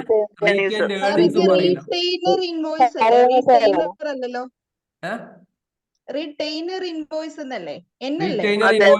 റീറ്റെയിനർ ഇൻവോയ്സും റീറ്റെയിൻഡ് ഏർണിങ്സും, ഈ രണ്ടും ഞാൻ പറയില്ല, രണ്ടും തപ്പണം. ഗൂഗിൾ ചെയ്യാം, മാതാപിതാ ഗൂഗിൾ ദൈവം. ഡീറ്റെയിൽ ആയിട്ട് പറയട്ടോ, നമ്മുടെ അക്കൗണ്ട് സെക്ഷനിൽ അതിനെ കുറിച്ച് ഡീറ്റെയിൽ ആയിട്ട് പറയും. അവിടെ റീറ്റെയിൻ ഏർണിങ്സ് എങ്ങനെയാണ്, അപ്രോപ്രിയേഷൻ എങ്ങനെയാണ്, പ്രോഫിറ്റ് നമ്മൾ എമൗണ്ടുകൾ എങ്ങനെയാണ് മാറ്റി വെക്കുന്നത്, മാറ്റി വെച്ചിട്ട് ഓരോ വർഷത്തേക്കും ക്യാപിറ്റൽ എങ്ങനെ ഇൻക്രിമെന്റ് ചെയ്യുന്നു, അഡീഷണൽ പർച്ചേസ് എങ്ങനെ നടത്തുന്നു, റീപർച്ചേസിങ് എങ്ങനെ നടത്തുന്നു, പ്രൊഡക്റ്റുകൾ എങ്ങനെ ആഡ് ചെയ്യുന്നൊക്കെ നമ്മളവിടെ ടാലിയുടെ സെഷനിൽ പറയും. അവിടെ ശ്രദ്ധിച്ചാൽ മതി. ഓക്കെ, ഇപ്പോൾ നിങ്ങൾ അതേക്കുറിച്ച് പഠിക്കണം. ഓക്കെ, ഇനി ശ്രദ്ധിക്കാം. അപ്പോൾ നമ്മൾ ഓൾറെഡി ലെഡ്ജർ ക്രിയേറ്റ് ചെയ്തു. ഇനി നിങ്ങൾ ഒരു പുതിയൊരു ബിസിനസിന്റെ അക്കൗണ്ട്സ് ആണ് നിങ്ങൾക്ക് കിട്ടുന്നത് വിചാരിച്ചോളൂ. പുതിയ ഒരു ബിസിനസിന്റെ അക്കൗണ്ട്സ് ആണ് നിങ്ങൾക്ക് കിട്ടുന്നതായിരിക്കും. അങ്ങനെയാണെങ്കിൽ കഴിഞ്ഞ മുതലാളി നിങ്ങളോട് പറഞ്ഞിട്ടുണ്ടാവും, എടാ അസറ്റ് ഇത്രയാണ്, ഫാൻ ഇത്ര കൊടുത്തു, ബിൽഡിങ്ങിന് ഇത്ര കൊടുത്തു, ഫർണിച്ചറിന് ഇത്ര കൊടുത്തു, അതിന് ബാലൻസ് ഇത്ര ഉണ്ടാവും, ഇന്ന സാധനത്തിൽ ഇത്ര എടുത്തു, ക്യാഷ് ബാലൻസ് ഇത്രയുള്ളത്, ബാങ്കിൽ ഇത്ര ബാലൻസ് ഉണ്ട്. ഇതിന്റെ ഒക്കെ ഒരു സ്റ്റേറ്റ്മെന്റ് കിട്ടിക്കഴിഞ്ഞാൽ അത് നമ്മളതിന് ബാലൻസ് ആക്കിയിട്ട് ഇവിടെ ഇടും അല്ലേ. അതെങ്ങനെയാണ് ഒരു ലെഡ്ജറിന് നമ്മൾ ബാലൻസ് എങ്ങനെയാണ് ഇതിനകത്ത് ചെയ്യുക എന്നുള്ളതാണ് ഇനി പറയുന്നത്. ബാലൻസ് എങ്ങനെയാണ്, ഇതിൽ കസ്റ്റമൈസേഷൻ ഓപ്ഷൻ ഉണ്ട്. പക്ഷെ ഞാൻ കസ്റ്റമൈസേഷൻ പറഞ്ഞ് നിങ്ങളെ കൺഫ്യൂഷൻ ആക്കുന്നില്ല. ഇവിടെ നമ്മൾ ചാർട്ട് ഓഫ് അക്കൗണ്ട്സ് ക്രിയേറ്റ് ചെയ്യുന്ന സമയത്ത് തന്നെ നമുക്കവിടെ ഓപ്പണിംഗ് ബാലൻസ് കൊടുക്കാനുള്ള ഓപ്ഷൻ ഉണ്ട്. അത് നമ്മൾ ഇതിൽ കസ്റ്റമൈസ് ചെയ്യണം സെറ്റിംഗ്സിൽ പോയിട്ട്. പക്ഷെ ഞാൻ അത് പറയാതെ ഓപ്പണിംഗ് ബാലൻസ് എങ്ങനെയാണ് കൊടുക്കുന്നത് നോക്കാം. ഇവിടെ ഈ സെറ്റിംഗ്സിൽ പോവാം, ശ്രദ്ധിക്കണേ.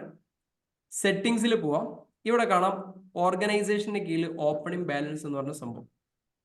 ഓപ്പണിംഗ് ബാലൻസ് എന്ന് പറഞ്ഞ സംഭവം ശ്രദ്ധിക്കാം. സെറ്റിംഗ്സിൽ പോവാം. അല്ല, നോർമൽ ഈ ഒരു സംഭവത്തിന്റെ സെറ്റിംഗ്സ് ഞാൻ എല്ലാം ഓഫ് ചെയ്യാം. ബാക്കിട്ട് പോവാം. നോക്കേ, ശ്രദ്ധിച്ചോളി. ഇതാണല്ലോ അതിന്റെ പ്ലാറ്റ്ഫോം. ഇവിടെ കാണാം, ഏറ്റവും മുകളിൽ കാണാം സെറ്റിംഗ്സ്. അവിടെ ക്ലിക്ക് ചെയ്യാം. അവിടെ ക്ലിക്ക് ചെയ്യുന്ന സമയത്ത് organisation, tax and compliance, preference, item, sales എന്നൊക്കെ ഒരുപാട് ഓപ്ഷൻ ഉണ്ടാവും. ഇവിടെ ഓർഗനൈസേഷന്റെ താഴത്ത് ഉണ്ടാവും ഓപ്പണിംഗ് ബാലൻസ് എന്നൊരു സംഭവം. ഇവിടെ ക്ലിക്ക് ചെയ്യാം. ഇവിടെ ക്ലിക്ക് ചെയ്ത് കഴിഞ്ഞാൽ ഇവിടെ ഒരു എഡിറ്റ് എന്നൊരു ഓപ്ഷൻ ഉണ്ടാവും. എഡിറ്റിൽ നമ്മൾ കൊടുത്ത എല്ലാ സാധനങ്ങളും ഇവിടെ ഉണ്ടാവും. ഉദാഹരണം അസറ്റ്, ഞാനിവിടെ ബൈക്ക് കൊടുത്തിട്ടുണ്ടെങ്കിൽ ആ ബൈക്ക് ഇവിടെ ഉണ്ടാവും. ഇവിടെ ഒരു 65,000 രൂപ വിലയാണെങ്കിൽ എന്ത് ചെയ്യാം, 65,000 രൂപ ഇവിടെ കാണിക്കാം, സേവ് ചെയ്യാം. ക്ലിയർ ആയോ? ഇങ്ങനെയാണ് ഇതിനകത്ത് ഓപ്പണിംഗ് ബാലൻസ് എൻ്റർ ചെയ്യാം. അപ്പൊ നമ്മൾ എന്ത് ചെയ്യാം, ആദ്യം എല്ലാ ലെഡ്ജറുകളും എന്ത് ചെയ്യാം, എല്ലാ ചാർട്ട് ഓഫ് അക്കൗണ്ട്സുകളും കൃത്യമായിട്ട് ഉണ്ടാക്കാം. ഉണ്ടാക്കി കഴിഞ്ഞതിന് ശേഷം എന്ത് ചെയ്യാം, ചാർട്ട് ഓഫ് അക്കൗണ്ട്സുകൾ ഉണ്ടാക്കിയതിന് ശേഷം ഈ രീതിയിൽ സെറ്റിംഗ്സിൽ പോയിട്ട് ഓപ്പണിംഗ് ബാലൻസ് കൊടുക്കാം. കുറച്ചും കൂടി അഡ്വാൻസ് ആയി പഠിക്കുന്ന സമയത്ത് ആ ചാർട്ട് ഓഫ് അക്കൗണ്ട്സ് കൊടുക്കുന്ന സ്ഥലത്ത് തന്നെ നമുക്ക് ഒരു ടാബിളും കൂടി ഉണ്ടാക്കിയിട്ട് ഒരു എമൗണ്ടും കൂടി അവിടെ സെറ്റ് ചെയ്യാൻ വേണ്ടി പറ്റും, കസ്റ്റമൈസേഷൻ ചെയ്യാൻ വേണ്ടി പറ്റും. അത് നമ്മൾ പിന്നീട് പറയാം. എല്ലാം കൂടെ ഒന്നിച്ച് പഠിക്കുമ്പോൾ കൺഫ്യൂഷൻ. ഇപ്പൊ നിങ്ങൾ ചാർട്ട് ഓഫ് അക്കൗണ്ട്സ് അവിടെ ഉണ്ടാക്കാനും അതിൽ ഓപ്പണിംഗ് ബാലൻസ് ഈ രീതിയിൽ കൊടുക്കുക എന്നുള്ളത് പഠിക്കാം. സെറ്റാണോ? അപ്പൊ നിങ്ങൾ ഇതൊരു പുതിയ സ്ഥാപനം കിട്ടുകയാണെങ്കിൽ നിങ്ങൾ എന്ത് ചെയ്യണം, കഴിഞ്ഞ വർഷത്തെ ക്ലോസിംഗ് അത് ഇപ്രാവശ്യത്തെ ഓപ്പണിംഗ് ബാലൻസ് ആക്കിയിട്ട് എന്ത് ചെയ്യണം, ഇട്ടിട്ട് വേണം നിങ്ങളെ അക്കൗണ്ട്സ് ഓപ്പറേറ്റ് ചെയ്യാൻ. സെറ്റ് ആയെന്ന് വിചാരിക്കണം. ഇതുവരെ പറഞ്ഞ കാര്യങ്ങൾ ഓക്കെ ആണെങ്കിൽ ഒന്ന് ചാറ്റ് ബോക്സിൽ ലെസ് എന്ന് ടൈപ്പ് ചെയ്ത്. ബോറടിക്കുന്നുണ്ടോ? സമയം 9:15 9:30.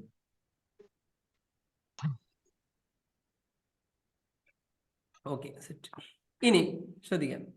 അപ്പൊ നമ്മൾ നമ്മുടെ ബിസിനസിന്റെ എല്ലാ ലെഡ്ജറുകളും എല്ലാ ചാർട്ട് ഓഫ് അക്കൗണ്ട്സുകളും ഇതിനകത്ത് ക്രിയേറ്റ് ചെയ്ത് കഴിഞ്ഞു. ഇനി നമുക്ക് സാധാരണ രീതിയിൽ ബിസിനസ്സിൽ എന്തൊക്കെ ട്രാൻസാക്ഷൻ നടക്കാം? സെയിൽ നടക്കും, പർച്ചേസ് നടക്കും, പർച്ചേസ് ഓർഡർ നടക്കും, സെയിൽസ് ഓർഡർ നടക്കും. പിന്നെന്തൊക്കെ നടക്കാം? റെക്കറിങ് സെയിൽസ് നടക്കും അല്ലേ? എല്ലാ മാസവും 1-ാം തീയതി സെയിൽ നടക്കും. അങ്ങനത്തെ കേസുകളില്ലേ? ഇപ്പൊ എന്താ പറയാ, ഫോൺ ബില്ല് എന്താ സംഭവിക്കാം? എല്ലാ മാസം സംഭവം നടക്കും. ചിലത് ഫിക്സഡ് സംഖ്യ നടക്കും അല്ലെ? ഇപ്പൊ ഞാൻ എടുക്കുന്ന നെറ്റിന്റെ കണക്ഷൻ 990 എല്ലാ മാസം 990 ആണ് ഫിക്സഡ് ആയിട്ടുള്ള സംഖ്യ. അതിന് കൂടുതൽ നമുക്ക് യൂസേജ് വരാത്തോണ്ട് അറിയില്ല. എല്ലാ മാസം അതെന്ത് ചെയ്യാ, വൺസ് സെറ്റ് ചെയ്ത് കഴിഞ്ഞാൽ എല്ലാ മാസം എന്ത് ചെയ്യും, ഓട്ടോമാറ്റിക് ആയിട്ട് സംഭവം നടക്കും. പേയ്മെന്റ് ഇതേപോലെ നടക്കും കേട്ടോ. ഈ ഒരു സോഫ്റ്റ്വെയറിനകത്ത് പേയ്മെന്റ് സോഫ്റ്റ്വെയറുമായി ഇന്റഗ്രേറ്റ് ചെയ്ത് കഴിഞ്ഞാൽ, ഉദാഹരണം ജെറി എനിക്ക് എല്ലാ മാസം ഒരു 10,000 രൂപ തരാനുണ്ടെന്ന് വിചാരിക്കും. 10,000 രൂപയുടെ ബില്ല് ഞാൻ 1-ാം തീയതി കൊടുക്കും. 2-ാം തീയതി ജെറിൻ്റെ അടുത്ത് എൻ്റെ അക്കൗണ്ടിൽ ക്രെഡിറ്റ് ആണോ? ജെറിൻ്റെ അക്കൗണ്ടും ബാങ്ക് അക്കൗണ്ടും എൻ്റെ സോഹോ ബുക്സിൻ്റെ അക്കൗണ്ട് ഇന്റഗ്രേറ്റ് ചെയ്ത് കഴിഞ്ഞാൽ എല്ലാ മാസവും ആ പൈസ എന്താവും, ഓട്ടോമാറ്റിക്കായിട്ട് ഇങ്ങോട്ടേക്ക് ക്രെഡിറ്റ് ആയി വരും. ഈ കാണില്ലേ ഓട്ടോ ഡെബിറ്റ് എന്ന് പറഞ്ഞ സംഭവമില്ലേ, ആ സംഭവം ഇതിനകത്ത് സെറ്റ് ചെയ്യാൻ വേണ്ടി പറ്റും. എന്ത് ഈസിയാണ് നിങ്ങൾ ആലോചിച്ച് നോക്കൂ. എല്ലാവരും അങ്ങനെ ഓട്ടോ ഡെബിറ്റ് വെച്ച് കൊടുത്തു കഴിഞ്ഞാൽ അവരുടെ ബാങ്ക് അക്കൗണ്ട് ക്രെഡിറ്റോ, ഇവിടെ ഓട്ടോമാറ്റിക് ക്രെഡിറ്റോ എന്ന് അപ്രോച്ച് നടക്കുന്നു, ഇങ്ങനെ നടക്കുന്നു, എന്തൊക്കെ കാര്യങ്ങളാണ്. ഇപ്പം മനുഷ്യന്മാരില്ലാതെ തന്നെ ഈ സംഭവം ചെയ്യുന്ന രീതിയിലേക്കൊക്കെ പോകും. ഇപ്പോൾ ഇപ്പോൾ ഏതെങ്കിലും ഒരു ഉദാഹരണം ഒരു കോഴ്സ് സെയിൽ ചെയ്യുന്നു. ഉദാഹരണം ഞാനൊരു അക്കൗണ്ടിങ് കോഴ്സ് സെയിൽ 1 ലക്ഷം രൂപയുടെ ഒരു അക്കൗണ്ടിങ് കോഴ്സ് സെയിൽ ചെയ്യാണ്. ഇപ്പൊ ജെറിൻ ഒരു EMI അടിസ്ഥാനത്തിലാണ് ചെയ്തതെന്ന് വിചാരിക്കും. ആദ്യം എല്ലാ മാസം 10,000 രൂപ വെച്ച് തരണം. 10 മാസം 10,000. ഇതിങ്ങൾക്ക് ഓൾറെഡി ജെറിന്റെ അക്കൗണ്ട് എൻ്റെ ഈ സംഭവങ്ങളായിട്ട് ഇന്റഗ്രേറ്റ് ചെയ്ത് കഴിഞ്ഞാൽ എല്ലാ മാസം ഓട്ടോമാറ്റിക്കായിട്ട് ജെറിനെ വിളിക്കേണ്ട ആവശ്യമൊന്നുമില്ല. ഓട്ടോമാറ്റിക്കായിട്ട് അക്കൗണ്ടിൽ പോകും. ഇല്ലെങ്കിൽ ആ ബൗൺസിങ് ചാർജ് അടക്കം ഇങ്ങോട്ടേക്ക് അടുത്ത മാസം വരും. ഒരു പ്രാവശ്യം ചെക്ക് പ്രസന്റ് ചെയ്യാം. അത് അന്ന് കിട്ടിയില്ലെങ്കിൽ രണ്ടാമത് ചെക്ക് പ്രസന്റ് ചെയ്യാം. മൂന്നാമത്തെ അങ്ങനെയുള്ള ഓപ്ഷൻസ് ഒക്കെ ഇതിനകത്ത് സെറ്റ് ചെയ്യാൻ വേണ്ടി പറ്റും. എങ്ങനെയുണ്ട്? പൊളിയല്ലേ? എങ്ങനെയാ ചെയ്യുന്നേ? പർച്ചേസ് റിട്ടേണും സെയിൽസ് റിട്ടേണും ഒക്കെ വരുമ്പോ സെയിൽസും പർച്ചേസ് റിട്ടേണും സെയിൽസ് റിട്ടേണും ഒക്കെ വരുമ്പോ ഇതിനകത്ത് ചെയ്യാൻ വേണ്ടി പറ്റും. ഇതിനകത്ത് ഓപ്ഷൻസ് ഉണ്ട്. Purchase return, sales return. ഇപ്പൊ സ്ക്രീൻ കാണുന്നുണ്ടല്ലോ അല്ലെ? ഇതിലെല്ലാം ഓരോന്നും പഠിക്കണം. ഞാനിപ്പോ അത്രയും ഡീറ്റെയിൽ ഉള്ളിലേക്ക് പോകുന്നില്ല. ഇവിടെ സെയിൽസ് ഓർഡർ ഉണ്ട്. ഇവിടെ കണ്ടോ ക്രെഡിറ്റ് നോട്ട്, സെയിൽസ് റിട്ടേൺ കിട്ടിയില്ലേ? പർച്ചേസ് ഇതാ ഇവിടെ ഉണ്ട്. പർച്ചേസ് റിട്ടേൺ എന്താ? വെൻഡർ ക്രെഡിറ്റ് എന്നാണ് പർച്ചേസ് റിട്ടേൺ ഇതാ ഇവിടെ. കൊട്ടേഷൻ കൊടുക്കാനുള്ള ഓപ്ഷൻ ഉണ്ടോ? കൊട്ടേഷൻ ആണോ? കൊട്ടേഷൻ എന്താ? സെയിൽസിൽ കോഡ്സ്. ഓക്കെ, കൊട്ടേഷൻ ഇതാ. ഇപ്പം സാധാരണ രീതിയിൽ സെയിൽസിന്റെ ഒരു പ്രൊസീജിയർ ഉണ്ട്. നമ്മൾ ചെയ്യുന്ന രീതിയിൽ എങ്ങനെയാ സെയിൽസിന്റെ പ്രൊസീജിയർ? ആദ്യം നമ്മളൊരു കൊട്ടേഷൻ കൊടുക്കും. കൊട്ടേഷൻ പിന്നെ കസ്റ്റമർ എന്ത് ചെയ്യും? അഗ്രി ചെയ്യും. ചില കസ്റ്റമർ ഡിസഗ്രി ചെയ്യും. അങ്ങനെയാണെങ്കിൽ ആ കച്ചവടം നടക്കൂല. ചിലത് അഗ്രി ചെയ്ത് കഴിഞ്ഞാൽ കസ്റ്റമർ എന്ത് ചെയ്യും? മാർക്കസ് എന്താണ് അഗ്രീഡ് എന്നോ റിസീവ്ഡ് എന്നോ അങ്ങനെ എന്ത് കാണിക്കും. അഗ്രി ചെയ്ത് കഴിഞ്ഞാൽ ചിലപ്പോൾ അയാൾ ഈ പറഞ്ഞ കൊട്ടേഷൻ കൊടുത്തതിനേക്കാൾ മുകളിലുള്ള സാധനം ചിലപ്പോൾ ഓർഡർ ചെയ്യും. മീൻസ് ജമാൽക്ക് എന്നോട് ഒരു കൊട്ടേഷൻ ഒരു 100 കൊട്ടേഷൻ കൊടുത്തു. ഞാനൊരു അത്യാവശ്യം നല്ല രീതിയിൽ പ്രൈസ് കൊടുത്ത് അപ്പൊ ജമാൽക്ക് ഒരു 200 ആയിക്കോട്ടെ എന്ന് പറയും. ഇല്ല, ഇങ്ങനെയൊക്കെ സംഭവിക്കൂലേ? ഈ ഒരു കൊട്ടേഷൻ നമ്മൾ എന്താക്കി മാറ്റും? സെയിൽസ് ഓർഡർ ആക്കി മാറ്റും. ഈ സെയിൽസ് ഓർഡറെ പിന്നീട് നമ്മൾ എന്താക്കും? സെയിൽസ് ആക്കി മാറ്റും. ഇതെല്ലാം ടിക് ടിക് ടിക് തന്നെ 3-4 ക്ലിക്കിനകത്ത് ഇവിടെ തീർക്കാൻ വേണ്ടി പറ്റുന്ന അർത്ഥം. പർച്ചേസിന്റെ കേസ് എടുത്തോളി. നേരെ പർച്ചേസ് ഇതേപോലെ ചെയ്യാം. Purchase order, then purchase. ഈ റെസിപ്റ്റ് നോട്ട്, ഡെലിവറി നോട്ടീസ് സംഭവങ്ങളൊക്കെ ഇല്ലേ, ഒക്കെ ഇതിനകത്ത് എന്ത് ചെയ്യാൻ പറ്റും? നമുക്ക് വൃത്തിയിൽ ചെയ്യാൻ പറ്റും. റീറ്റെയിനർ ഇൻവോയ്സുകൾ എങ്ങനെയാണ് ചെയ്യുന്നത്? ഇല്ലേ, പൈസ കിട്ടാത്ത രീതിയിലുള്ള ചിലത് അഡ്വാൻസ് ആയിട്ട് പൈസ കിട്ടും. സെയിലൊന്നും അടിക്കൂല. ഇപ്പൊ ഉദാഹരണം ജമാൽക്കിനോട് വാക്കാല് പറഞ്ഞു വെച്ചിട്ടുണ്ട്, എനിക്ക് 1 ലക്ഷം 2 ലക്ഷം രൂപ എൻ്റെ സാധനം വേണം, ഒരു 10,000 പിടിച്ചോ. അങ്ങനെ 10,000 അഡ്വാൻസ് തന്നു. ഇതിനകത്ത് ഞാൻ സാധാരണ രീതിയിൽ ടാലിയിലൊക്കെ ആണെങ്കിൽ നമ്മൾ ആ ലെഡ്ജറിലേക്ക് നമുക്ക് റെസിപ്റ്റ് വെക്കും. പക്ഷെ ഇവിടെ വേറൊരു രീതിയിലാണ് റീറ്റെയിനർ കേസിലാണ് വെക്കുക. പിന്നീട് ആ എമൗണ്ട് നമ്മുടെ സെയിൽസ് എമൗണ്ടുമായിട്ട് കണക്ട് ചെയ്യാണ് ചെയ്യാം. ക്ലിയർ ആയി? സാറിന്റെ ഹോം പേജ് എടുത്തപ്പോഴേ അതിനകത്ത് റീറ്റെയിലർ ഇൻവോയ്സ് വന്നിട്ടുണ്ട്. പക്ഷെ എന്റെ അതിനകത്ത് റെക്കറിംഗ് ഇൻവോയ്സ് മാത്രം വന്നുള്ളൂ. അതെന്തത്? എന്റെ അകത്ത് നിങ്ങൾ സ്റ്റോക്ക് ഒന്നും എടുത്ത ഐറ്റംസ് എടുത്തേ? ഐറ്റംസോ? ഇത്ര ഐറ്റംസ് ഉണ്ട് നിങ്ങളിൽ? എന്റെ അകത്ത് സെയിൽസിനകത്ത് ഈ റീറ്റെയിലർ ഇൻവോയ്സ് ഇല്ല. ബാക്കിയുണ്ട്. ഐറ്റം ഉണ്ട്, ബാങ്കിങ് ഉണ്ട്, സെയിൽസ് ഉണ്ട്, പർച്ചേസ് ഉണ്ട്. അല്ല, ഈ ഐറ്റംസിന്റെ ഉള്ളിലേക്ക് ഒന്ന് കയറി നോക്ക് എന്തൊക്കെയുള്ള ഐറ്റംസോ? ഐറ്റംസിനകത്ത്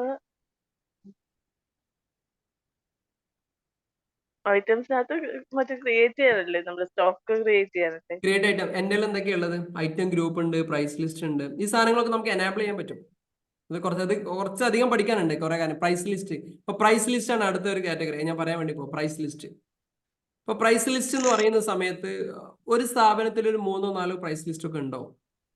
ഹോൾസെയിലേഴ്സിന് വേറൊരു പ്രൈസ് ആയിരിക്കും, റീറ്റെയിലേഴ്സിന് വേറെ പ്രൈസ് ആയിരിക്കും. ഇനി അതൊന്നും കൂടാതെ അതിന്റെ ചങ്ങായിമാർ വരുമ്പോൾ അവർക്ക് വേറെ പ്രൈസ് ആയിരിക്കും അല്ലെ? നമ്മള് ശത്രുക്കൾ വരുമ്പോൾ വേറെ പ്രൈസ് ആയിരിക്കും. അങ്ങനെ ഉണ്ടാവില്ലേ? നമ്മള് ശത്രുക്കൾ വരുമ്പോ അവന് പ്രൈസ് കൂടെ ചെയ്യാം. 10 രൂപ സാധനം അവന് 12 ആവും. വേണമെങ്കിൽ എടുത്താൽ മതി എന്ന് പറയും. നമ്മൾ ചില ആളുകളോട് ഇങ്ങനെ കേസൊക്കെ ചെയ്യും. ഇല്ല ജമാൽക്ക, ചില ആളുകൾ നമ്മൾ ശത്രുക്കളാണ്ട് അവന് എവിടെയും കിട്ടാണ്ടാവുമ്പോൾ വേണമെങ്കിൽ സൗകര്യം ഉണ്ടെങ്കിൽ എടുത്താൽ മതി എന്ന് പറയും. ഇതൊക്കെ ബിസിനസ്സിൽ നടക്കും കേട്ടോ. അപ്പൊ ഏതൊക്കെ ഉണ്ടാവും? ഹോൾസെയിലേഴ്സിന് വേറെ പ്രൈസിങ് ഉണ്ടാവും, റീറ്റെയിലേഴ്സിന് വേറെ പ്രൈസിങ് ഉണ്ടാവും, പിന്നെ ചങ്ങായിമാർക്ക് വേറെ പ്രൈസിങ് ആയിരിക്കും, പിന്നെ ഫാമിലി മെമ്പേഴ്സിന് വേറെ അഡീഷണൽ ഇല്ലേ. നമ്മൾ പറയും ഉദ്ഘാടനമൊക്കെ ചെയ്യുന്ന സമയത്ത് നമ്മൾ ഫാമിലി മെമ്പേഴ്സ് നിങ്ങൾക്ക് എപ്പം വന്നു കഴിഞ്ഞാലും അഡീഷണൽ 15% ഓഫർ. എന്നാണോ വില അതിന്റെ ഒക്കെ 15% സ്ഥിരമായിട്ട് മേടിക്കുന്ന ഒരാളാണെന്നുവെച്ചെങ്കിൽ അവർക്ക് വേറെ ആയിട്ട്. കാരണം നമ്മൾ അവരെ കൺസിഡർ ചെയ്യും, അല്ലെങ്കിൽ അവർ വേറെ പോകും. അപ്പൊ അങ്ങനെയൊക്കെ ഉണ്ടാവും. ഈ പ്രൈസ് ലിസ്റ്റ് നമുക്ക് മുൻകൂട്ടി സെറ്റ് ചെയ്യാം. ഉദാഹരണം, ജമാൽക്ക് എൻ്റെ ഒരു കസ്റ്റമറാണ്. ജമാൽക്ക് സ്ഥിരമായിട്ട് സാധനം പർച്ചേസ് ചെയ്യുന്നുണ്ട്. ജെറിൻ എൻ്റെ മറ്റൊരു കസ്റ്റമർ. ജെറിൻ വല്ലപ്പോഴേ വരുള്ളൂ. നൗഷാദ് വേറെ കസ്റ്റമർ. നൗഷാദ് ഇങ്ങനെ ഇങ്ങനെ പിരിവിരിക്കുന്ന ഒരാളാണ്. അവൻ നൗഷാദ് വന്നാലും കുഴപ്പമില്ല, വന്നിട്ടില്ലെങ്കിൽ കുഴപ്പമില്ല. അപ്പൊ വരുന്ന സമയത്ത് ഉള്ളതും ഒക്കെ അവിടെ മന്ദ എന്നുള്ളതായിരിക്കും എന്റെ പോളിസി. എപ്പെങ്കിലും വരുള്ളൂ, ഉണ്ടാകുമ്പോൾ മര്യാദയ്ക്ക് പിടിക്കാം. ജെറിന് നോർമൽ കസ്റ്റമറാണ്. അപ്പൊ ജെറിന് നോർമൽ സാധാ സെയിൽസ്, ഒരു പ്രത്യേകിച്ച് അതിൽ ഡിസ്കൗണ്ടും കാര്യങ്ങളൊന്നുമില്ല. നൗഷാദ് കുറച്ച് കൂടുതലായിരിക്കും. ജമാൽ കാക്ക് നേരെ ഓപ്പോസിറ്റ് ആയിരിക്കും, കുറവായിരിക്കും. അപ്പം ഇതിന് ഓരോ അക്കൗണ്ടുകളും അങ്ങോട്ടും ഇങ്ങോട്ടും അടിക്കാനൊന്നും സെയിൽ അടിക്കാൻ നേരത്തെ സമയം ഉണ്ടാവില്ല. കാരണം നമ്മളൊന്നും ആയിരിക്കില്ല സെയിൽ അടിക്കുക. നമ്മൾ ഈ കാര്യങ്ങളൊക്കെ ഓൾറെഡി സെറ്റ് ചെയ്ത് വെക്കും. സെയിൽ അടിക്കുന്നത് കൗണ്ടറിലുള്ള പയ്യനായിരിക്കും. അവനൊരു ഡാറ്റ എൻട്രി ഓപ്പറേറ്റർ ആയിരിക്കും. അവൻ അക്കൗണ്ട്സിനെ കുറിച്ച് ഈ മാർക്കപ്പോ മാർക്ക് ഡൗണിനെ കുറിച്ചോ ഇതിനെ കുറിച്ചൊന്നും അവൻക്ക് അറിയുന്നുണ്ടാവില്ല. അവന് കൃത്യമായ ധാരണ ഉണ്ടാവില്ല. അപ്പൊ അവൻ ഇത് ഓൾറെഡി സെറ്റ്. അപ്പൊ ജമാൽ ഖാന്റെ അക്കൗണ്ട്സിലേക്ക് അടിക്കുമ്പോൾ ഓൾറെഡി ഞാൻ 10% സെറ്റ് ചെയ്ത് വെച്ചിട്ടുണ്ടെങ്കിൽ ജമാൽ ഖാന്റെ അക്കൗണ്ട് കാണാൻ അടിക്കുന്നുണ്ടെങ്കിൽ 1,00,000 രൂപയുടെ സാധനം അടിച്ചു കഴിഞ്ഞാൽ അത് 90 ഉണ്ടാവുള്ളൂ. ബാക്കി 10% കുറഞ്ഞു, ഓട്ടോമാറ്റിക് കുറഞ്ഞു വരും. നൗഷാദ് ഖാൻ അടിക്കുമ്പോൾ 1,00,000 സാധനം അടിക്കുമ്പോൾ ഓട്ടോമാറ്റിക്കായിട്ട് 1,10,000 വരും. ജെറിന്റെ അടിക്കുമ്പോൾ 1,00,000 വരും. ഇത് നമ്മൾ വൺസ് സെറ്റ് ചെയ്ത് കഴിഞ്ഞാൽ ഓട്ടോമാറ്റിക് വരണം. ക്ലിയർ ആയില്ലേ? അതാണ് നമുക്ക് ഡിഫറെന്റ് പ്രൈസ് ലിസ്റ്റ് എന്ന് പറഞ്ഞാൽ. അതെങ്ങനെയാണ് സെറ്റ് ചെയ്യുക എന്നുള്ളത് നമ്മൾ കൃത്യമായിട്ട് പഠിക്കും പിന്നീട്. അതൊക്കെ അല്ലേ? സെറ്റ് അല്ലേ? പ്രൈസ് ലിസ്റ്റുകൾ ഉണ്ടാവും. പിന്നെ പ്രൊജക്റ്റുകൾ ഏറ്റവും ഇമ്പോർട്ടൻ്റ് ആണ്. പ്രൊജക്റ്റുകൾ എങ്ങനെയാണെന്ന് വെച്ച് കഴിഞ്ഞാൽ ഒരു കൺസ്ട്രക്ഷൻ കമ്പനിയിൽ ഡിഫറെന്റ് പ്രൊജക്റ്റുകൾ നടക്കും. ഇപ്പൊ ജമാൽ ഖാന്റെ ബിസിനസ് ഡിഫറെന്റ് പ്രൊജക്റ്റുകൾ നടക്കും അല്ലെ? ഒരു സ്ഥലത്ത് കാസർഗോഡായിരിക്കും ഒരു എന്താ പറയാ അവരെ സോളാറിന് വർക്ക് നടക്കുന്നത്, ആ സമയത്ത് കണ്ണൂരിൽ ഒരു വർക്ക് നടക്കുന്നുണ്ടായിരിക്കും. ഓരോ സൈറ്റിൽ നടക്കുന്ന എക്സ്പെൻസുകൾ ചില സമയത്ത് നമ്മൾ കൊടുക്കുന്നത് അവിടെ വർക്ക് ചെയ്യുന്ന സ്റ്റാഫിന് ഹവേഴ്സ് ബേസിലായിരിക്കും. അവർ എത്ര ദിവസം വർക്ക് ചെയ്യുന്ന അടിസ്ഥാനത്തിലായിരിക്കും. ഇനി ഇതേപോലെ IT കമ്പനികളിൽ ഡിഫറെന്റ് പ്രൊജക്റ്റുകൾ വരും. അപ്പോൾ ഓരോന്നിനും ഓരോ എംപ്ലോയീസും എത്ര ടൈം അതിനകത്ത് സ്പെൻഡ് ചെയ്തു, അതിന് ഓരോന്നിനും എന്ത് ചെയ്യാൻ പറ്റും, നമുക്ക് ട്രാക്ക് ചെയ്യാം. അതേപോലെ തന്നെയാണ് ബഡ്ജറ്റ് ചെയ്യാം. ആക്ച്വൽ വാല്യൂസും കാര്യങ്ങളൊക്കെ എന്ത് ചെയ്യാം, നമുക്കവിടെ സെറ്റ് ചെയ്യാൻ വേണ്ടി പറ്റും. ഇത്രയും കാര്യങ്ങളാണ് സോഹോ ബുക്സിന്. ഇത്രയും നല്ല, ഇതിനകത്ത് ഒരുപാട് ഫീച്ചേഴ്സ് ഉണ്ട്. ഞാൻ ഇതിനകത്ത് മുഴുവൻ പറഞ്ഞു കഴിഞ്ഞാൽ അത് പൂർത്തിയാക്കാൻ വേണ്ടി പറ്റത്തില്ല. ഐറ്റംസ് ഉണ്ട്, ഐറ്റം ഗ്രൂപ്പ് ഉണ്ട്, ബാങ്കിങ് എങ്ങനെയാണ് മാനേജ് ചെയ്യുന്നത്, സെയിൽസിലെ ഡിഫറെന്റ് ഷിപ്മെന്റുകൾ എങ്ങനെ ചെയ്യണം, പർച്ചേസിലെ ഡിഫറെന്റ് ക്ലോസുകൾ എങ്ങനെ, ടൈം ട്രാക്കിംഗ് എങ്ങനെ ചെയ്യണം. പിന്നെ ഇതിൽ പഠിക്കേണ്ട ഒരു കോൺസെപ്റ്റ് ആണ് ഈ മാനുവൽ ജേണൽ. അത് കൃത്യമായിട്ടും നമ്മുടെ ഫ്രീ ക്ലാസ്സിന് പോയി കഴിഞ്ഞാൽ നിങ്ങൾക്ക് ആ മാനുവൽ ജേണൽ കൃത്യമായിട്ട് പഠിക്കാൻ വേണ്ടി പറ്റും. ഡിഫറൻസുകൾ, അതുപോലെ സ്റ്റോക്ക് ബൾക്കായിട്ട് ഇതിനകത്ത് ക്രിയേറ്റ് ചെയ്യാൻ വേണ്ടി പറ്റും അല്ലേ? ഇപ്പോൾ സ്റ്റോക്ക് എന്ന് പറഞ്ഞാൽ പുതിയൊരു സ്ഥാപനം തുടങ്ങുന്ന കഴിഞ്ഞ ഒരു ടാലിയിലൊക്കെ ഒരു 10,000 കണക്കിന് സാധനങ്ങൾ അവിടെ കിടക്കുന്നുണ്ടാവും. ഈ സാധനങ്ങൾ ഓരോന്നോരോന്ന് എൻ്റർ ചെയ്യുന്ന പറഞ്ഞാൽ പോസിബിൾ ആണോ? അല്ല. അപ്പൊ അതിൽ നിന്ന് നമ്മൾ എന്ത് ചെയ്യും, എക്സൽ ആക്കി മാറ്റും. ആ എക്സലിന് ഇതിലേക്ക് ബൾക്കായിട്ട് അപ്ലോഡ് ചെയ്യും. 2 മിനിറ്റ് കൊണ്ട് ഫുൾ ഡാറ്റാബേസ് ഇതിനകത്ത് കയറും. ലെഡ്ജറുകൾ എല്ലാ കാര്യങ്ങളും എന്ത് ചെയ്യും, ബൾക്ക് അപ്ലോഡിങ്ങും ബൾക്ക് ഡൗൺലോഡിങ്ങും ഒക്കെ ഇതിനകത്ത് പോസിബിൾ ആണ്. ക്ലിയർ? ഇതാണ് ഈ ഒരു സോഹോ ബുക്സിനകത്ത് സാധാരണ രീതിയിൽ എല്ലാ ആളുകളും എന്തുകൊണ്ട് ഈ സംഭവം ഉപയോഗിക്കുന്നു, എല്ലാ ബിസിനസ്സുകാരും എന്തുകൊണ്ട് ഉപയോഗിക്കുന്നത്, എന്തുകൊണ്ടാണ് സോഹോ ബുക്സ് പഠിച്ചു കഴിഞ്ഞാൽ ഇത്രയും ഓപ്പർച്യൂണിറ്റീസ് എന്നുള്ളത് മനസ്സിലായില്ലേ? 100 മില്യൺ യൂസേഴ്സ് ആണ് ഇതിനകത്ത് വരുന്നത്. വരും വർഷങ്ങൾ അവരുടെ പ്രൊജക്ഷൻ പ്രകാരം 10 മില്യൺ ഒക്കെയാണ് അവർ ഭയങ്കരമായിട്ട് പ്രൊജക്ട് ചെയ്യുന്നത്. അവരുടെ പ്രൊജക്റ്റുകൾ വീണ്ടും വീണ്ടും കൂടി വരികയാണ്. എന്താണോ മാർക്കറ്റിൽ ആവശ്യം അതൊക്കെ അവർ പ്രൊഡക്റ്റ് ആക്കി സെയിൽ ചെയ്തുകൊണ്ടിരിക്കുകയാണ്. അപ്പൊ അക്കൗണ്ട്സ് മേഖല കംപ്ലീറ്റ് സോഹോ കീഴടക്കി എന്ന് പറഞ്ഞാൽ അതിന് തെറ്റില്ല. അക്കൗണ്ട്സ് മേഖല, അപ്പൊ സോഹോ പഠിക്കാത്ത ആളുകൾക്ക് തൊഴിലില്ലാത്ത, അക്കൗണ്ടിങ് മേഖല തൊഴിലില്ലാത്ത സാഹചര്യം വരുന്നുണ്ട്. അപ്പൊ ഇത്രയും കാര്യങ്ങളാണ്. ഇനി എന്തെങ്കിലും ഇതിനെക്കുറിച്ച് വേറെ എന്തെങ്കിലും, ഇനിയിപ്പോ എന്ത് പറഞ്ഞു കഴിഞ്ഞാൽ അത് പൂർത്തിയാകത്തില്ല. ഇനിയൊരു 15 മിനിറ്റ് ഒക്കെ ഉണ്ടാവുള്ളൂ. അപ്പം ഞാൻ ഒരു ടാലിയുടെ അക്കൗണ്ട്സിൻ്റെക്ക് നിങ്ങളെ ഇൻവൈറ്റ് ചെയ്യും. ഇത് നിലവിൽ ജോയിൻ ചെയ്ത ആളുകളൊക്കെ അവിടെ ചെയ്യേണ്ട കാര്യങ്ങളും കൂടി പറഞ്ഞുതരാം. അവിടെ ഓൺ അക്കാഡമിയുടെ ആപ്പ് ഡൗൺലോഡ് ചെയ്യണം. ആപ്പ് ഡൗൺലോഡ് ചെയ്ത് അതിനുവേണ്ടി ടാലി ബേസിക് ടു അഡ്വാൻസ് എന്ന് പറഞ്ഞ കോഴ്സ് നിങ്ങൾ ആക്സസ് ചെയ്യണം. അതിനകത്ത് കുറച്ച് അസൈൻമെന്റുകൾ ഉണ്ട്. അസൈൻമെന്റുകൾ കൃത്യമായിട്ടും സബ്മിറ്റ് ചെയ്യണം. നിലവിൽ കഴിഞ്ഞ ക്ലാസ്സുകളൊക്കെ കൃത്യമായിട്ട് കണ്ട് മനസ്സിലാക്കണം. പിന്നെ എല്ലാ ചൊവ്വാഴ്ചകളും നടക്കുന്ന 2 മണിക്കൂറിന്റെ സെഷൻ നിർബന്ധമായിട്ട് അറ്റൻഡ് ചെയ്യണം. അപ്പോഴേ കിട്ടത്തുള്ളൂ. വെറുതെ ഞാനൊരു അക്കൗണ്ട്സ് പഠിക്കുന്നുണ്ട് എന്ന് പറഞ്ഞു നിന്ന് കഴിഞ്ഞാലൊന്നും നടക്കാനൊന്നും പോകുന്നില്ല. പിന്നെ വീഡിയോയിൽ അറ്റൻഡ് ചെയ്യുക എന്നുള്ളത് നിർബന്ധമാണ്. അപ്പം ഈ ഒരു ക്ലാസ്സിൽ ഇപ്പോൾ ഒരു മൊത്തം 45 ആളുകളുണ്ട്. ഇതൊരു 35ഓളം ആളുകൾക്ക് കുറച്ചൊക്കെ സംഭവം മനസ്സിലായിട്ടുണ്ടാവും. ബാക്കി വീഡിയോയിൽ വരാത്ത 10 ആളുകൾക്ക് ഒന്നും മനസ്സിലായിട്ടുണ്ടാവില്ല. എത്ര ആൾ അഗ്രി ചെയ്യുന്നുണ്ട്? ഇതെന്താന്ന് സംഭവം പോലും മനസ്സിലായി. ചിലപ്പോൾ അവർ കിടന്നുറങ്ങിയിരിക്കും. സമയം പോയില്ലേ? അതുകൊണ്ടാണ് ഞാൻ ആദ്യം തുടങ്ങുമ്പോൾ തന്നെ പറഞ്ഞത് മറ്റെന്തെങ്കിലും പരിപാടിയാണെങ്കിൽ അതിലേക്ക് വിട്ടോളി എന്ന് പറഞ്ഞത്. സാർ ഒരു സർവീസ് ഇൻഡസ്ട്രിയിൽ നമുക്ക് സോഹോ ബുക്സിന്റെ ഒരു യൂസർ കേസ് പറഞ്ഞു. ഓ, സോഹോ ബുക്സ് സർവീസ് ഇൻഡസ്ട്രിയിൽ അടിപൊളിയായിട്ട് ഉപയോഗിക്കാൻ പറ്റും. ഇവിടെ നമ്മളിപ്പോ സ്ക്രീൻ കാണുന്നുണ്ടല്ലോ, ഇവിടെ ഐറ്റംസ് കാണുന്നില്ലേ? ഹലോ, ഐറ്റംസ് കാണുന്നില്ല? ഈ ഐറ്റംസ് കാണുന്നിടത്തോടെ ഗുഡ്സ് സർവീസ് എന്നുള്ള ഓപ്ഷൻ ഉണ്ടോ? ഇവിടെ നമ്മൾ ഉദാഹരണം ഇപ്പോൾ ഒരു ടാലി, ഇപ്പൊ എന്റെ സ്ഥാപനമാണെങ്കിൽ ടാലി, ഞാൻ ടാലിയുടെ കോഴ്സ് കൊടുക്കുന്നു, ടാലി കോഴ്സ് ഫീ. എനിക്ക് എന്ത് ചെയ്യാം, അതിന്റെ ടൈപ്പ്, അതിന്റെ യൂണിറ്റ്, അത് ഏതൊക്കെ എങ്ങനെയൊക്കെയാണ് വരുന്നത്, അതിന്റെ സെയിൽ പ്രൈസ് എത്ര, പർച്ചേസ് പ്രൈസ് എങ്ങനെ എത്ര, ഇതൊക്കെ വേണമെങ്കിൽ നമുക്ക് സെറ്റ് ചെയ്യാം. പർച്ചേസ് പ്രൈസ് ഇല്ലെങ്കിൽ ഇവിടെ 0 കൊടുക്കാം. അത് നേരെ അതിന്റെ റിപ്പോർട്ട് കാര്യങ്ങൾ നമുക്ക് പ്രോഫിറ്റ് ആൻഡ് ലോസ് അക്കൗണ്ടിൽ പോയി കഴിഞ്ഞാൽ അതിന്റെ റിപ്പോർട്ട് കൃത്യമായിട്ട് കിട്ടും. വളരെ ഈസി ആയിട്ട് ഉപയോഗിക്കാൻ പറ്റുന്നതാണ് സർവീസ് മേഖലയിൽ ക്വിക്ക് ബുക്സ്, അല്ല സോഹോ ബുക്സ്. ഈ സോഹോ ബുക്സ് വേറെ ലാംഗ്വേജ് ചോദിക്കോ. ഹലോ, ചോദിക്കോ, കേൾക്കാം. സാർ ഇത് ടാലി പ്രൈമിന്റെ ഇന്റേൺഷിപ്പ് ചെയ്യാനായിട്ട് ജൂണിൽ പോകുന്നു.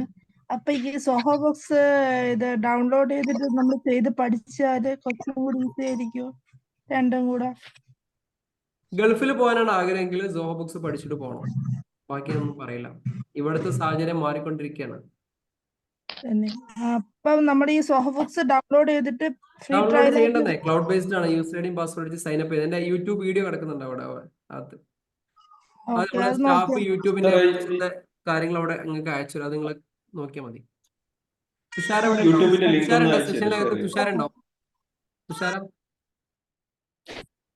തുഷാര ഹലോ, റേഞ്ചിന് ഇഷ്യൂ ഉണ്ടോ അല്ലേ? ആ ഒരു ഫസ്റ്റ് വീഡിയോ ഗ്രൂപ്പിനകത്ത് ഒന്ന് പോസ്റ്റ് ചെയ്യണേ. ആ ഒരു ടാലിയുടെ കോഴ്സിന്റെ ഡീറ്റെയിൽസ് ഒന്ന് പോസ്റ്റ് ചെയ്യണേ, ഗ്രൂപ്പിനകത്ത് പോസ്റ്റ് ചെയ്താൽ മതി. ഓക്കെ, അവരത് ഗ്രൂപ്പിനകത്ത് ടാലിയുടെ ലിങ്കും കാര്യങ്ങളൊക്കെ അവിടെ പോസ്റ്റ് ചെയ്യും ഗ്രൂപ്പിനകത്ത്. അവിടെ യൂട്യൂബിന്റെ ലിങ്ക് ഉണ്ടാവും, എങ്ങനെയാണ് കമ്പനി ഓപ്പൺ ചെയ്യുന്നത്, എങ്ങനെയാണ് സൈനപ്പ് ചെയ്യുന്ന ഡീറ്റെയിൽ ഒക്കെ അവിടെ ഉണ്ടാവും. അതിന് ലിങ്കും ഞാൻ അയച്ചുതരാം. എന്തായിരുന്നു? ഹലോ,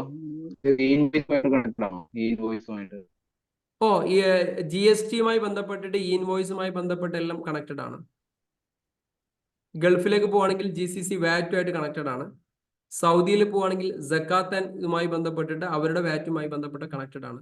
അവിടെ ഇപ്പൊ സൗദിയെ സംബന്ധിച്ചിടത്തോളം ഈ ഇൻവോയ്സിങ്ങിന്റെ സെക്കൻഡ് സ്റ്റേജിലാണ് ഇപ്പൊ നിൽക്കുന്നത്. ആ സെക്കൻഡ് സ്റ്റേജുമായി കണക്ട് ചെയ്തിട്ടുണ്ട് ആ സംഭവം. അങ്ങനെ ഏത് രാജ്യത്താണോ ആ രാജ്യത്തെ കറൻസികൾ അതുമായി കണക്റ്റഡ് ആണ്, ആ രാജ്യത്തിന്റെ ലോ അതുമായി കണക്റ്റഡ്. അപ്പൊ ഇന്ത്യയിലെ ആണ് നമ്മൾ ഉപയോഗിക്കുന്ന, ഇന്ത്യയിൽ GST കണക്റ്റഡ് ആണ്. ദുബായിൽ ഉപയോഗിക്കുകയാണെങ്കിൽ FTA ഫെഡറൽ ടാക്സ് അതോറിറ്റിയുമായി കണക്റ്റഡ് ആണ്. ഇനി സക്കാത്തിന്റെ മറ്റേതിലാണ് സൗദിയിൽ ഉപയോഗിക്കുകയാണ്, അതുമായി അങ്ങനെ കണക്റ്റഡ്. ഏത് രാജ്യത്താണോ ആ രാജ്യത്തിന്റെ ടാക്സും കാര്യങ്ങളും കോംപ്ലയൻസ് എങ്ങനെ പോകണം ആ രീതിയിൽ ചെയ്യും. പക്ഷെ പഠിക്കുക എന്നുള്ളതാണ് ഏറ്റവും ഇമ്പോർട്ടന്റ്. ഓക്കെ, ഇനി വേറെ എന്തെങ്കിലും ചോദിക്കാനുണ്ടെങ്കിൽ, ഇല്ലെങ്കിൽ നമുക്ക് മെല്ലെ പതുക്കെ അവസാനിപ്പിക്കാം. സാറേ, ഈ സോഹോ ബുക്സ് ഓപ്പൺ ചെയ്യുമ്പോൾ വേറൊരു ലാംഗ്വേജ് ആണല്ലോ വരുന്നത്. സോഹോ ബുക്സ് ഓപ്പൺ ചെയ്യുമ്പോൾ നെയിം ഒക്കെ ചോദിച്ചു വരുന്ന അവിടെ വേറൊരു ലാംഗ്വേജ് ആണ്. നിങ്ങൾ സ്ക്രീൻ ഷെയർ ചെയ്യാൻ പറ്റുമോ?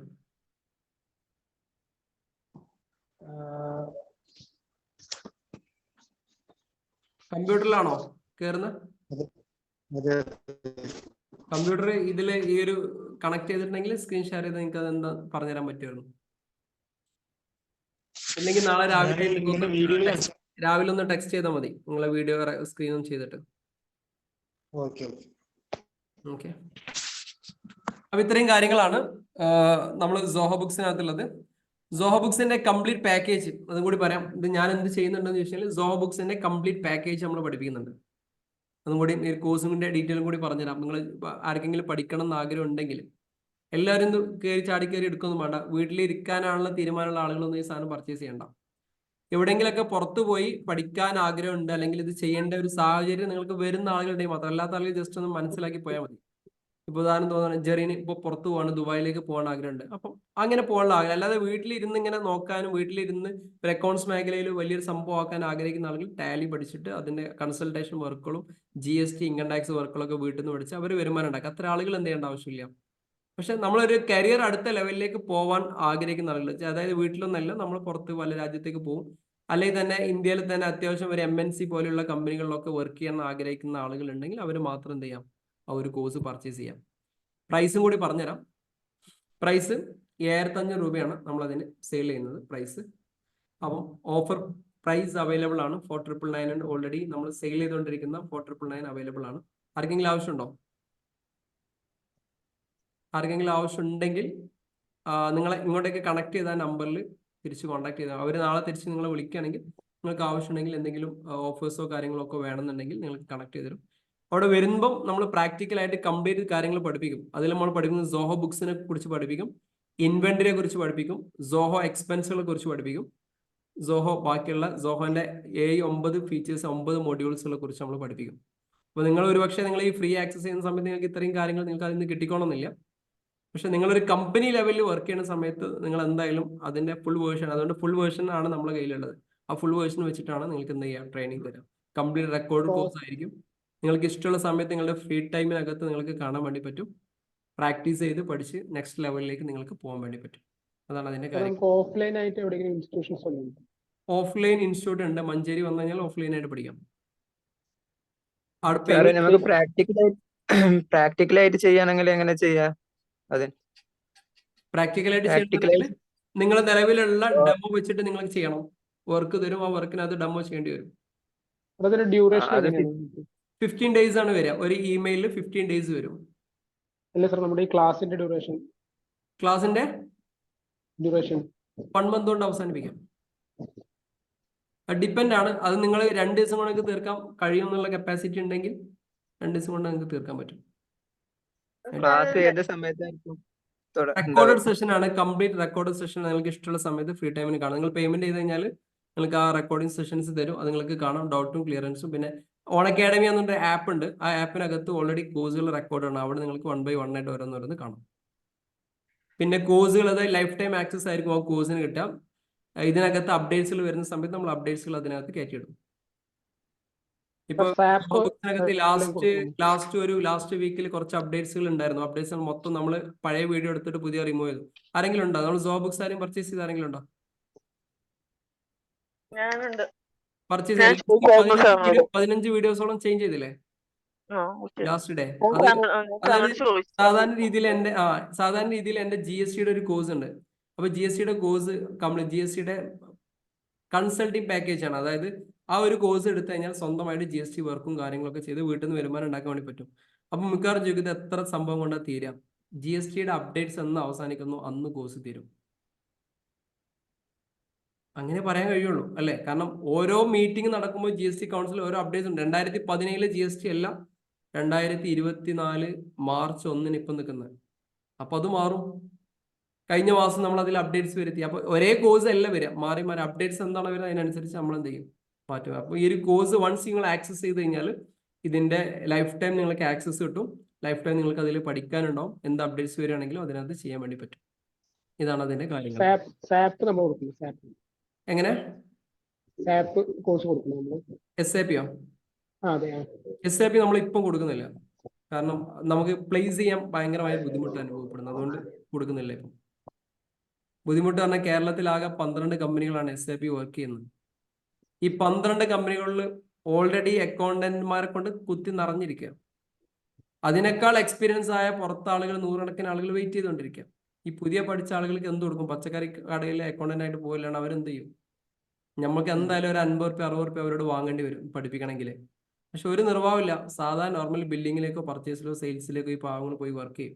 വേറെ വഴിയില്ലാത്തതുകൊണ്ടാണ്. കാരണം വേറെ കമ്പനികളില്ല. ആർക്കും SAP ആർക്കും ഓപ്പറേറ്റ് ചെയ്യാൻ പറ്റും. 5 കോടി രൂപയാണ് മിനിമം ഒരു SAP ഇംപ്ലിമെന്റ് ചെയ്യാൻ ഒരു സ്ഥാപനത്തിന് വരുന്ന ചെലവ്. ഉദാഹരണം മാമുക്കാർക്ക് ഒരു കമ്പനി ഉണ്ടെന്നായിരിക്കും. മാമുക്കാർക്ക് SAP എന്ന സോഫ്റ്റ്വെയർ ഇംപ്ലിമെന്റ് ചെയ്യാൻ 5 കോടി രൂപ വരും. നമുക്ക് ചെയ്യോ? വർഷത്തിൽ 10-40 ലക്ഷം രൂപ ഇതിന്റെ മെയിൻ്റെനൻസ്, ആനുവൽ മെയിൻ്റെനൻസ് ചാർജ് കൊടുക്കണം. ചെയ്യോ? അത്ര കമ്പനികൾ കേരളത്തിലുണ്ട്. 10-12 കമ്പനികളുണ്ട്. അവർ ചെയ്യും. അവർ ഓൾറെഡി ഫീൽഡാണ്. ഇപ്പൊ നടക്കുന്ന ഒരു ട്രെൻഡ് എന്താണെന്ന് പറയാം. അത്യാവശ്യം നല്ല ബിസിനസ്സും കാര്യങ്ങളും നടക്കുകയാണെങ്കിൽ ആദ്യം ഒരു ടാലിയോ ക്വിക്ക് ബുക്കോ സോഹോക്കോ ഉപയോഗിക്കും. പിന്നീട് അവർക്ക് അനുസരിച്ചുള്ള ഒരു കസ്റ്റമൈസ്ഡ് ആയിട്ടുള്ള ഒരു സോഫ്റ്റ്വെയർ ഉണ്ടാക്കും. അതിനകത്താണ് പിന്നീട് വർക്ക് ചെയ്യുക. അല്ലെ? നിങ്ങൾ വലിയ വലിയ കമ്പനികളൊക്കെ വർക്ക് ചെയ്യുന്ന ആളുകൾക്ക് അറിയായിരിക്കും. ഒരുവിധം എല്ലാം അങ്ങനെ തന്നെയാണ്. ഒരുവിധം എല്ലാം അങ്ങനെയാണ്. അപ്പൊ ഈ ഒരു SAP പഠിച്ചതിന് സാധ്യത, ഞാൻ SAPയിൽ പഠിപ്പിക്കുന്ന ആളുകൾ, പഠിക്കുന്ന ആളുകളൊക്കെ ഉണ്ടാവും. ഞാൻ അവരാരും നിരുത്സാഹപ്പെടുത്തുന്നില്ല. പക്ഷെ സത്യസന്ധമായിട്ട് നിങ്ങൾ മനസ്സിനോട് ചോദിക്കും, ഞാൻ ഈ അക്കൗണ്ടിങ് മേഖലയിൽ നിൽക്കാൻ തുടങ്ങി 10-15 വർഷത്തോളമായി. ഫുള്ളി പ്രാക്ടിക്കൽ ട്രെയിനിങ് ആണ് നമ്മൾ കൊടുക്കുന്നത്. പ്രാക്ടിക്കലായിട്ട് ഒരു അക്കൗണ്ട്സ് എങ്ങനെ ചെയ്യാം അതാണ് നമ്മൾ പഠിപ്പിക്കുന്നത്. ആ അടിസ്ഥാനത്തിൽ എൻ്റെ എക്സ്പീരിയൻസ് പറയാണ് SAP ഫെയിലാണ്. അതായത് SAPനെ ഡിഫീറ്റ് ചെയ്യാൻ പറ്റുന്ന ഒരു സോഫ്റ്റ്വെയർ വേറെ ഇല്ല കേട്ടോ, അത് മറ്റൊരു സത്യം. SAPനെ മറികടക്കാൻ പറ്റിയൊരു സോഫ്റ്റ്വെയർ ഇന്ന് നിലവിലൊന്നുമില്ല. പക്ഷെ അതിന്റെ ഓപ്പർച്യൂണിറ്റി സൈഡ് ഞാൻ അങ്ങനെയാണ് മനസ്സിലാക്കുന്നത്. ഒരുപക്ഷെ ഡിഫറെന്റ് ഒപ്പീനിയൻ ഉണ്ടോ, അവർക്ക് അത് പഠിക്കാം, ചെയ്യാം. വളരെ കുറച്ച് കമ്പനികൾ മാത്രമല്ലേ അത് ഓപ്പറേറ്റ് ചെയ്യുന്നുള്ളൂ SAPയില്. വളരെ കുറച്ച് കമ്പനി, അതുള്ള കമ്പനികൾ തന്നെ അവർ സ്വന്തമായിട്ടുള്ള SAP പോലെ സാധനങ്ങൾ പാരലൽ ഉണ്ടാക്കാൻ പറ്റുമോ എന്നതിനെ കുറിച്ച് ആലോചിക്കുന്നുണ്ട് പല കമ്പനികളും. എനിക്കറിയാം. ഞാൻ ആകെ ഈയിടെ കണ്ട ഒരു ഓഡിറ്റിന് പോയപ്പോൾ ടാറ്റ കൺസ്യൂമർ പ്രൊഡക്ട്സിന്റെ ഇതിനകത്താണ് SAP ഞാൻ ആദ്യമായിട്ട് കാണുന്നത്. അതെ അതെ, ഞാൻ പറഞ്ഞത് തന്നെയല്ലേ, സത്യസന്ധമായിട്ട് വിലയിരുത്തുകയാണെങ്കിൽ അതിന്റെ ഒരു ഞാൻ പറഞ്ഞ തന്നെയല്ലേ. അതെ അതെ, ബാക്കി 10-60 രൂപ സോഹോ ബുക്സിന്റെ സോഹോ ബുക്സിന്റെ ഇയർലി ലൈസൻസ് ചാർജ് ഇയർലി ഉണ്ടാവും അല്ലേ? ഇയർലി ഉണ്ടാവും. സബ്സ്ക്രിപ്ഷൻ മോഡലാണ് അവർ ചെയ്യുന്നത്. ഓക്കെ. ഒരു ബേസിക് ആയിട്ടുള്ള ഒരു നോർമൽ ഫോമിന് ഒരു 10,000 11,000 ആ ഒരു റേഞ്ചിലാണോ വരിക? ആ റേഞ്ച് നമുക്ക് എന്തെങ്കിലും നമ്മളെ വഴി ഓപ്പറേറ്റ് ചെയ്യുകയാണെങ്കിൽ നമ്മൾ എന്തെങ്കിലും നിങ്ങൾക്ക് അഡ്ജസ്റ്റ് ചെയ്ത് നമുക്ക് വാങ്ങി തരാൻ വേണ്ടി പറ്റും. നിങ്ങൾ പേയ്മെന്റ് ചെയ്യണമെങ്കിൽ എന്തായാലും ആ ഒരു പൈസ കൊടുക്കേണ്ടി വരും. പക്ഷെ നമ്മൾ വഴി ചെയ്യുകയാണെങ്കിൽ ഡിസ്കൗണ്ട് ചെയ്യാൻ വേണ്ടി പറ്റുമല്ലേ. GST ഉള്ള ബിസിനസ്സുകാർക്ക് GST ആയിട്ട് ഇന്റഗ്രേറ്റ് ചെയ്ത് എന്തോ ഒരു കൊടുക്കുന്നുണ്ട്. എല്ലാം പറ്റും. ഒരു കോടി താഴെ ടേൺ ഓവറുള്ളവർക്കും കണ്ടാന്ന് തോന്നുന്നു. സോഹോടെ എന്തോ ഫ്രീ ആയിട്ട് എന്തോ കൊടുക്കുന്നുണ്ട് GSTയുടെ അക്കൗണ്ടിങ് സോഫ്റ്റ്വെയർ സെക്ഷനിൽ കുറച്ച് GSTയുടെ സൈറ്റില് പിന്നെ ഫ്രീ ആയിട്ട് ഉപയോഗിക്കാൻ പറ്റി അതില് ഒരു സോഹോ ഉണ്ട്. GSTയുടെ സൈറ്റില് സോഹോന്റെ ഫ്രീ വേർഷൻ ഉണ്ട്. പക്ഷെ നമ്മൾ വിചാരിച്ച പോലെ കാര്യങ്ങളൊന്നും അതിൽ നടക്കില്ല. അത് അക്കൗണ്ടിങ് മാത്രമേ കാണുള്ളൂ, ബില്ലിങ് മാത്രമേ കാണുള്ളൂ. അതും കൃത്യമായിട്ട് നടക്കില്ല. ഇല്ലല്ലേ? അത് എങ്ങനെയായാലും ഒരു 10 രൂപയ്ക്ക് പേയ്മെന്റ് കൊടുക്കുന്ന സാധനം നിങ്ങൾക്ക് ഫ്രീ ആയിട്ട് തരുമോ എന്തെങ്കിലും? അതില്ല, അത് അവരെ നമ്മളെ കൊണ്ട് ജസ്റ്റ് യൂസ് ചെയ്യിപ്പിച്ച കുറച്ച് ഞാൻ നിങ്ങൾക്ക് അക്കൗണ്ട്സിന്റെ കോഴ്സ് ഈ ഒരു സാധനം ഞങ്ങൾക്ക് ഫ്രീ ആയിട്ട് തരുമോ? ഞാൻ 2 മണിക്കൂർ തരത്തുള്ളൂ, ബാക്കിയുള്ള സാധനം ഞാൻ പേയ്മെന്റിലേക്കല്ലേ പോകുന്നത്. ഇതേപോലെ ടേസ്റ്റ് ചെയ്യാൻ എല്ലാവരും തരത്തുള്ളൂ. അതത്രേ ഉള്ളൂ. ആദ്യം കുറച്ചുനാള് നമ്മളെ കൊണ്ട് യൂസ് ചെയ്യിക്കും, പിന്നെ പേയ്മെന്റിന്റെ ഇതിലേക്ക് മാറ്റിക്കും. പേയ്മെന്റ് ചെയ്യല്ലാണ്ട് നമ്മൾ നിർവാഹം ഉണ്ടാവില്ല, ആ രീതിയിലേക്ക് നമ്മളത് മാറും. പിന്നെ ഇവരെ പ്രൊമോഷണൽ ഇതായിട്ടും കുറച്ച് GSTയുടെ ഇതിലേക്ക് വരുമ്പോ തന്നെ ഇങ്ങനെ കാണുമ്പോൾ തന്നെ കൂടുതൽ ആൾക്കാർ സോഹോ